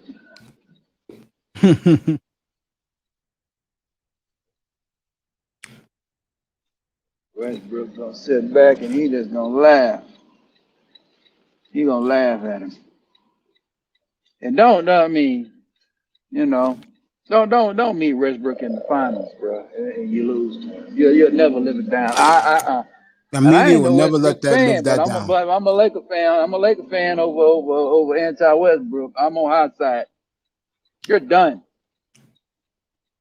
You're done. You already ran over there with the state. You know what I'm saying? You ran over there with the state. Now, you over there with the Garden State, which is Jersey, and now your Oh, he's in ass. Brooklyn. Oh yeah, he in Brooklyn now. My bad. I keep forgetting. He's in Man, BK, the home of yeah, he in Kareem. BK. Yeah, he over there. That's Kareem City. So he over there. He over there. Yeah, he over there in BK. And he better get it done over there in BK. Yeah. Living in a brownstone over there. Mm-hmm. Oh, okay. And the brownstone's expensive, huh? Mm-hmm. I Yeah. think they go for like 2 and 3 million. Mm-hmm. Yeah, no brown. Yeah, I know it. When you said brownstone, man, that's vintage. Yeah, that's the Cosby Show type of house, right? Mm-hmm. Mm-hmm. Yeah. But yeah, my bad for the mistake. I'll be still thinking about being in Jersey because of the Nets. But Yeah. yeah, the Brooklyn Nets. Yeah, the Mhm. Brooklyn Nets. Yeah, he ain't gonna let that down. He lose to Westbrook in the finals, bro. Well, he hooked up with a super team. No. You can't talk both. You can't talk both sides of your neck talking about the Lakers as a super team Yeah, now. Brooklyn can't say nothing because they're a super team themselves. Right. You know. Yeah, we're talking down LeBron, but you know, LeBron don't give a damn. You know, he don't care. All he cares about what Giannis been saying. You better believe it, bro. Oh yeah, he He want to got beat something him. for Giannis. Yeah, he want to beat him. I'm talking about the pundits about him super teaming and hooking up with guys and all that. He don't give a damn about that. You know, he gonna hook up with guys. He gonna try to get it done. Man, let He me ain't get it up. really trying. He ain't trying to hit. And he in LA, man. So we not Cleveland, bro. We not with the bullshit. So we expect you to get the championships and win them. You right? Yeah, we ain't tripped on this last year. We cool. We know you had injury, so we gonna. And Rob Pelinka had to go out there and get it and make something happen. But like you said, he said what he said, that team he put together stunk. First team he ever put together. So he had to go reprieve. Yeah, we don't want to be struggling in the regular season, sir. We ain't with that shit. I agree with that. Yeah. Regular season ain't supposed to be a cakewalk, but it should be you should be able to put ourselves in position to have a top 3 seed in the West. The Lakers will be a 3rd seed in the West. They can be a 2nd or a 1st. They can be number 1, but they will be our top 3 seed in the West. There's no problem. There's no problem with that. Right.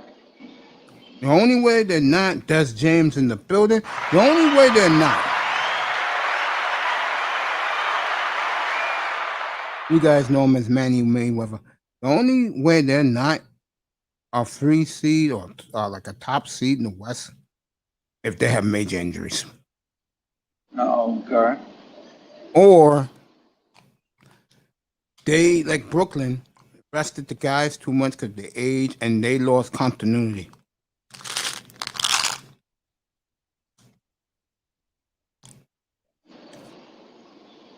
Mm-hmm. Yeah, we'll find out what's really going on. Yeah, it should be good. They open up against the Warriors on TNT. That's the late game. Oh, okay. Who opened up against the Warriors? The Lakers.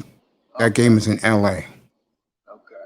So it should be a festive crowd that night in Los Angeles. Oh, absolutely. When Yeah, both because teams are good, that is one of the all-time best rivalries in sports. yeah. Yeah. Klay Thompson will be back, huh? Yeah. Players ready to go. Yeah, he was talking noise too during the Yes, he off season. was during the NBA final. Oh, yes, he was. The only reason why these teams are there because I was out. Now I'm 100%. We'll see. We're taking the West back. We're taking our rings back. Okay, Clay. Okay. Let's see. Let's see. I think this is my opinion. They will be the maligned team because of the LA teams. Yeah. Golden State better come on with him. He talking that big bad shit. You ain't got Kevin Durant no more. Yeah, you ain't got him no more. Where You did didn't have him. Iguodala went again? I don't know what he's talking about. What about Iguodala? Where did he go? Did he go to Milwaukee? I don't know where he went. I know he went to Memphis. He didn't stay there, and then he went somewhere. I don't know where he ended up going. That's a good question. I never knew where he ended up going. I'm telling you, folks. I'm about to Philadelphia. look him up. Philadelphia, folks. All they have to do is push that button, and depending on who they get back, in my opinion, they will be the team to beat. Especially if they get Lillard. They get Lillard, then, wow. Yeah. The West is going to have a tough time beating Philly. Mm. Yeah, beating 50. And you know what's funny thing is? And I try, guys were giving me pushback last week. Embiid better stay healthy though. Yeah.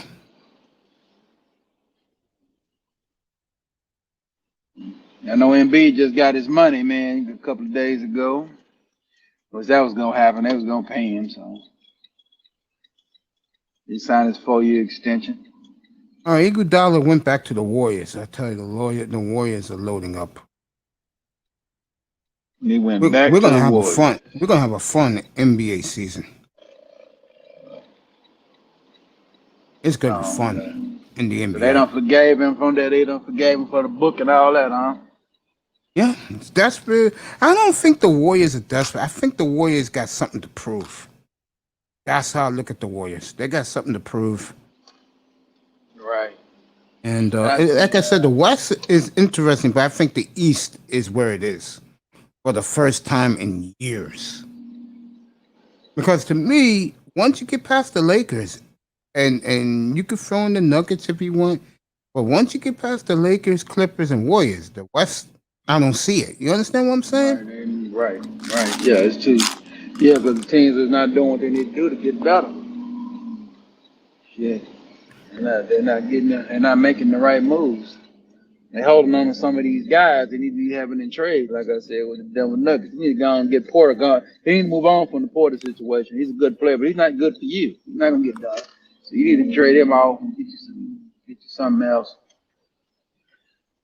But they're gonna try to ride that little Porter Jr. guy out because I don't know. I don't like. I don't know why I don't like that guy for some reason. He ain't done nothing wrong. I just don't. I don't believe in this game. Michael Porter. Yeah, I don't like him for some reason. I like Ain't him a him. lot, but I think the problem with him is Prince. He has a bad attitude. Yeah, he might be one of them guys that need their own team. He'll own team type of guy, Yeah. or another sidekick or something, or another star. Well, they got who? Perfect, Murray, right? Jokic, and him. That's pretty damn good.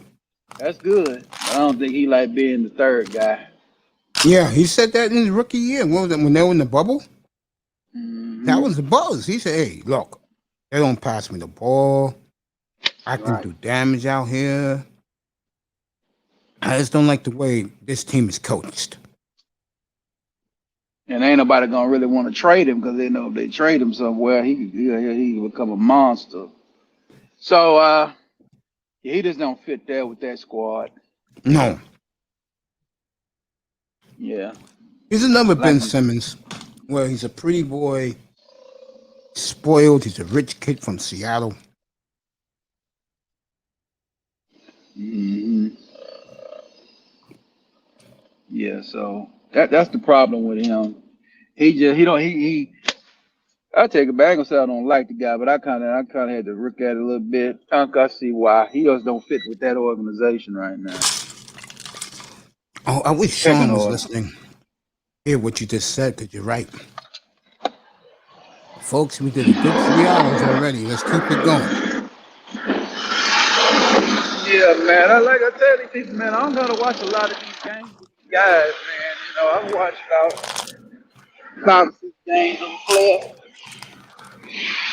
He'll let me know who he is. And then I hear some media shit, which I don't give a damn about. But if it's the same thing over and over, and he is just recurring information, Mm-hmm. you know. And then I think you add that all together, man, and you'll find out who the player is. You know. I agree. hmm I also think the Nuggets are poorly coached. Yeah, who is that coach? Is that Malone? Who's that coach Mike name? Malone. Malone? Yeah. Mike Malone. I think they're poorly coached. Mm. I mean, I could tell you the teams right off the bat are very good coached. The Warriors are good coached. Yo, Steve Kerr. Yeah, the Suns are very good coached. hmm Memphis is good coached. The reason why they are is a young man shares the basketball, and that's why players want to play with him. Oh, okay. Thibodeau's a good coach. And Billy the Kid Donovan's an excellent coach. He'll prove that this year with the talent he got in Chicago. He is really, I can tell you right now, he will elevate Ball's game in Chicago. Chicago is back, folks. Get ready to hear the 2001 Space Odyssey song at the United Center. They are back, the Chicago Bulls, folks. Who else? Nate McMillan's a very good coach. I know people don't like Doc. I do. I just think Doc is too arrogant at times, and then always blows up in his face. I don't like the Milwaukee coach. I'm sorry. I know he got lucky. He has the best player in the world. He got lucky. Giannis carried them, not him. You ain't buying him, huh, mate? No, else no.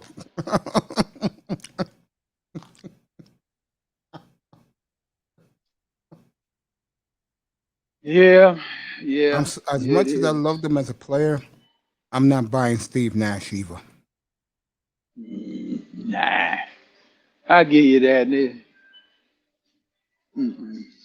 Rick Carlisle back at home in Indiana, that's going to work.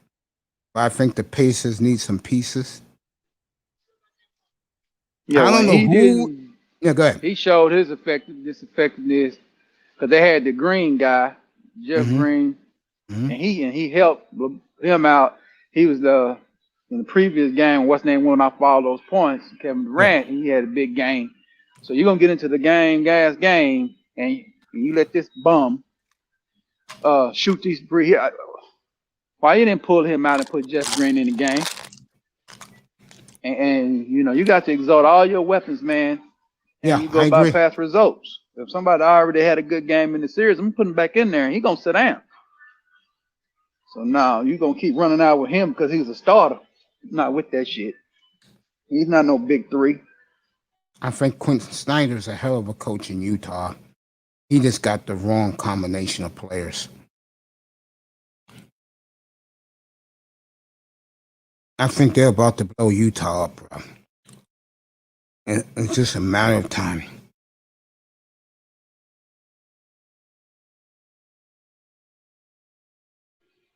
Yeah, I think it's the last year they're gonna. Yeah, I think this is the last year they're gonna run I with agree this with you. current squad. Portland is done because they don't know what to do to get talent in there. They're done. They're like, you still got time, get out, bro. Get out. Let me see. Um, no, I don't like Ty Lue. I don't know who's the Hornets coach, but I will say this: if I'm the Hornets, go get one more guy, and then you'll be right at the top in the East because you have a young megastar in the making. Yep. Oh yeah, that's what I told one guy, man. He a Charlotte Hornet fan. He came in there. I said, hey, it's time to start trading some of them guys out of there. We just got good. I don't give a. It's time to get it. Yeah, yeah, and you can go hustle some. But you can go hustle some people with them guys too. Shit, hell, you talking about? You need to be getting out there selling some of them guys. That before Lamar Melo got there, they were bums. Now they looking good. Oh no, I'm gonna go get somebody that's playing. They can play good with that ball, so ball can take them to the next level. Oh boy, Mitch Kupchak is there. I know it. He gonna. Yeah, and I don't think he's gonna sit on his hands. I think he's gonna try to give it one more year with this current group, see if they progress, and then I think he'll start making some moves. They are a player away, in my opinion. They are one good player from getting over the hump. Like if they would went out and got the kid from Atlanta, Oh, you talking about Payne? no, uh, Not Payne, the other guy. I forgot his power name. I know forward, you. Yeah, I know you talking about though. and they would got him. I think Charlotte right now, right there. Because if you ask me, it's me personally, LaMelo Ball is going to be a megastar in the NBA. Yeah, they was talking about that little GQ article he did. Yeah, he was just talking noise, talking about, man, I ain't need no school. I wasn't gonna learn nothing no way. If That's Dad what did he said. anything right, it was the baby one. Oh yeah, he was able to learn from it. The mistakes with the other ones. When I watch him play, excuse me, he is breathtaking to watch.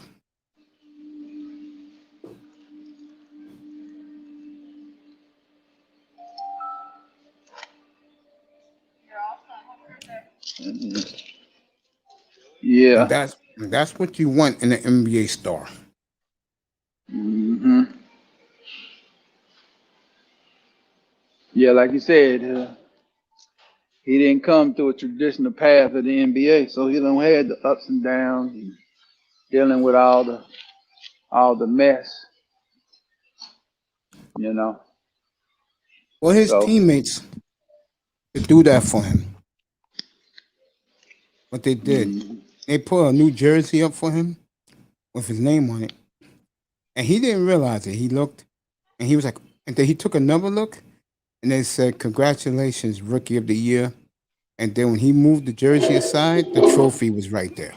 Yeah, I saw it. Yeah, I saw that. Hmm. Yeah. Oh yeah, the players love him, man. Yeah, they'll follow him. They run through a brick wall for him. So you're looking at him,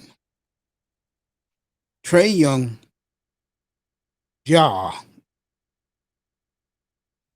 three young point guards that have won their teammates over. Mm. Yeah. Fascinating. Yeah, John Morant. Yeah, he Oh, did his thing. He got him to the playoffs too, his second year there. And I almost had him in the playoffs with the first year with the play in, right? And then the first year yeah. in the bubble. So yeah, they almost there. Yeah, yeah, they couldn't do. They got some good young talent in the NBA, man. Yeah, and These this guys. draft, it's like I said to you, man, mostly every team's rookie shined in summer league. You talk about a man that is really living a charmed life right now. It's Adam Silver. He knows it.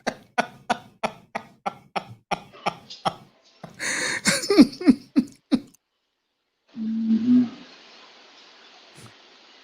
Wow. Yeah. What a renaissance for the NBA. And I was glad I did the games every night in the playoffs. What a renaissance for the NBA.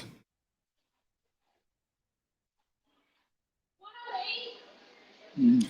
You talk about a team, excuse me, you talk about a league that needed a shot in the arm like that. Was them. And they got it. I mean, see this man at press conferences, uh, smiling, bragging about this guy, that guy at the NBA Finals. I was like, oh man, Silver, you are really eating this shit up. Mm-mm-mm. He ate that shit up. Oh yeah. Yeah. Yeah, these new crop of players, man, I think they done learned valuable lessons from the other ones. They ain't getting involved in and I get involved in the Black Lives Matter stuff. I think that, and also, I think what he saw and the world got to see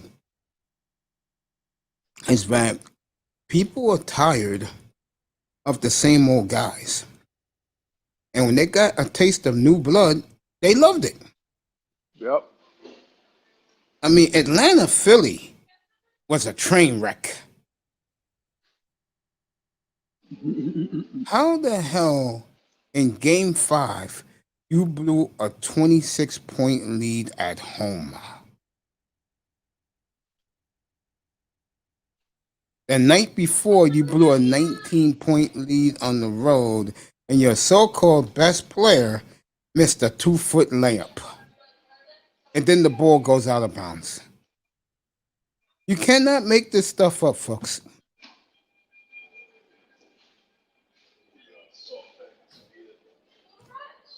Yeah, man. Embiid is no disrespect to the Knicks fans, but Embiid is trying to be the modern day Ewing, man. Where As he's missing bunnies and big spies, Rain hurt says, you in the talk the NBA, talk. man. What you say? You talk the talk. Oh, okay. Yeah, I just talk about. I just give you my adulterated opinion about it. You know, that's why Let, people say when I talk sport, people like when I talk sport. That's when I really start using my vocabulary, let colorful me ask you this. commentary. Yeah, let me ask you this. How did the conversation go? 'Cause I didn't listen, bro. I was eating breakfast, bro. I Man, I didn't have don't my, know what's up with. I don't know what's up, man. Every time it's like the doggone T-Mobile and dumb networks be hating on me. The Borgans start going in, so the conversation was chopped up, so it was not able to really flow like it should have flowed. So I just got to make sure when I comment with her, I got to be at the house on my Wi-Fi at home. But it was all right. Decent conversation. I told her where I was. She asked me about trucking. She asked me about advice on what people need to do that's traveling, on how to carry themselves out here on the road. I told them. Throw a little couple of jokes in there. But yeah, yeah, watch the yourself. guys in the chat thought you was funny. Oh, okay. Well, hey, you know, that's what I am, man. I just be me, you know. Yeah, I ain't finna hit on her like y'all think I'm gonna hit on her. That's private conversation. But at the end of the day, yeah, it was just cordial conversation. I asked her a little thing. She was funny too. She said, "Oh, okay." And so you came with the biggie. I said, "Yeah." When I asked what her interests are, then she started quoting Biggie after that. I said, "Nah, I ain't trying to be Biggie. I'm just Prince Pierre." Well, she follows Biggie Smalls. No, yeah. When I asked her what her interests are, that's when I had borged a little bit. I was Mm-hmm. asking her what was her hobbies or whatever what she do. But I said what the interests are. I did it. I just used that. But I knew she was gonna make a reference to something. So when I said what your interests are, that's when she started finishing the verse that Biggie Smalls put down. I forgot what song that was, but could be "Give Me One More Chance," something like that. Oh, okay.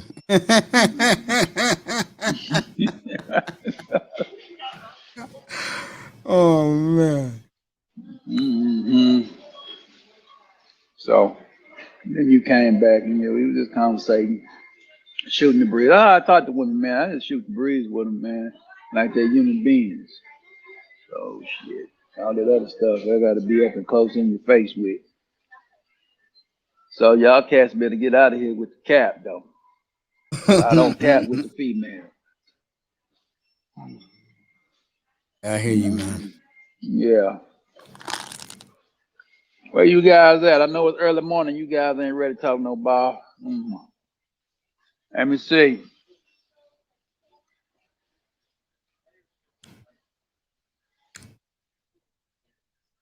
Oh, Dad's over there talking about the Lakers. Okay. Yeah.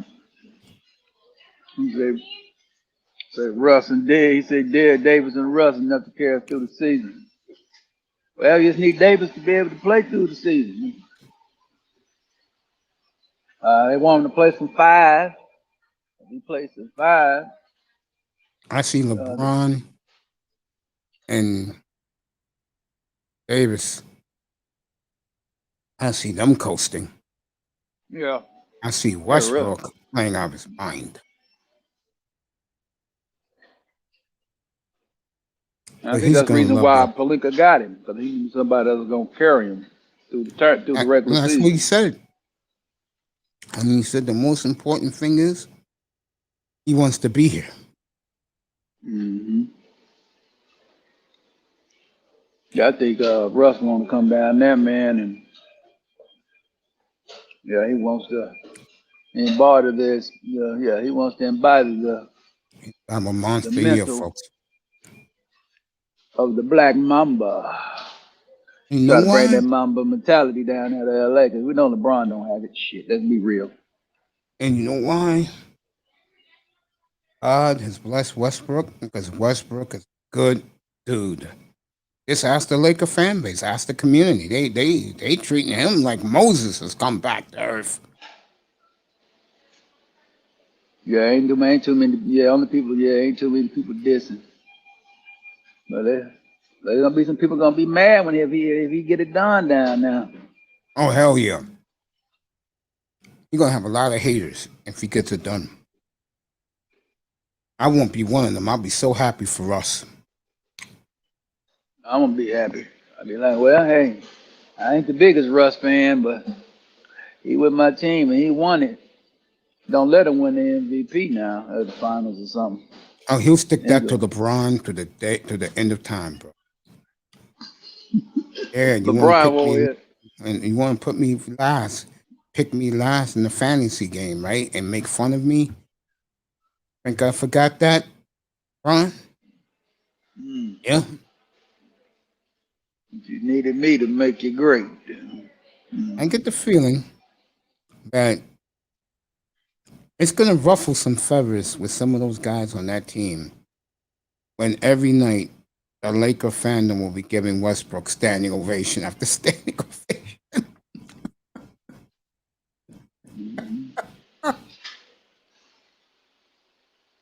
And he will get those standing ovations if he's performing the way he could perform. As, like I said before, like a broken record, folks, Los Angelinos love their own. Yeah, it's gonna be nice. It's gonna be fun. It sure is. I'm looking forward to the NBA. I am. Should be a good time for everyone. I will be back in a minute.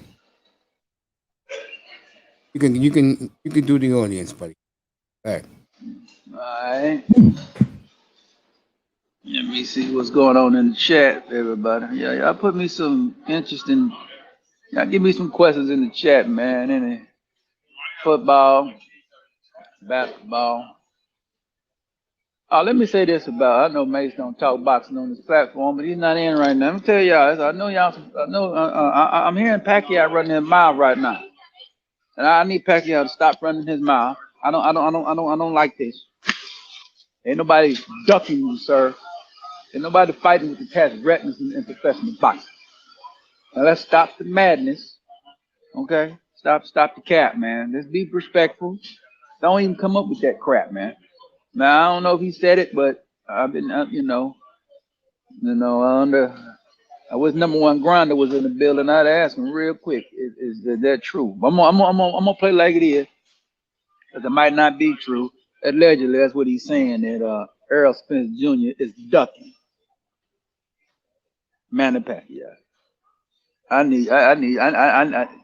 That's the cap of the year right there, boy. There ain't no ducking coming with Earl Spence Jr. Earl Spence, yeah, Earl Spence Jr. Ain't no ducking when it comes to that guy. Guys, duck him.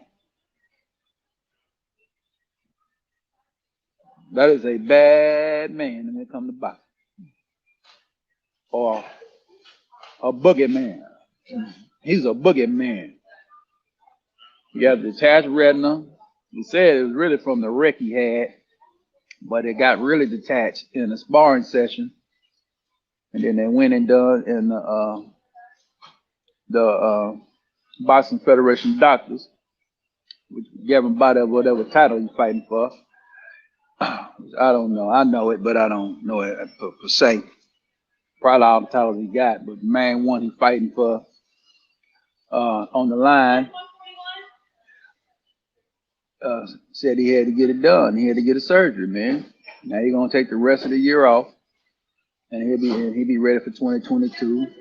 And he should fight around April or May of next year. So he'll be back, and Pacquiao will be on the docket. He'd be the first guy on the docket, so it could happen. But then everybody said, well, you're a year older now, Pacquiao. What chance does he have? He didn't have a ball. He didn't have a chance in hell this time. This coming up Saturday. So I need people to start with the cap going on over there. You know, these Ryan Garcia motherfucking talkers. See, I'm going to start calling you Ryan Garcia boy when I hear you talking who ducking. These Telefimo Lopez boys. These Tyson Fury motherfuckers. Let me get on the Tyson Fury. Well, I ain't really got a chance to really make my opinions on this. We know that Tyson Fury was doctoring gloves. We know Tyson Fury is known to take dope. We know that Tyson Fury is known to cheat. Now, in the fight, we can't make no excuses. Wilder should never talked about that damn costume. But the Breland guy did do some fuck shit, throwing in that towel. So I give him that. But costume, we can't co-sign that crash.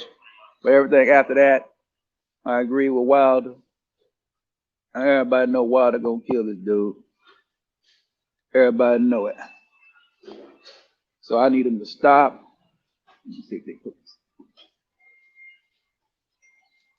And that's the problem. But I don't really give a hot diggity damn about no guy like him, because I don't respect a cheater in the boxing game. And lacing up gloves, putting casts on your hands, doing that type of shit, because that's a deadly game. People come up brain dead, people come up blind with detached retinas and don't know they got detached retinas and still fight with them. And that's why it's called the sweet science. That's why it's the most deadly sports in the game is boxing. So I can't deal with that's why Deontay Wilder is telling everybody he's gonna kill this boy.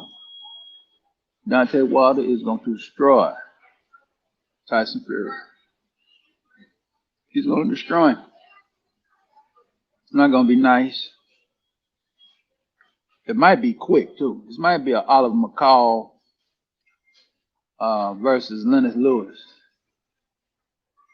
When Oliver McCall was on that dope, better known as that CRACK, that epidemic. He was on that epidemic, better known as a drug pandemic, that started in the 80s and ran all the way into 1999 and took it over into the 2000s. That pandemic, that epidemic didn't stop until around 2009. And that's what Tyson Fury gonna be looking like. All of them will call crying in the ring like a hoe. You heard it here first. You might hear it here last. The Tyson Fury is fitting to get a royal ass whooping. All right. I'm back for the rest of the duration of this, which hopefully is 12:30 Eastern. Then I'll be back at 5:30 or 6:15 Eastern. So you guys would definitely get the evening show. No, yeah, go to the evening show. I should. Yeah, that was good. Yeah, man. You know how that goes. Mm-hmm. But I think, I just talked a little bit about the the little news that went out in boxing this week with the Oh, you mean the detached retina canceled fight? surgery. Yeah. Because wasn't that got detached retina? He had surgery, and he's gonna be out for a year. But Pacquiao run around talking about Spencer's ducking him now. That's what I heard. So this guy says that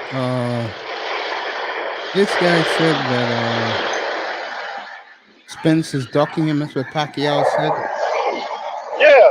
Yeah, that's what Pacquiao trying to say. That's what I heard. From the grapevine.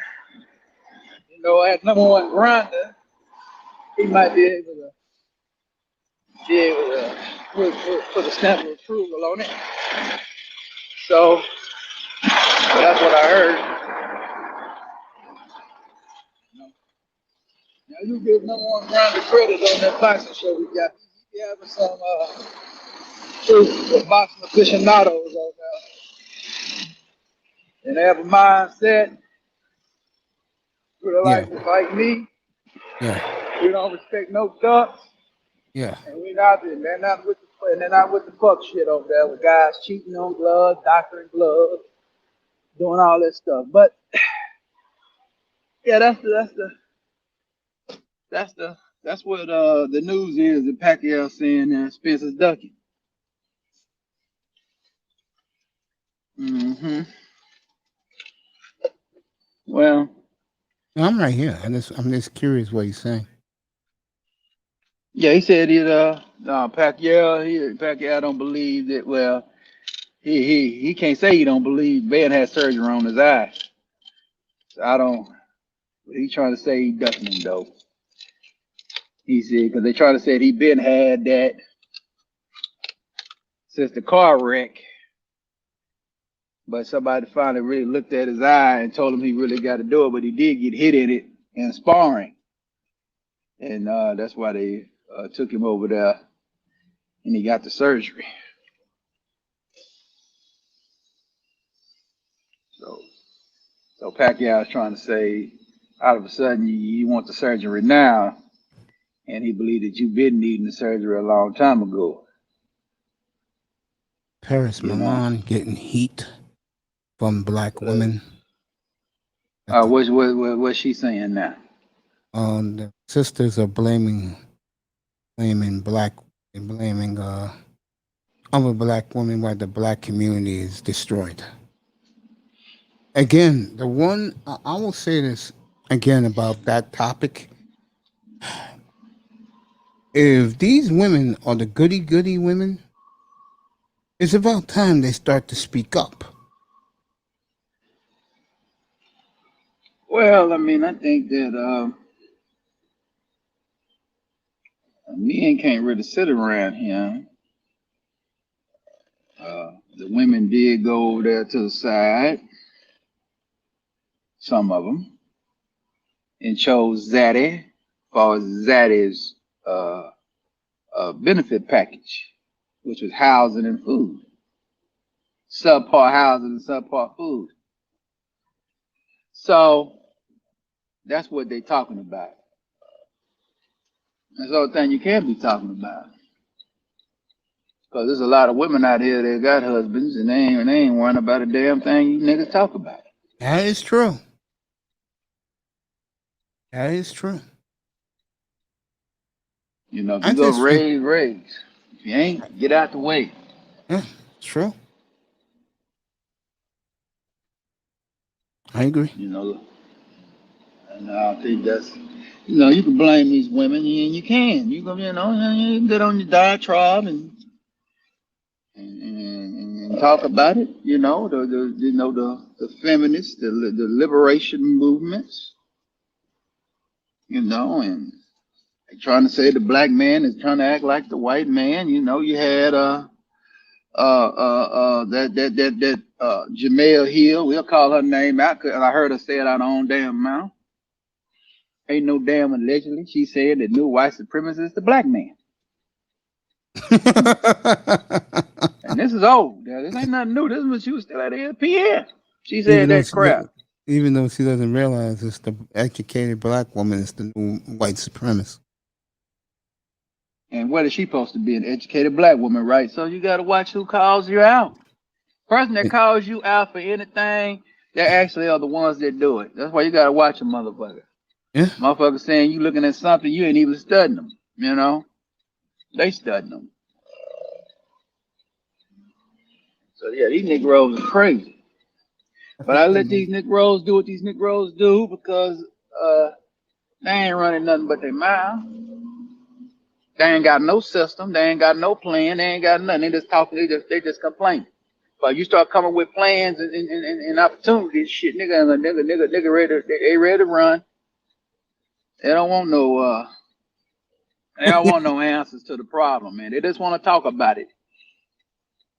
They Who you just want to talking, black vent. men or black people in general? Shit, black people in general. They don't want no plan. Shit, no. Like one of the plans, shit, it's been plans 100 years ago. Niggas ain't gonna do it. Everybody that went around that plan and come back to that one plan, you still ain't gonna do it. The plantation. Do you really believe that people like being on the plantation? Yeah, they like being on the plantation. 'Cause they ain't got to worry about shit on the plantation. Shit, hey, I don't want to be on no plantation. I can feed myself. But these niggas Oh like being shit! on the plantation. And they ain't got to worry about master got their food for them, got their clothing for them. Yeah, they getting branded on. You know, we wear brands every day. You know, some of you niggas like Louis Vuitton, some of you niggas like Gucci. Don't get me started. You know, and I'm wearing brand too. Oh man. Even the words they use, trademark, brand. You know, like New Orleans Saints, a logo. They used to put that on the slave. That used to be a brand. Hmm. Yeah. But nah, these niggas ain't gonna do right. Man, shit, these niggas just won't do what they do. I was in the Pan African movement. Still am that, but I don't, I had to be, I'm not you niggas. I'm in the mind of the Garvey mindset, that type of shit. But you're not trying to build nothing, no institution. You ain't building institutions to make nothing better. And you ain't talking about nothing. Wow. You know, institutions is institutions of labor, institutions, of finance, institutions, of whatever. You ain't building them type of things to better people live their lives, man, so they can be financially sovereign. That's the only sovereignty you're gonna get in this country as a black man is financial sovereignty, where you're able to have enough capital, enough resources to go live wherever you want to live at, and move how you want to move. And then that's all you can really have for. Maybe some person be calling me every week, asking me what's wrong with these Negroes. I said, I don't know why you calling me that. They what's wrong with them. But because hell, I'm one of them Negroes too sometimes. I act a fool, but I'm not fit to do. Some of y'all stay in it. So everybody got a glitch every something they doing. Yeah, I agree with that. Yeah, you've been programmed, man, and even and all them. The only thing that them Negroes done, trying to tell that you programmed and all that, it's programming you just to contribute to their livelihood. That's all. 'Cause they know they can't go get it like you get it. Because white man doesn't accept you. They don't even accept enough to give you a job worth of fuck. That's why you come over here and want to claim this black power shit. Some of you niggas told, see, that's what I'm talking about. That's why I told some of them niggas a long time ago. You really don't want me around. And I ain't gonna lie, I'm gonna sit back and suck up all your little conversations. And I'm gonna listen to you. And when I catch your bitch ass in hypocrisy, I will drop the science on you. You ain't gonna like it when I drop it. Cause I'm gonna show and tell you when I drop it. I ain't finna sit up and just talk about you. I'm gonna show you picture and everything. Yeah, it's this nigga over here. That's if you steal from that's if you one of them same cats talking about he's stealing from black folk, but you come back stealing from black folk. No, I can't do you. I just need you to stay being a damn. I just need you to stay being a blood or a crip. I respect the blood or a crip more. I respect these black power niggas. Because brother Crip know what he is. He stays in his lane and do what the fuck he do. Which ain't right, which we don't want to be done, but he know his lane. We don't want him over there. But some nigga coming over there talking about he reformed, but he trying to run the same shit. He trying to run the same organization, but he trying to do it legal. But it ain't legal when you look at it. Yeah. Still got the same dirt that the original gang got. He was trying to run a cover-up gang. So you can do legal criminal activity against your own people. Steal that money from you. That's what they gonna do. So that's why Brother Polite going through what he going through. But I ain't gonna get into him on your platform. I find somebody else who I fool with platform they talk about him. I'll go over there, I'm gonna land base the nigga.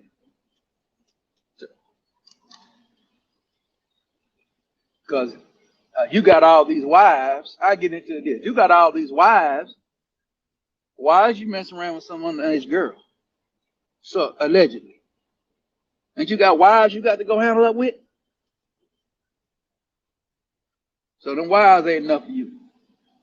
You got multiple wives now. He only have 3 wives now. But now he out here getting caught with underage gal.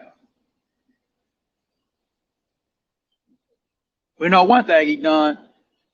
He did delinquency to a minor, and you know what I'm saying, which is giving them alcohol. They gonna get him for that. That's the main thing. They can easily get him for that.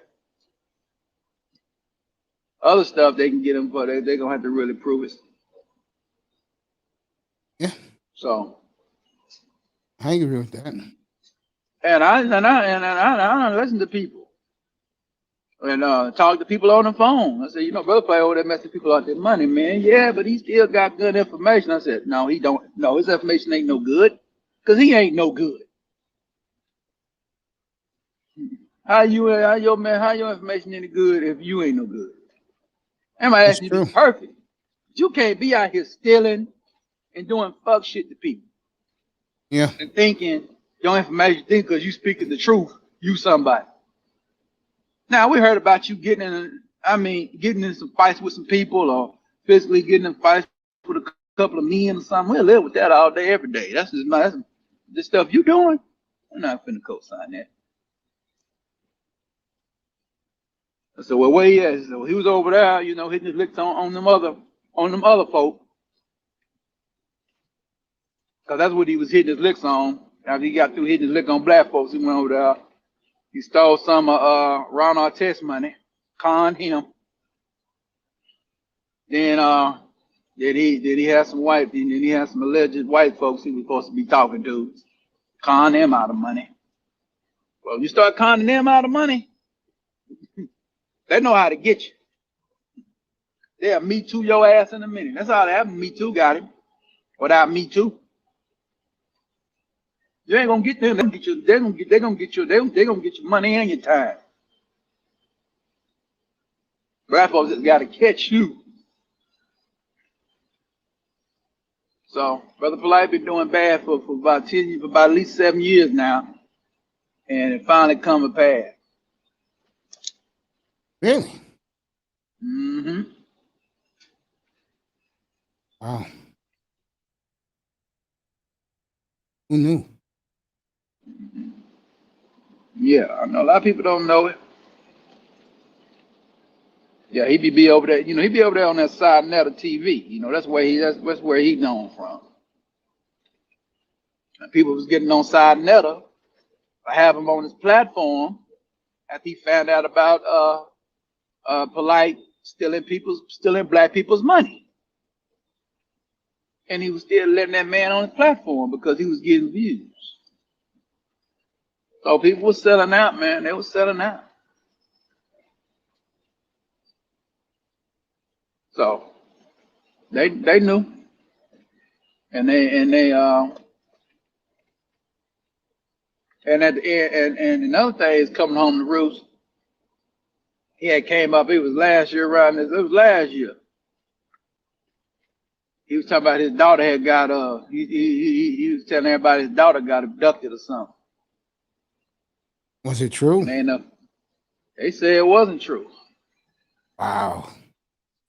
You know what's sad? It happens in every race. When you got schemers, you better watch it.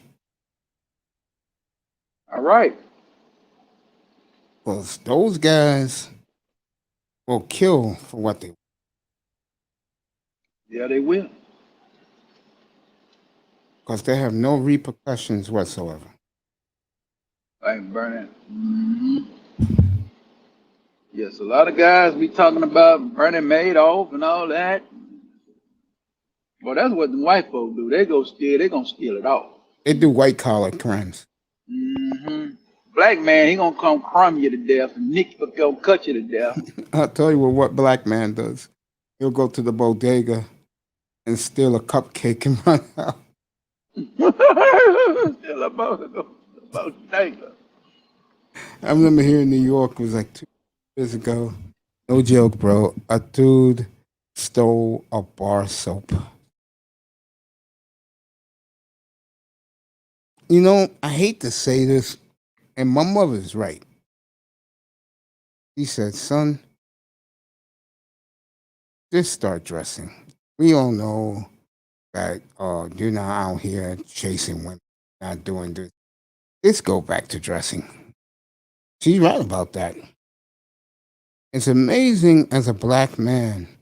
I forgot who said this last night. When you present yourself well, it's amazing the treatment you get.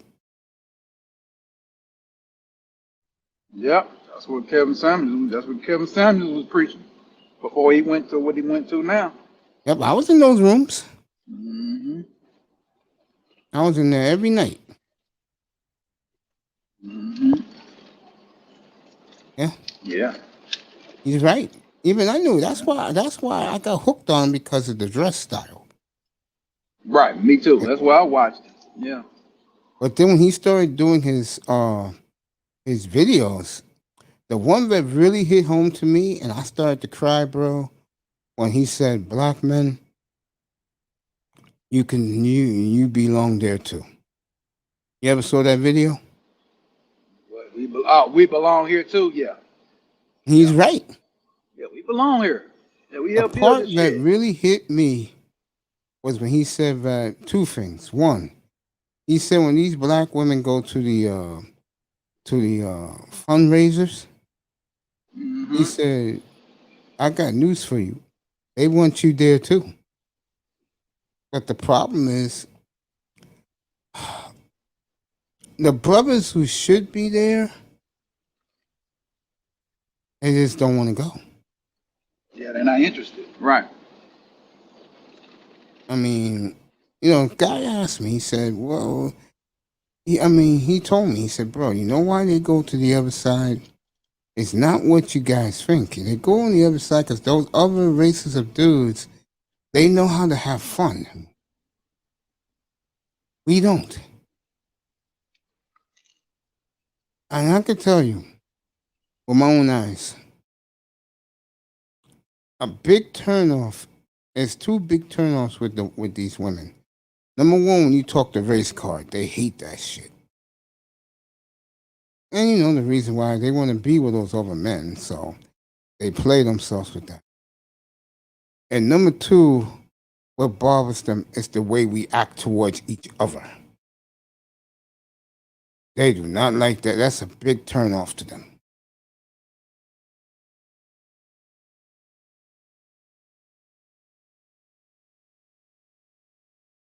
Yeah. When women tell you, where's the leadership among you men? To me, that is a shot in the gut.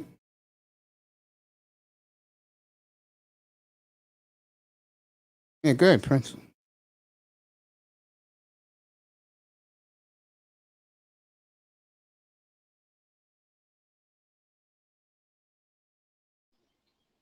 Yeah. I mean, I think what black man we what I realized is black man is trying to circumvent the system that's been ahead for almost 100 and some years, and you behind, having, let's say it's one part of the system we ain't really playing, is you gotta play the financial system. You gotta play the financial game in America. So you know, which they not tripping on. They will, you wanna buy the stock, you can buy it now. You wanna everything, still racism and you gotta show up to certain things, but I've been talking like Real Deal Financial, where he telling me how they got so much money they giving away for business plans and real estate. They want to buy houses, they give you some money. But all you got to do is have your credit up, have your credit right.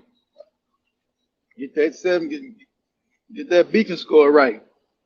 That Beacon score at a 770, and then transfer it into business credit. You ain't got to worry about that.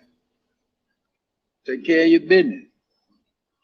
You know, take your bills, man, and learn how to use that as your credit. That's what the rich folks do. They pay their bills with credit cards, but you got to pay your credit card. So that's what you got to learn. And you're trying to circumvent it. You know, it's like, I learned a lot from the movement, but I ain't learned nothing from them niggas. I learned everything in the book they told me to go read. So I don't give you credit for a book. You might have told me about a book, but I'm going to see if you following the book. I don't see you following that book. You telling me the river. You ain't following that shit. So I don't give you that much credit. Okay? A lot of times I might have heard a little bit about it from somebody else. I just didn't really pay it no mind. So I give the guy who I heard it first the credit, not you, nigga. So at the end of the day, I started reading certain books and I started understanding it. Because I always told anything you read in the history, modernize it and see how it works for you. That's where the imagination come in. So Kobe Bryant said, anything you do, think, imagine what it be, reality-based, imagination. So what can you do to understand? So when they talk about the 9 pillars of human activity of racism and white supremacy, well, what's going to turn you off is the racism and white supremacy. Will you take that out? And 9 pillars of human activity for human existence and for human livelihood. Okay? Then you get it. That's what I put in. That's how I broke it down. See, and then I seen it. Oh, I get it now. We don't control education. We don't control economics. We sure don't control our entertainment. We don't control no politics.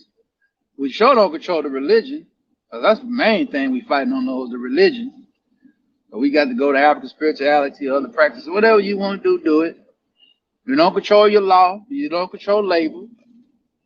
You know, and then you're not controlling you're not controlling your sex, because you see what the woo do. And then the last thing is woe. Well, you not. That's why woe is last, because you got to have all them other 8 before you even get to war. Because you got to be able to first fund a woe. You got to be educated on how to conduct yourself in a woe. You need to be entertained and have propaganda like G.I. Joe and all that kind of stuff. That's why you grow up wanting to be a soldier. Because of G.I. Joe and the little army men you used to buy in the store when you was a kid. So you want to grow up and want to be a military kid if you wanted to be one. Propaganda. We don't control none of that at a level.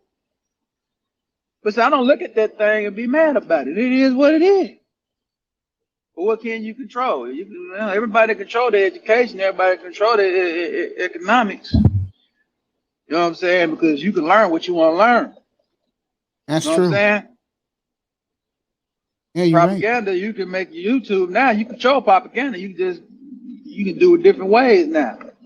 They got easier now. They got easy software where you can turn this into a cartoon if you want to. So you can do whatever you want to in America. So while we went through the hardest struggle, but everybody running over here to come over here, they laugh at us. Or to laugh at you because they're like, shit, man, goddamn, you can do whatever you want to do.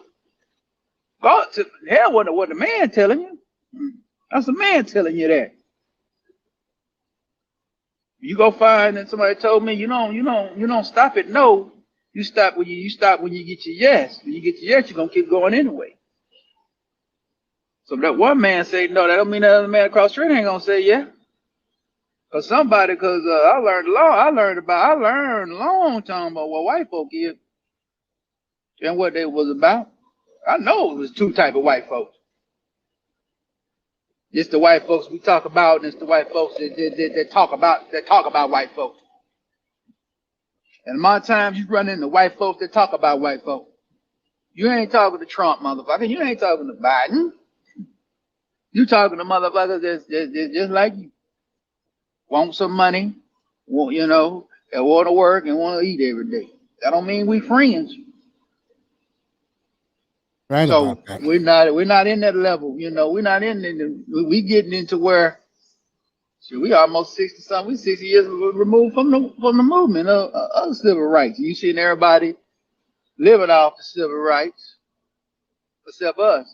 Well, Martin Luther King and them wrote it, but what we didn't do is enforce it. The Yeah, other this races link enforcing it. disconnect is so sad. It can get sickening at times. I see it every hour in the hour, man. Well, you pick sides. You a Malcolm guy. I'm a Martin guy. Okay. Why you just can't take the good from Martin and the good from Malcolm and put it together and run with that? We'll take You this to always 12:30, folks, Eastern time. Yeah, So, you're right. but they're gonna pick one side. You hear guys I used to go on panels, you know what I'm saying? Back in used to do the conference call panels. And I hear some guy, a couple of YouTube channels, some blog talk channels, I hear him talking about Martin Luther King. Hold up. How you go this man? Man, you know what I'm saying? I mean, nigga, you ain't lead no nigga, you can't lead like him. Regardless if he misled, he even knew he misled and then try to correct it before he died. Nigga, what have you corrected, motherfucker? See, I gotta watch some of you niggas. You niggas get out here and be these Monday morning quarterback ass niggas on the movie. No, sir. Shit, you wasn't around. Since then we watching football, we seen that live. You know what I'm saying? Oh, okay. You can't come, man. We can't really sit around and criticize what Martin did wrong and what Malcolm did wrong, nigga. You ain't even in that generation, motherfucker. You ain't no baby boomer. You ain't the greatest generation, motherfucker. To even talk that shit. They can talk that shit, nigga. You ain't gonna never hear me shitting on them brothers. I don't give a damn what they done wrong. I don't have the right. I wasn't there. I don't shit where I wasn't at. Okay? So that's what's wrong with a lot of these brothers, these so-called aficionado ass niggas. So-called aficionados. Yeah, I one thing I don't like, and we've seen it with Roger last few days, and now he's changing. I was listening to him while you was talking a little bit. He's changing now. People coming up on the panel has gotten to that point with him, and me and Kareem was talking about this last night. That guy is one of the nicest people I've come across, and because some dude don't want nothing to do with parenting and family. He did what he did to him. Everybody knows that guy was the guy who cut him off the last couple of days. Right. And again, we at the level now. The so-called white man ain't got to come do nothing to you. He go get the nigga. He go get a Negro get you. And he ain't even got to get you. He ain't even got to tell that nigga to come get you. He just find a nigga that don't want to hear what you got to say and they want to cut you off. I ain't even blaming the higher up. Ain't got nothing to do with YouTube. YouTube has got a platform where if you say something discorrected or something somebody like, you can flag them, you can make them take a look at it. If they feel like it's something bad, they're going to shut you down. It's true. Which is a snitch. Of course. True definition of a snitch is a guy that participating in something, then he's going to go tell on you. He's a snitch. Sure is. He participated in You own the platform, participate in the platform. You a fucking snitch, nigga. That ain't no criminal activity. You're right, it ain't criminal activity. You're right, but he participated in the battle, man. Participated in the show. And like he listened, and like he flagged you, he was listening in the clouds and flagged you. He participated in the damn content. But he can't articulate his point well enough to win debates. Now he wants to tell YouTube they're cheating. Man, get out of here, man. Yeah, you gotta watch who you come in your panels. You know? I've been saying that for the longest, man. I've been saying that for the longest. Mm-hmm.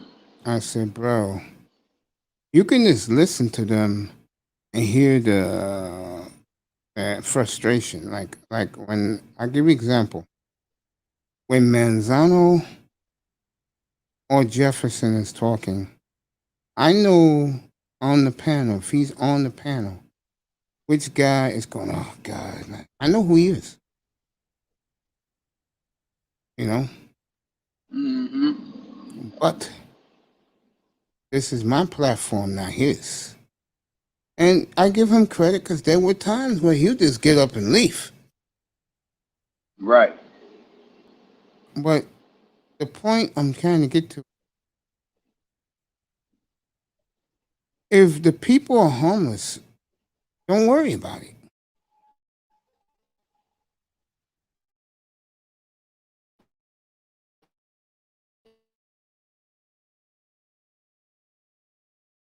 Jefferson was crazy. We say, Yeah.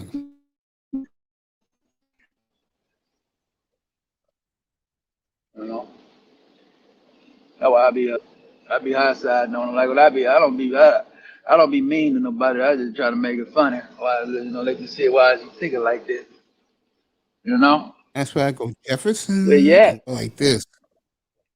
Because I can be a real dick if I wanted to. But that's not Right. me. That's not Yes, my do it. character. Right. Right. There's no reason to do that to him. Yeah, it's not my character. You You know? gotta show you gotta show your character. You gotta have good balanced character. You know? Totally agree with that. Let me see if my man's still on. All right, Platinum is on again. Platinum on. What is the topic for today? Why men love thick women. That is not true anymore, Platinum. Well, I think that's why he got it on there because he already knows it's a debate that they don't. So it's like a parody, a little thing. So Guys like the athletic chick at the gym, the yeah, track that's what they star. want now. Yeah, they want her now. Yeah, they want Kyrie Richardson. You want to know the reason why they don't want the chick that guys like me used to go crazy about in the 90s and the early 2000s? Mhm. Why is that? Because I was talking about this with someone earlier, and I said that black women don't realize, especially the ones who work in the office or in the corporate, that they treat brothers like they're invisible. So they don't care what they do in front of them, and they play themselves. And what many brothers believe is that uh, those women, the voluptuous women, they've been ran through, so they don't want to Yeah, fuck with them. yeah, it's true. But they want the athletic build woman because they know everybody not gonna try to holler at her. And the women who are curvy, they are taken aback that brothers are not checking for them. Well, dumbass, when you're playing yourself for, let's see, Ethan, Colin, Bartholomew, when you're doing that in front of guys who are your peers, who are your race, of course the brothers are going to be turned off. Of course. Mhm. They're gonna say, fuck this, I'm out. I mean, Yeah. black women may be educated, smart, but when it comes to common sense, they are the dumbest bitches I've ever seen, bro. Called educated food. My God, they're stupid. Got so much education, but you don't lost common sense. Yeah, I don't. exactly. I hear them and stuff. They done told you, you got to have this, you got to have that. Okay. And I think black women have finally realized how much black men have checked out. Yeah. They realize it now. Well, it's like a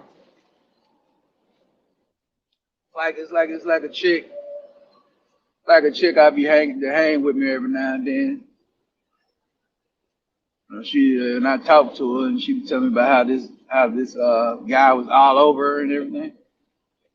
I was asking her, what about me? No, you ain't like that. You act like you've been here before. Right. But you know what I told her? I said, well, I'm like Barry Sanders. I do my celebration as I'm running, as I'm doing my act. When I'm done, I'm throwing it to the referee. You know what I'm saying? Also, somebody got that's the clean version of it, man. So yeah, that's how you do it, man. I ain't that thirsting and lusting and all that shit. What you niggas be doing? I Yeah. ain't into all that. I know when to do it now. Like I said, I do that when it's up and close and personal. I don't know I'm finna win. Shit, I'm not finna be doing that. I ain't finna get nowhere near like you niggas be doing. Like big truck. That clown was on whose panel that clown was on this morning? I'm like, you got to be fucking kidding me. We probably on Ramil's. He was on Ramil's. Oh, I I listened to remember now. Ramil. He was on the Yeah. breakdown yesterday. Oh, okay. And I don't understand the fascination with this. I don't. What he fast somebody with him? Yes, I think he's a fucking tightwad. Yeah, he's a hypocrite. He's an imbecile. Yeah, he's everything you don't want to be, man. He's one of them. A prick. That's the perfect word. He's a prick. Yes, is back. Something You you know, the never. lead attorney Mace, he was talking about Fresh and Fit. I don't follow Fresh and Fit. And last I checked, Oh, yeah. Kwame Brown has really cooled off.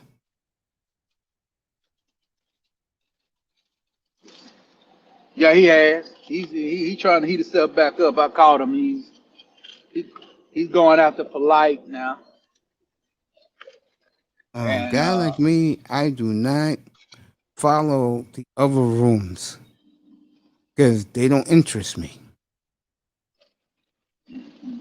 They don't. yeah, I'm Brown and cooled off.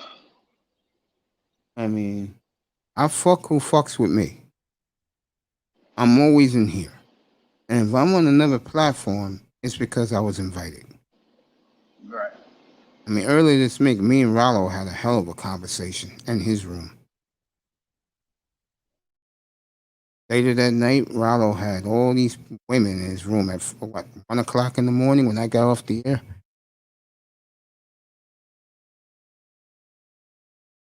Oh, so Rollo had it going on last night, huh? Mm-hmm.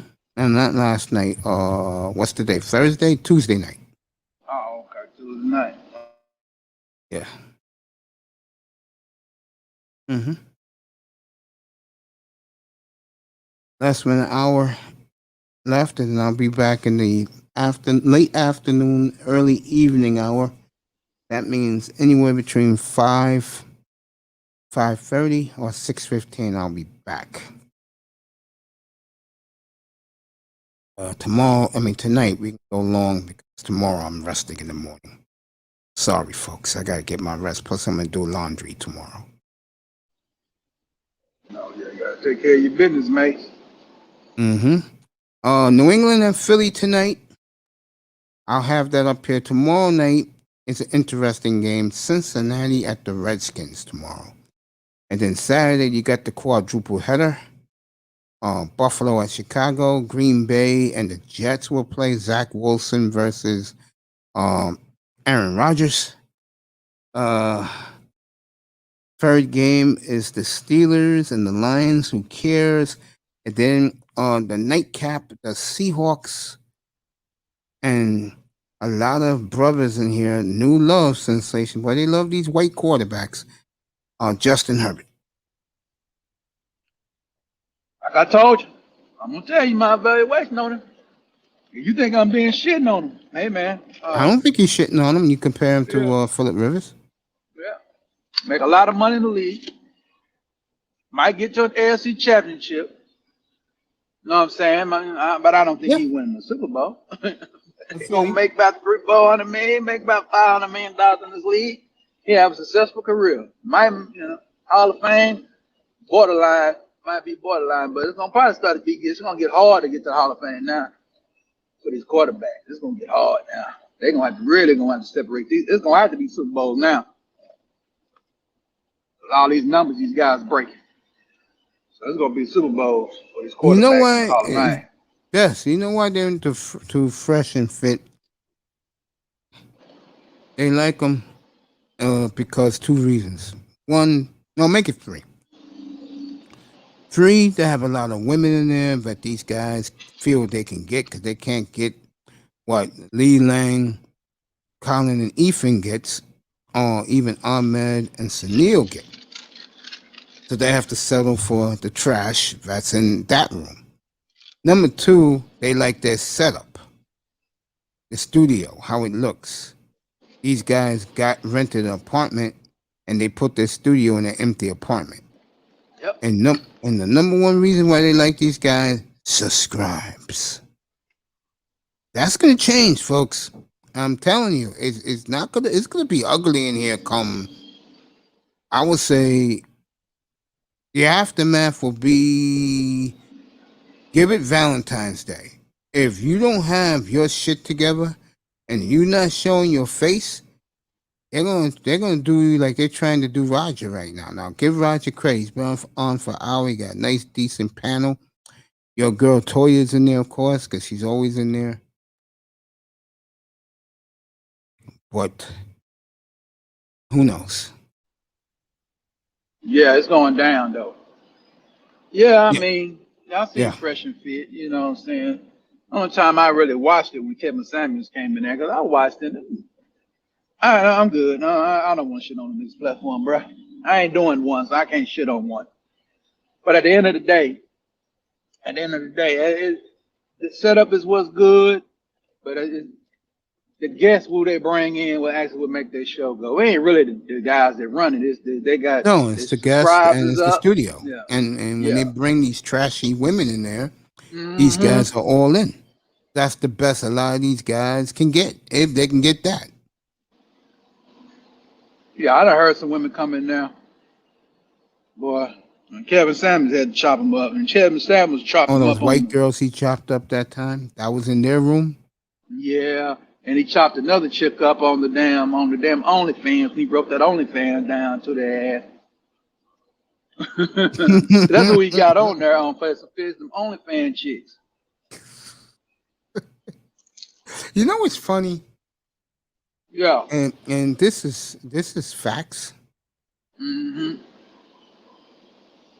Kevin Samuels, I think he comes across the board as a dude that hates women, which I know is not true. But I do know one thing. He is enjoying cutting the heads off of these black women. Oh yeah, he's best, especially because what he doing, he's going after her hypocrisy, the And bullshit. the sad thing is, these simps, these weakling black men, they are weaklings. Hmm. getting on Samuels. Why? Because Samuels is telling the truth. Why? Samuels is giving back to the brothers who these same bitches were very rude and crude to. Right. Yeah, Guys what I was wonder telling why. Toya, what I was talking to Toya about, she about that, when she brought up Umar Johnson. I was telling her about the same people that exposed Umar before Umar started doing the fuckery was the same nigga that was co-signing Umar because of Kevin Sanders. I got on their ass, boy, on that Facebook. I went in them niggas' mouth. I said, no, sir. You need to sit this one out, bro. I There's was nothing for you laughing. to really comment on. I was Nothing to laughing. comment on. I was laughing when O'Shea did a video on Omar Johnson. Mhm. And he said that it was so funny. He said that Umar is the type of brother, like in one way, that you want to represent the community. But Umar, in another way, is a liar, cannot be trusted. And he talks about who supports Umar Johnson. And when he said who supports them, I said, this is why this nigga is like you. When you have the baby mama supporting you, that's not saying much, in my opinion. Damn. Yep. When you got 92 octane supporting you, keep one eye wide open. That I cannot trust. Because they are the women, 89, 92% octane, that worships white zaddy.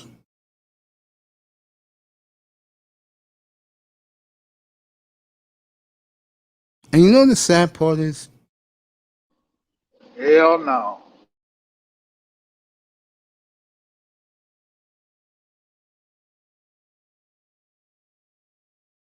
you know why?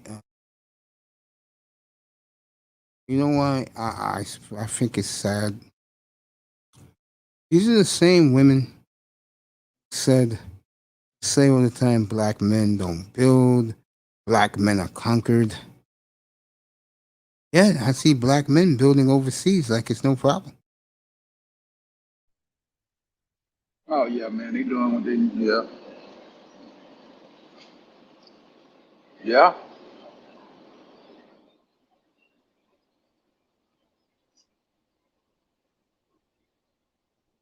Yeah, again, death.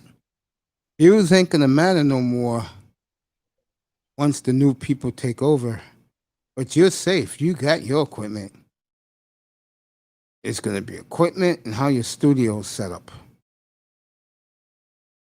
The problem is like Roger. It happened to Roger just recently. Are you gonna trust these new people to come into your room? You know what I'm saying? I wouldn't.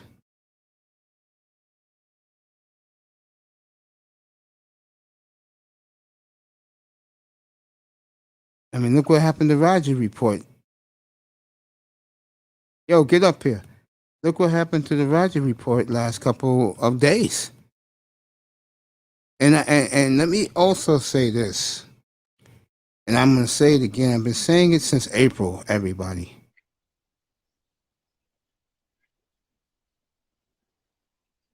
Screw flatbed in the cold. Yeah, you're going to do well, bro. This kid, Des James, a.k.a., you know him, Manny Mayweather. This kid got everything DJ Cooler recommended. He bought all of that shit, including a $2,000 microphone. Damn. This kid's going to be ready. He's not going to be the problem. The problem is going to be the guys who hide, the guys who use avatars.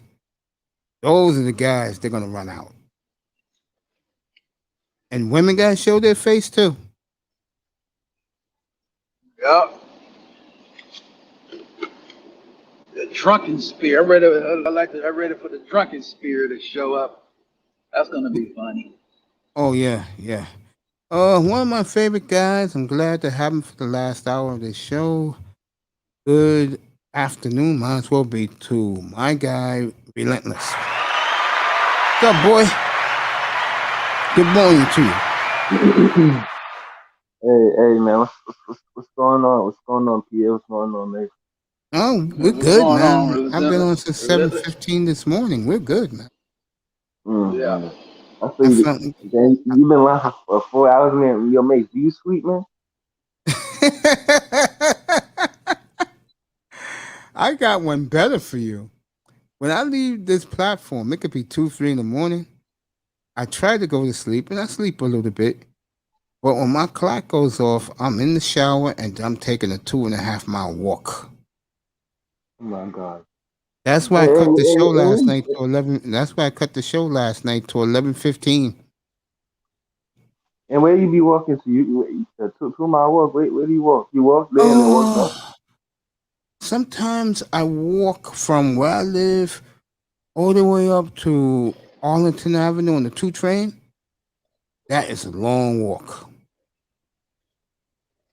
That is a long walk. Then I go all the way around. Instead of walking the way I came, I walk around like in the valley where all the bummerclods live. I walk through there and then walk all the way back on Eastchester, All, bro. all the bottom one. Yeah, yeah. But that's not Gun Hill, right? That's not Gun Hill, right? Gun Hill is 2 stops up, but Yeah, that's not. you know, I'll tell you what Arlington is. Arlington is where all these Boston Road, all these streets connect, and you see a Kentucky Fried Chicken, a IHOP, Mhm. and a White Castle all next to each other. Yeah. So I haven't had White Castle in so long, bro.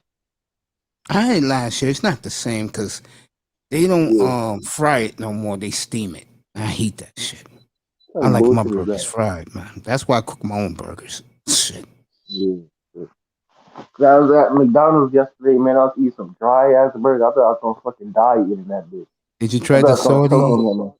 Oh, so you didn't have the stack chick Motherfucker. saute, chicken nugget sandwich? No, I ain't had that. I got I got the fish. I got a fish sandwich, and then Hmm. I got the bacon, the bacon McDouble, whatever thing, and then some other bullshit. I don't The even only know what thing I I got. like from McDonald's is the fries. And the fries is good. What we was talking, oh, he dropped off. He'll be right back. Uh, uh, Prince. I'll wait for Prince to come back too.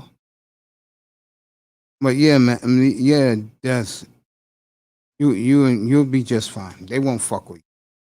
Matter of fact, they may want to interview you because you got your shit set up. Yeah, Prince is back. They may want to interview you. Well, those niggas come in your room, bro. Be leery of them. That's all I'm gonna tell you. Oh, okay. Because look what they did to Roger, bro. Yeah.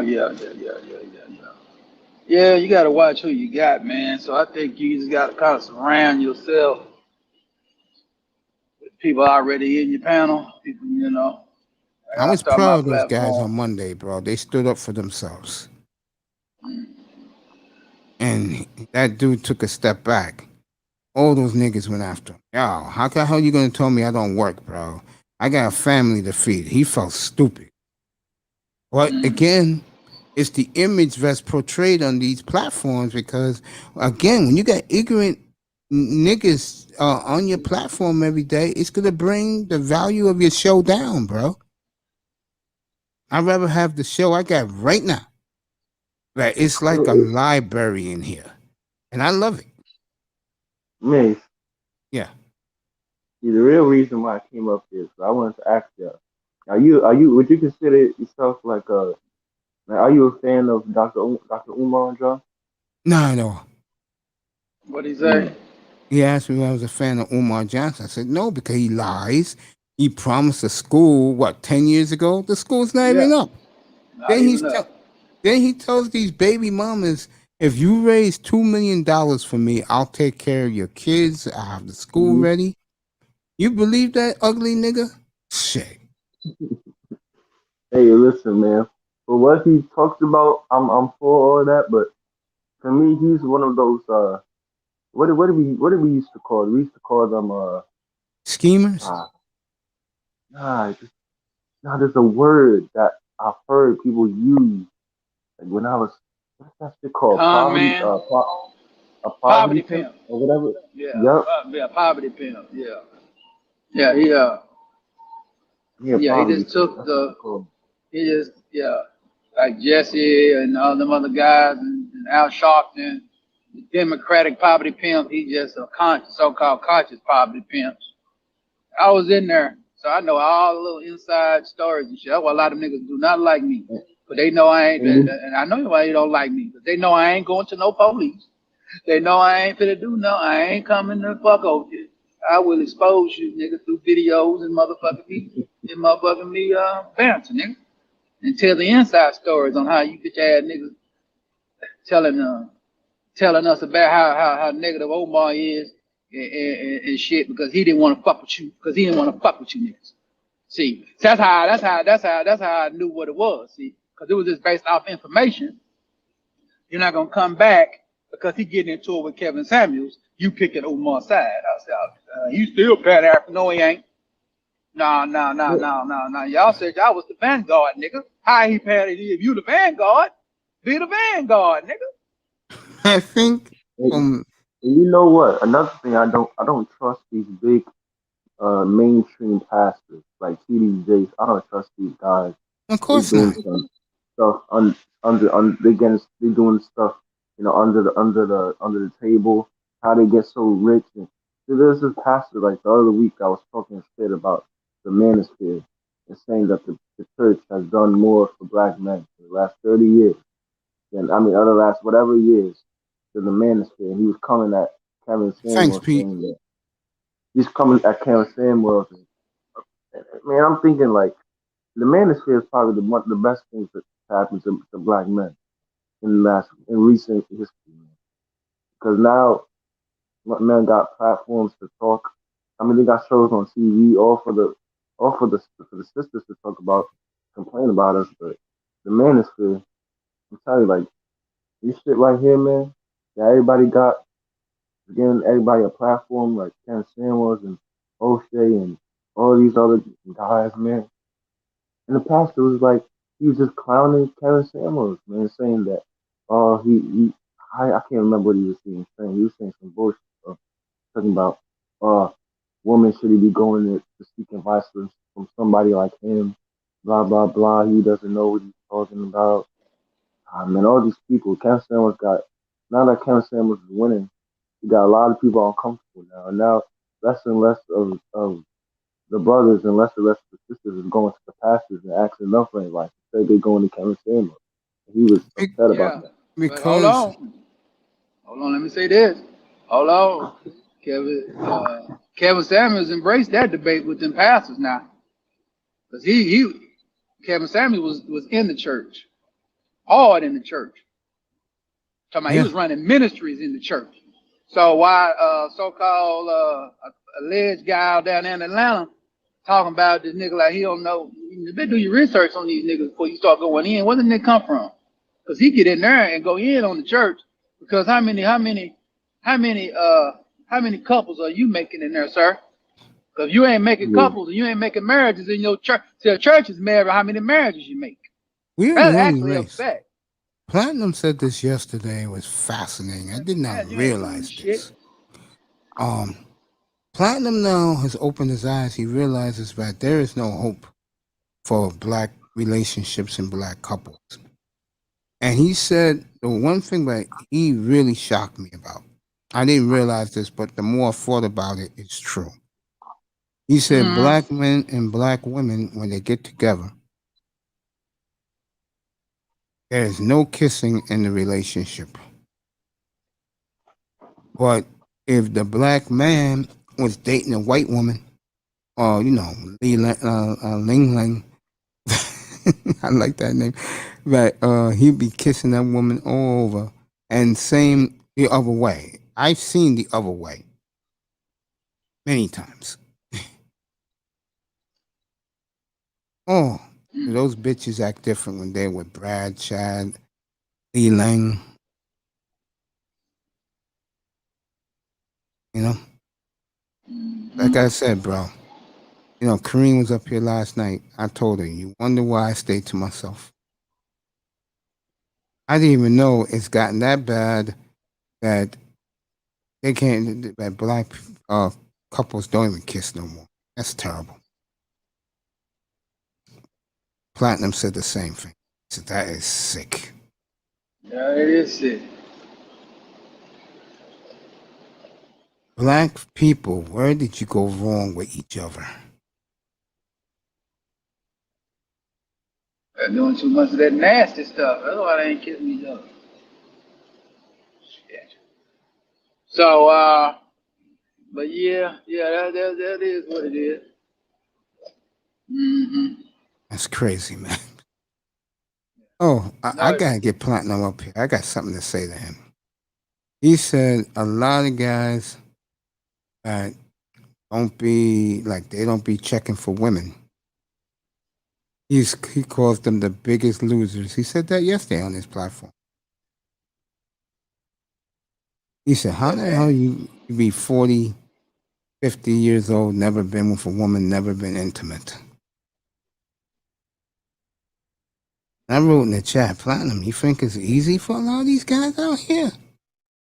Most of these guys don't know what to do.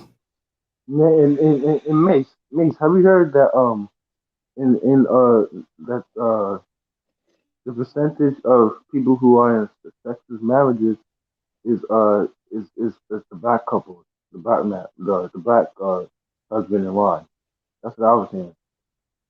How we like in terms of like sexless marriages, like, Yeah, blacks are number one. What do you think about that, Prince? what he said. That, I couldn't hear it. It was a that little when distorted. black people get married, I think 70 or 80% of the marriage are sexless marriages. Oh yeah, because a lot of times, a lot of black couples they wait so long to get married. So when you're married, you already know how she do. You know what she acting. That's why Kevin Samuels. See, all Kevin Samuels is teaching is what them old folks used to teach. They said, you meet a woman you like, because it wasn't a lot of the shit. In modern day, a lot of the money situations back then. So you was two broke ass niggas and shit together. You might well go on down there and pay that little $5, little lad, that little $10, that little $2 for that little birth certificate, for that little certificate. And then you was going through the newlyweds, so you learn the lady. The first 2 years, you still learn each other. So by the time you get to the 10th year, y'all finally, oh, okay, you figured her out, but now she done had a couple of kids, 4, 5, 6 kids. She's busy now, taking care of children and shit. So the process was smooth. But what niggas doing now, we wait so long to make sure this woman is the right woman and shit, which you would never know. That's why most of these divorces are how long they been common law married though. That's they've been common law married 5 years and only been married 2. I one of them. I was with a woman for 8 years on common law married, got married with her. I was through with the bitch. You know why? Because I had no business marrying her 'cause I knew her. Shit, she actually got worse. You know? Because they have a mindset, it took you this damn long. Fuck you, nigga. So it is what it is. So it is what it is. So if you don't get married, just do it within the 2-year time period. If you don't want to get married, then don't get married. Don't even play around with it. That's what's wrong with it. Waiting too long to marry these women, and then some of you niggas is marrying them too soon. So shit, I don't know what to tell you. I couldn't be in a sexless marriage, man. Nah, I'm not gonna be in a sex marriage at all. I'm This is gonna get fucking rid of them. insane, man. do you think That's when it's because it ended. That's when it ended for me. Cause I was in the sex. Yeah, the sex started happening at the end when there wasn't no sex. I'll come in off the truck, and I'm ready to do some fucking. Cause I ain't done nothing, and I ain't fucked in 4 days. And she tell me, hold on. I said, okay, I'm gonna hold on. I'm gonna hold You gonna on when I go take this somewhere shower. else. Went somewhere else and got me some pussy. I ain't gonna man, argue. Then I got rid of her ass. I was watching Play that Doctor shit, man. The fuck I'm married I for? He was was watching Doctor. watching I was watching Doctor VOA. He was saying Yeah, a lot of the brothers they don't realize it, but the wives they just look at them as providers. So when they That's so they it. on the only time they give it to them is when they do something. You understand? So it's like a transactional type of shit. So that he was saying that a lot of the times like the sisters they don't want to get married to the guys because like the guys they really want to get married to they ain't They trying to can't settle get. down with. They trying to settle down because they've been ran through. Now they want the good guy. So now they settle down with the square and they don't really want to fuck the square. That's Mm-mm. what he was saying. Right.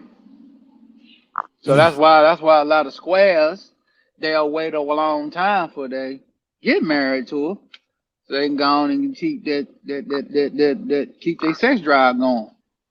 You know. And then when you do, man, it doesn't matter if you've been with her 2 days or been with her 10 years. Shit. By the time you say yeah, shit, she gonna keep fucking for the first little 6, 18 months, and after that she gonna start trying to act a fool on you. Let me say this, And Des, and real I quick. don't, yeah, and I don't know what the hell. Yeah, she was tripping. Let me say this to Des real quick. Here's what Des said about. If I was married, Des, if I was married, I better get some ass every time I get home from work. But since I'm not married, I live in monk mode every day. Monk mode ain't gonna change for me, bro. I love monk mode. It's an easy And transition see, to I talk grief. about sex as marriage. I can't even be in the sexless relationship. That's impossible. Like, That's impossible. Yeah, I'm I've not never finna be heard with a of woman. monk mode. I'm not finna be around I'm a gonna need woman some ass. long. I'm gonna need some ass. Pete, Right. Also, I'm gonna get it somewhere else. monk mode means that you've gone your entire life without being intimate or getting laid, Pete. Monk means you black pill, but black pill to the extreme. Yeah, in a relationship. Yeah, You Yeah, know, I it's was free, black crazy. man. pill. I was black pill for like a month. And I was like, fuck this shit. I was black pill. I remember when I first learned about fucking red pill, man, I was black pill in a bitch. Like for like a month straight. There's I was like, nothing you know what? better, I ain't doing shit. nothing Fuck this better shit. than telling a thick woman that you're not interested. Oh yeah, I No, remember I was over there. I remember I was at this one spot that I used to. It was on some spiritual shit. So you know, I wasn't really trying to holler at the women over there because it was at the spiritual spot. I ain't trying to blow it up. So, cause I already know if they one of them girls get with me, shit, they're not gonna follow that. They're not gonna follow directions over there. That ain't gonna happen. And then I think they end up realizing that. So they basically, they want me coming over there no more. And I highly bowed out before that even happened. I But at the don't end of the blame you, bro. day, yeah. So at the end of the day, no, I don't mix business. I'm not gonna fuck up what you got going on because I'm not going to. Pretty much, I'm me, and that woman gonna do for me. She ain't gonna do shit for you, bro. If she fuck with me, and I think that's what he knew. There Like, you go. if I let this nigga, which you ain't letting me, but he would make comments. The ladies over here don't like you. I'm thinking to myself, I don't give a fuck. First of all, I don't. What you say, I don't believe, cause these women don't have no problem with me, cause I'm cool, nice, and know how to talk to them, shit. So I don't give a damn about it. You know what I'm saying? And And then Nick, I'm gonna get my woman somewhere else anyway. I'm not getting a woman from here, cause I don't. So Yeah, you I'm know not my getting and no Nick, thing. woman What the from here. fuck I'm doing? I'm not getting no woman here in New York. You know how I meet women? I'll tell you how I meet women. When I used to go to the mall downtown, the Manhattan Mall, nothing but tourists there. Fine Mm-mm. ass tourists there. That, they're naive, they're not from New York. You could tell that they're country bumpkin chicks. So you going to get them mates? And all I used to do was just talk to them. They believed I was so much of a nice dude. They gave me their phone number, all this. Yeah, I just took it down and just kept it moving. Mm. I told them, you call me. I'm busy. And they They do call call. you? Yeah. Hmm. Back in those days, yeah, man. Let me see what's going on. My Mm. Caucasian ex-wife weighed pounds when I met her, working at McDonald's. We got married when I was 21, but she was pregnant. Now that's 21. She'd And be he's a like, real it's a blueface. baby kicking out, but it was gas, man. Yeah, I get it. Fucking God damn, he's blue bitch from the was era. 21. bitch was farting everywhere, bro. That's 3 years from now for me. Damn, I have to get married? God damn. Back in the old days, with not you, but I'll say me and Prince uh, and who's our brother that's up here? Grinder. It was normal for our parents to get married at 21. That was the Yeah, norm. that, Me, that I was know the that was the oldest rite one. of that was the rite of passage. Yeah. That It was when changed in it changed in the 90s, I think. because that was when feminism wasn't even toxic. That was just regular. Like I'm all for feminism, but when you try to go against the how God made it, that's why most of y'all sing. Like me, I go to work, man. I go to work, man. Just like some black chicks, couple brothers that work there too. Man, the chicks at that work are so entitled. They don't pay attention to this mother. They're invisible. So I let them agree with walk that. in. Let them walk in with a badass white chick or a badass Latina chick, man. They can be all over them. See, that's the problem, man. Yeah, I That's the mean, problem marriage right is there. just a natural, and a lot of the marriages is like shit. A lot of times the women was turning again. Go back to Kevin Samuels. Kevin Samuels said shit when he started listening to the show. He asked how many. A lot of these women have been engaged 3 or 4 goddamn times.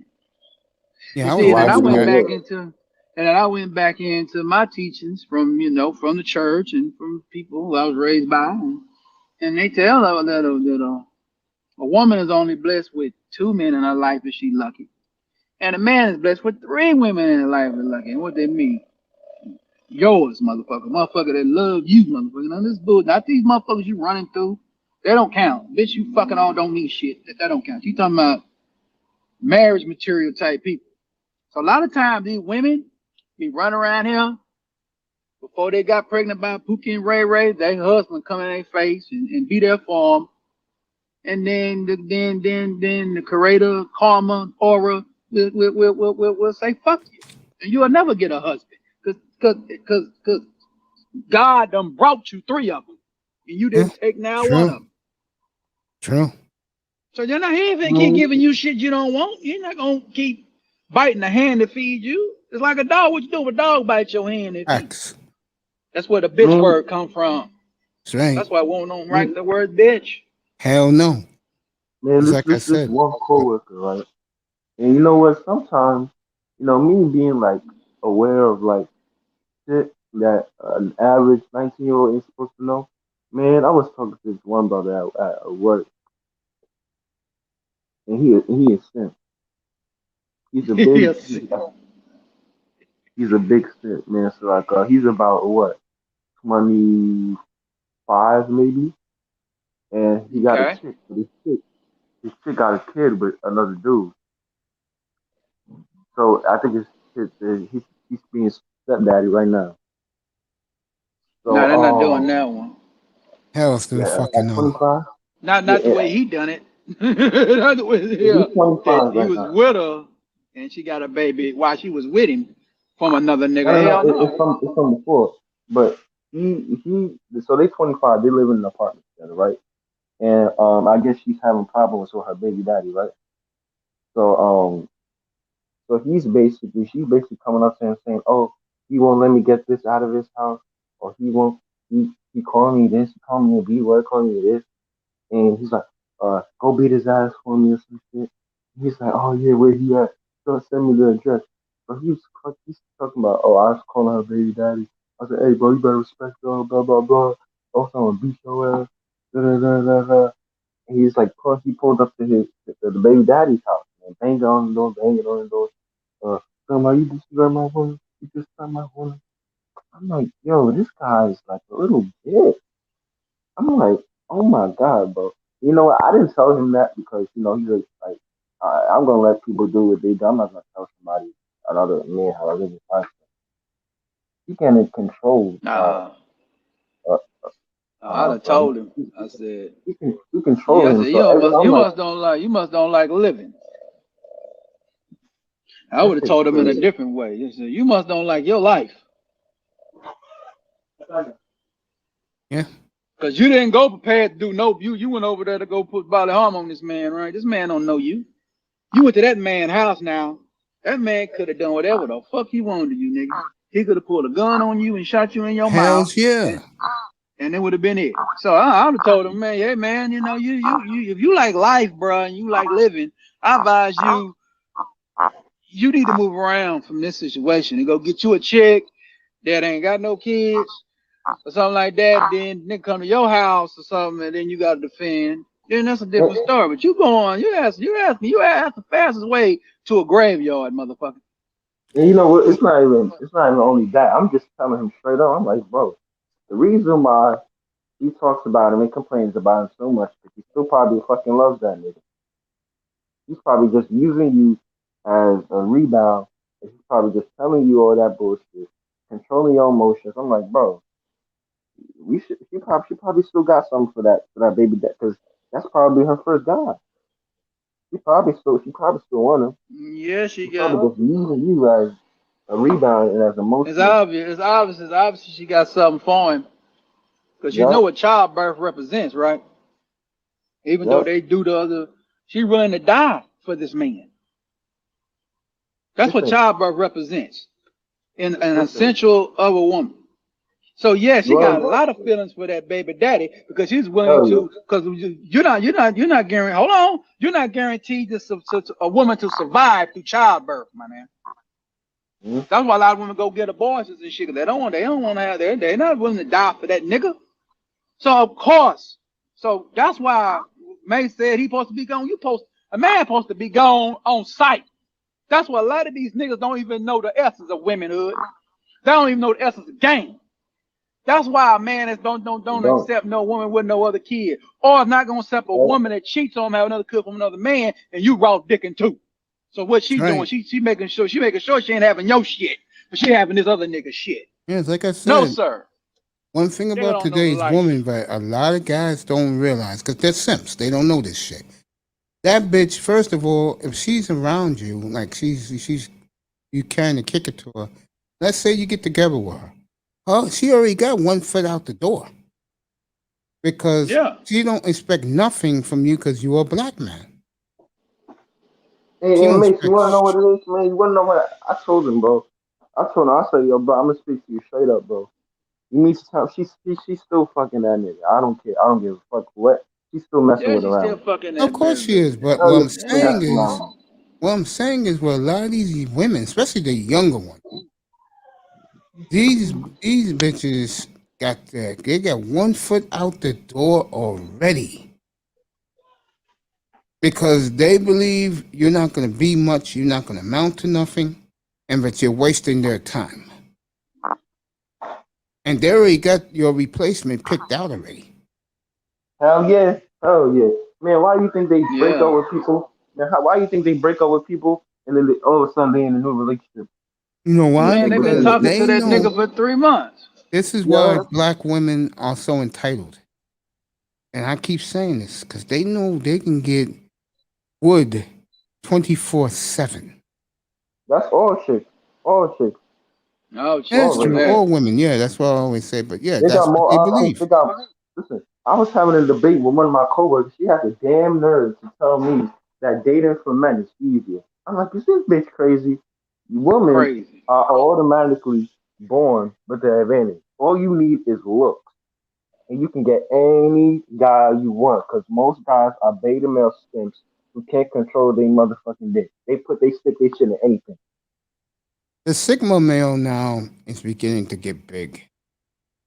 And I put myself in that category. And what do those guys do? Antisocial, don't want to be bothered. And if he did have a woman, he'll put her in line immediately. That's what you got to do. And that's another thing. That's another thing. They don't know how to put their females in check. They have these females. Just the females are getting more masculine while the men are getting more feminine. within 10 years, you're gonna see a huge difference in in relationships where the woman is gonna be doing way more than the man. I'm telling you, bro. I'm telling you. Now guys, now guys, they getting scared of their girlfriends. They lying to them like little bitches. They telling them what they want. They're not keeping it real, man. They getting bitched around and shit. They controlling their emotions, man. That's the number one thing, bro. Just don't get overly emotional with these chicks, man. That's a sign of weakness. Stop doing that shit. I laugh at these guys. Well, the baby fathers. I laugh at guys like that because these guys get so fucking insane when they see the baby mama who they left behind dating other dudes. And vice versa because they have that connection. Because they had. I don't care. Listen, I don't give a fuck if it's a one night stand. If you messing with somebody, you fucking do what it do inside of them, bro. That you gonna have a connection for the rest of your life. Something that the regular I boyfriend laugh can at never all have. these dudes. I laugh at all these dudes who fight over a woman. I'm like, you motherfuckers stupid, bro. And they be fighting over chicks that probably don't even want them. They're not their first option. They fighting over chicks that probably don't even freaking want them. They're just using them for money, using them for attention, using them for this bullshit. They don't even want them. Oh, I'm telling It you, man. pays to be by yourself, trust me. Look, but every guy in my job is a little blue pill sick. All of them. All of them. I know it. All of them are little bitches. All of them. As soon as a chick walks in, oh my god, yo, brush got fat, yo. I'm like, damn, nigga, relax, nigga. Like, bro, you ain't never seen a chick before, bro. Like, all of them was all simps. Like, oh, bro, I'll buy the world. And shit. Like, damn, my nigga, relax, bro. I mean, it's not that serious, man. Too many, a lot of guys, man, they turn into simps. They losing, they losing the true meaning of It's being a crazy, bro. human, bro.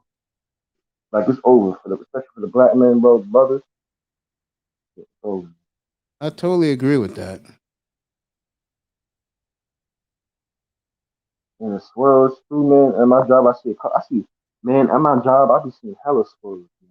Swirls everywhere, young or old, middle age, swirling it up, swirling it up, man, swirling up. Well, you see it all over the place? Yeah, well, not all over the place, but I see it. Like I see, okay, so let's say I might see a black couple three, maybe like 5 times a day, but I will see an interracial couple maybe 3 times a day. So that's kind of a lot. I see I swirls. don't see black couples. I see everything I see, I would say is mostly interracial over here, bro.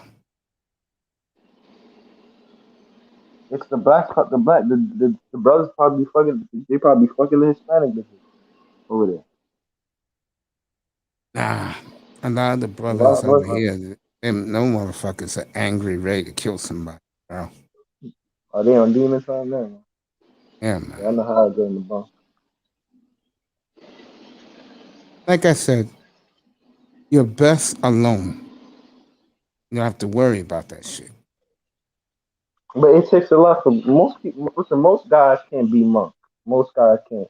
Even being monk is like a whole nother level of like a lot of guys can't do that. A lot of guys can't even go a day without fucking touching their fucking feet like dick, bro. Like it's gonna be hard. They can't do that. Being monk, that's gotta be something that's gotta be something you gotta work on, bro. Like being monk, man, that shit ain't easy, man. That shit is hard, bro. I knew I that. think You the know, older you get, the easier it becomes. Like, I'll give you an example. Once you hit, I'm going to say 34, 35 years old. because probably your sex drive goes down. Like you're not And as excited no Nah, my sex drive ain't going down, but I think your mental sex drive go down. Your physical sex drive ain't go yes, down because there with you a go. woman, it's mental. Physical sex drive ain't going down. A woman, I'm sorry to say it, a woman on you, and you, yeah, a woman, a real woman on you, you fucking on her. Now, Boy, Mace, man, I've had women What on me. Mace is what Mace doing is he's staying away. I Cause had he women already on me, know. and but he's telling me go over there. He's telling me go over there. yeah, exactly. I had women on me, bro. I just tell them get off me. Get over, go over there. I don't know how you was able to do that, Mace. Boy, you got a Yeah, woman man, on. you a better man than I am, bro. You a Yeah. better man than I am. See, That's different I if stand you up, know, man. yeah, because I ain't no thirsty, so-called thirsty ass nigga and shit. But if a woman around I ain't me, thirsty. shit, I'm finna go. I'm gonna at least test her and see if she wants something. Shit, if she in my car and she say something slick, shit, I might have to fucking go, man. Yeah, See, oh yeah, she maybe gonna have to because I'm turn me a, down. Like, no, I don't want it. Oh, okay. I'll leave you alone, baby. Oh, no problem. something gonna get clapped. Something gonna get clapped. I don't know what, but something gonna get clapped. That's all I'm saying. But you know Gotta what, touch her. man? Shit. Maybe as I get older, maybe it won't be that hard. I don't know, but I'm just saying, Mace, I ain't if gonna you, lie, it's brutal in your 20s. yeah, yeah, you just gotta know how to manage it. I'm managing it. I'm not. Just don't be And out here like once, these other guys out here I'm knocking up surprised. random. Did you ever watch that movie? I don't know if Mace ever watched the movie. Have you ever watched the movie called Son of a Woman? with De Niro Nah, with Al Pacino. or Pacino, yes, right. Pacino, yeah, I seen it. Mm-hmm. Okay. I was surprised you wasn't trying to get a sweet taste of honey.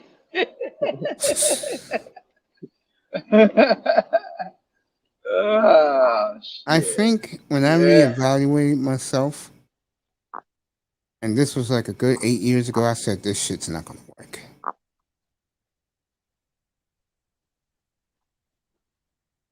You just I think about you just don't want to go through the you just don't want to go through the trials and tribulations with the woman. That it? Yeah, I don't want to put up with the bullshit. You don't even want to do pump and dump. You don't even want to do that. Nah, Yeah, because okay, so I what don't is know where the her ass has been. okay? So Mace, what would it take for you? Like, what does she have to do? Do you really have to really connect with her? Like, does she have to be like a female version of you? Like, connect with her like on a crazy level Nah, for you in order for you to do that? nah. Mm. So like you lost weight. After you lost weight, like your mindset wasn't okay. Now I can you know get out there and they don't want to see what it is. You wasn't interested in that. No, I was doing that, but the women were a turnoff. Now I understand why. It took me to get into this manosphere to realize why. And also, what really opened my eyes was I didn't realize there were a lot of other brothers like me that was having problems.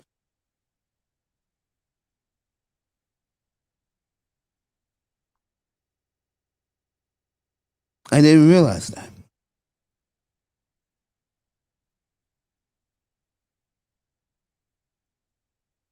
Yeah, me and you, man, you come from completely different eras of fucking life, man. Like that shit is crazy. Like maybe because when you were growing up, chicks wasn't as promiscuous as they are now.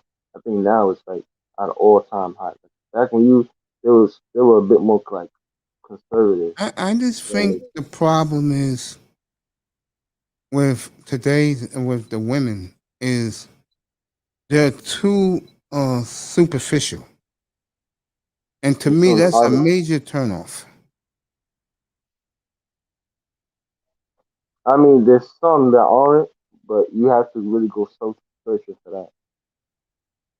So you gotta search for that.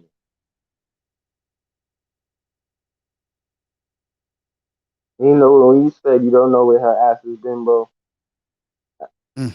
a lot of chicks at your age, man, have been ran through, and that's just what it is, man. Even the chicks at my age, man, they be getting ran through, and they 18, 19 years they ran through, man. I'm Totally telling you, agree. and that's just what it is. Now all of a sudden, these guys. these guys are finding out what their girlfriends and their daughters or whatever are really getting up to, and now it's like they heartbroken. Man, that's the red pill, bro. Man, Interesting. like, but that's what it is. That's why a lot of guys they have to get the red pill rage because they're like, shit, I didn't know this shit. I didn't know because society they don't want you to fucking know about that shit. Man. They be getting these chicks, they be getting F, man. And yeah, y'all isn't fucking, y'all don't know. That's what I would do is take the red pill. They call that the red pill rage because they just angry at it. Like, damn, I didn't know this shit. It is what it is. The same way we do what we do, the same way they do it. Like, well, humans, man. Everybody got to go. Like I was talking to this one chick, man. Like maybe last month. She was saying like some bullshit. She's like, I'm a virgin, blah blah blah. You're gonna have to wait 6 months to get it. I'm like, bitch, stop it. I was like, bitch, you lying right now. No, like you have to wait. I gonna really have to know you and shit. It's all a lie, man. It's all a lie, man. Of course, that's why I don't fuck with It's a them. lie. I don't have time to play games. I just start talking to them. I was like, that's a lie. I just keep it. The both I is just lie. keep it moving. Yeah, man, keep it moving. But yeah, you dealing with these females, man.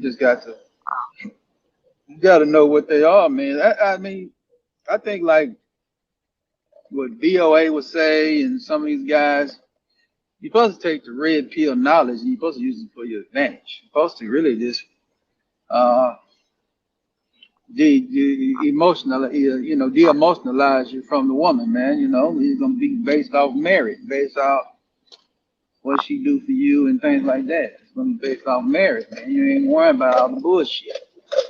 I Yeah, agree. That's what I got. some That's of the what I guys, got from the information. But you're gonna have to rage because you learning about the con game you've been ran on you. That's why you raging because you've been con. You've been hoodwinked, run amok, bamboozled. Yeah, Dominica uh, Maria. I was watching her yesterday.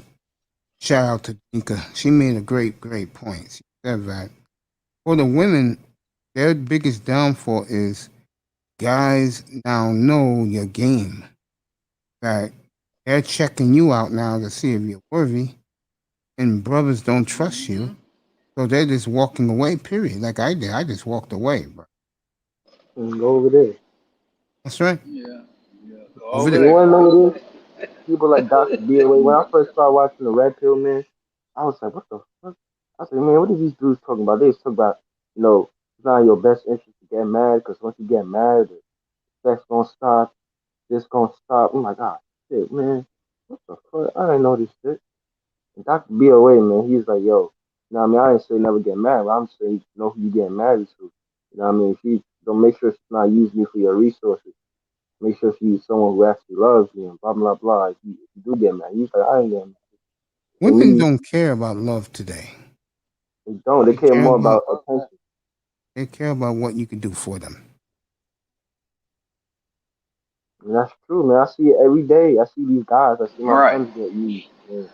Talking about buy me a Cartier this, buy me this, buy me this. She's saying buy me this. Me and my y'all didn't even fuck yet. The fuck? It's like What are I you getting said. out of the situation? It's like I said. Oh, um, the better you are in the lower half of your body, the more men will be suckers. The simp army. Simple. I mean, I was talking to this. There's so many simps out here, man. I was talking to this one chick, and I can't lie, she bad. And I just asked her, I was just interested. I was like, how many DMs do you get a day? How many DMs do you get? How many messages do you get from guys on like all the social media? She's like, probably like about 10 to 20 guys times a day. Maybe some days 25. I'm like, what? So you need to tell me I'm with 25 different guys pick you up every single day?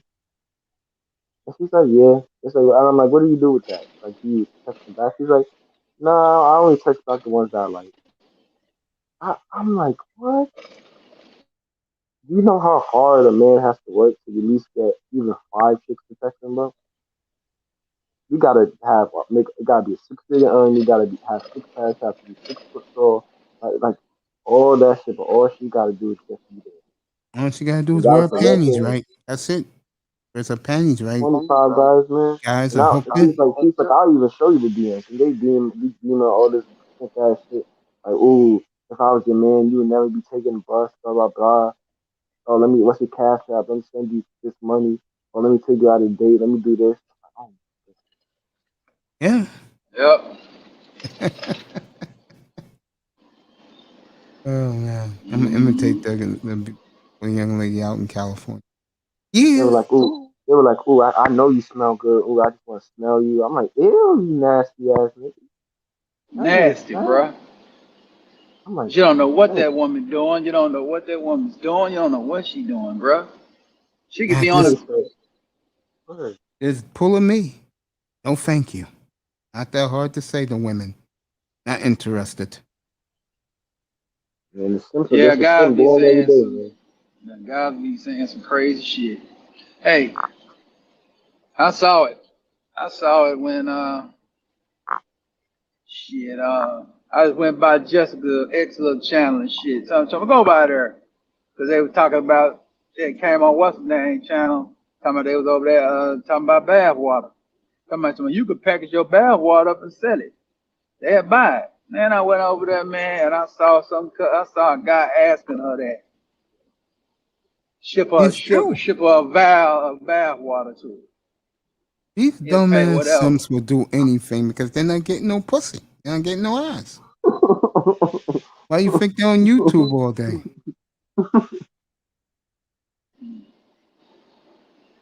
Fucking relentless as cracky go. Yeah, nah. Oh shit, man, Well, praise well, the Complaining Simpsons, man. about Praise women. the Simpsons. fucking wow. Complaining about women. Yeah. Talking about I'm gonna have your kid, man. Let's have kids. What the I, fuck? I'm like, I nigga, mean, God, yo, I was just like them when I first got to the damn. manosphere, but after like a week, I said, nah, man, this is bad, bro. I said, I'm not even this bad. Nah, I ain't finna get on these platforms. I used to You go to know. Game Changers channel, and I used to always give him a donation, and I'd be talking to him. I used to talk to him in the chat. He used to read it. He was like, "Yo, Mace, man, I'm getting tired of you, Mace. Getting tired of you."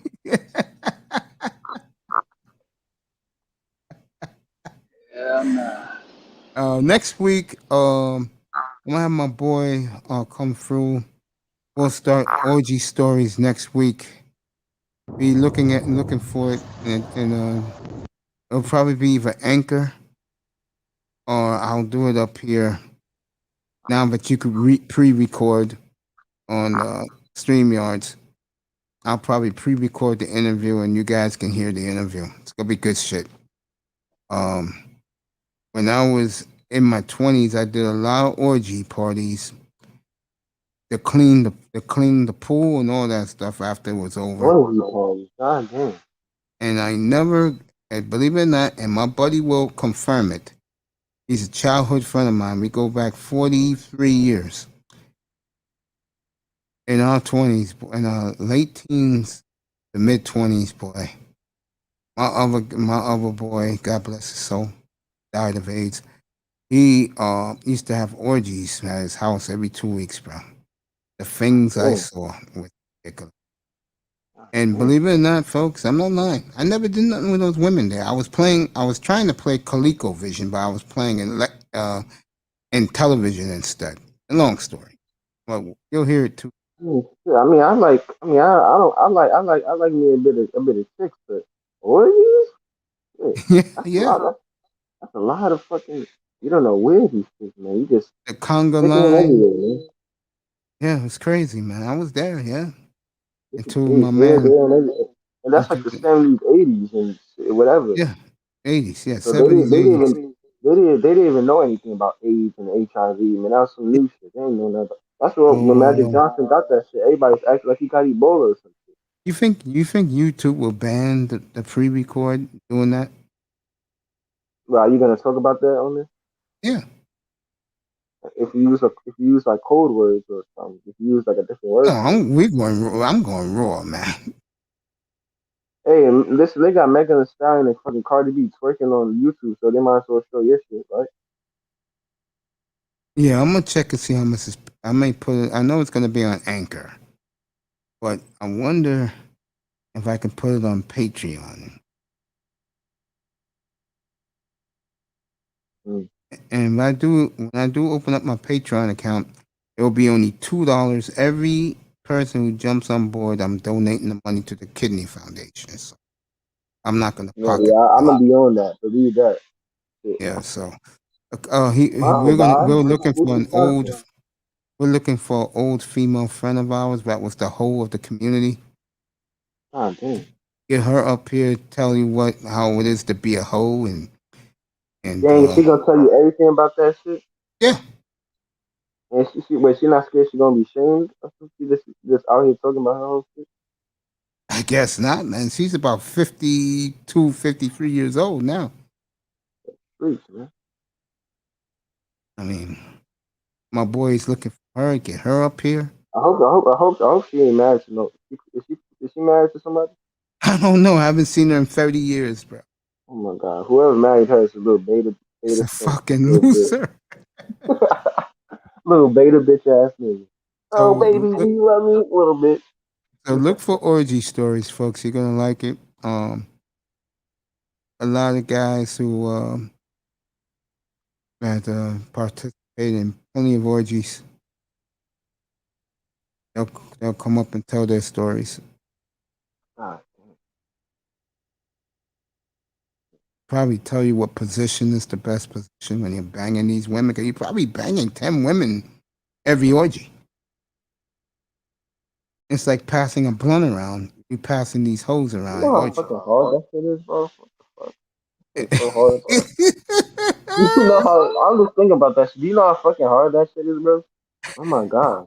Yeah, He man. probably has kids he doesn't Hear even about know. me. It was hard for me. I had to sit there and fucking watch all that shit before I had to clean up the place. And they was paying you to clean that shit up. Yeah, the guy was clean. Paid me to I clean it. mean, Yeah. you didn't have to watch that shit. You could have gone in another room. No, You didn't I have to did. watch that. I went to another bedroom at his house to play in television.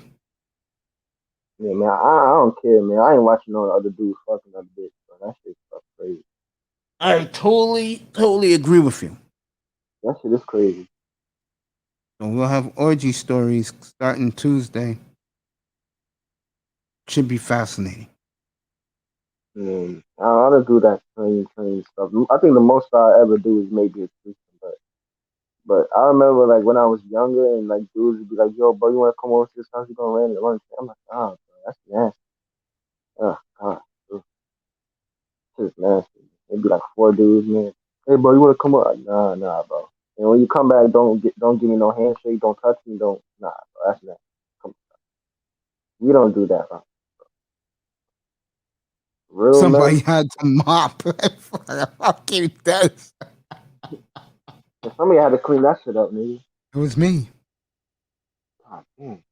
An all night And you job didn't too. throw up? Like you didn't throw up and like see a bunch of other people's like gunk all over the place, man? Of course it bothered me, man. I'm human. Huh. Man, they got to pay me like $100 an hour for me to do that shit. Fuck that shit. Panties Not even that. They got to everywhere. pay me more. I got Nah. $250 for the night to clean it. It's probably smell like dookie and sweat and shit. Oh god. Oh god. The pool was the worst. I had to do the pool the next day.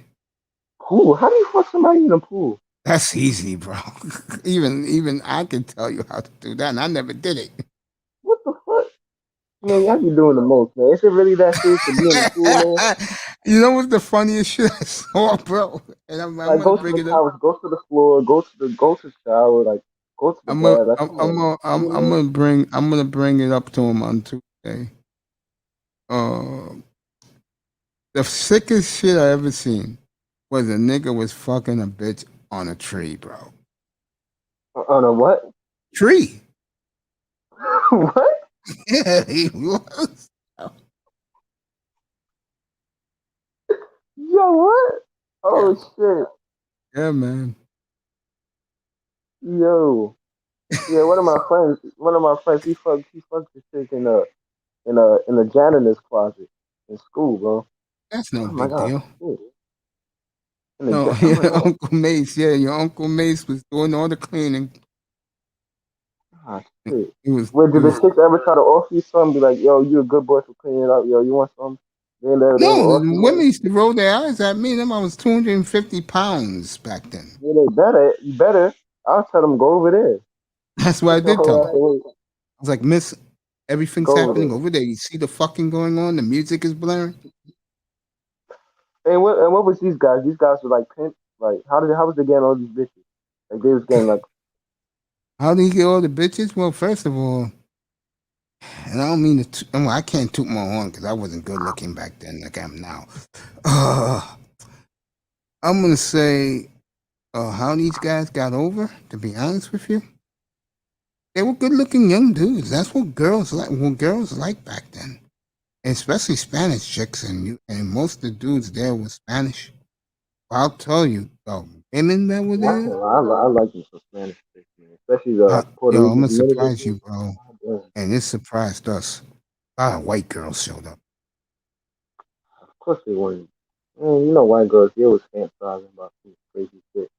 And white girls, man, they love fun. I'm telling you, Yeah, they white crazy. girls galore at this time, bro. They the queen, they the kings, they the queens of swirl. They swirl that shit. They swirl. Man, white chicks is crazy, man. Them chicks, them bitches is crazy. Them niggas, yeah. Now I'm gonna think about this shit. The shit was insane, bro. Well, I'll have that with him on Tuesday. Um, he's gonna only be audio only, so it's a good thing that my roadcaster I can get him on the phone via call that shit uh Bluetooth, so you'll hear the if you come in. I'm pre-recording it, but come in. I'll let you know what time I'm gonna be on with it. I gotta call him, ask him what time he wants to do it, but it should be some good shit. You guys will enjoy. It'll be memory lane for me. I can tell you that, and him. But get ready for it. Should be some good shit. I get the feeling I will be flagged. What you think? All right, gang. I am out. Relentless, come up to this evening. I'll be back for the evening show. He did 5 hours. I'm gonna wait till it gets to 5:30. Once it gets to 5:30, I'm out the door. Does thank you. You was great. Pete, thank you. You was great. Kareem, beautiful as always. I love you. Toya was terrific on the panel. Of course, Prince Pierre. Relentless. We will see you guys.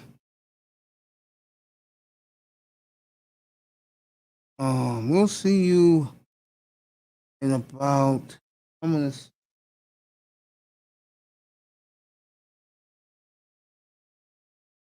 you in about 5.5 hours from now, which will be 6:15 Eastern time. We'll pick this up. We will do more of this stuff later tonight. Peace to you, Des. I love you, man. You have a good day, buddy. I'll be back on this evening for a long, long time. I'll probably go up to 2 a.m. tonight.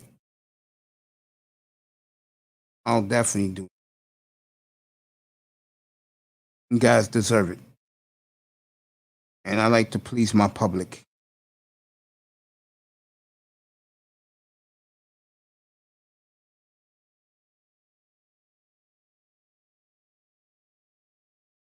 So, 1 minute and I'm out of here. From here, I gotta go get I'm gonna go get my aunt a couple birthday cards. Send it to her. Good thing she lives 2 communities down, so she'll get it tomorrow. I'm not going to say the speech right now. It's early in the day. Everybody in the East Coast, enjoy your lunch from the plantation. Midwest is about to go to lunch. Southland too. Rocky Mountains is too early for lunch for them, and they just started work in the Pacific times. This is brought to you by Sigma Men. Men who are antisocial know how to put women in check. No drugs, no drinking, no smoking, no sex, and no women. I will see you, or I see you, Des. All right, bro, you get some rest driving 9 hours to Baltimore. I will see you all later this evening around either 5:30 or 6:15 Eastern Time. Good afternoon, everybody. Des, be safe on the road. Good afternoon, everybody from the Oasis. I love all of you. I love you all. This is for everybody. Des, have a safe ride, bro. I guess you won't get to Baltimore till about 10 o'clock tonight. So be safe on the road. I'll be back this evening to get you to Baltimore for sure. Love you. Love everybody. See you this evening from the Oasis.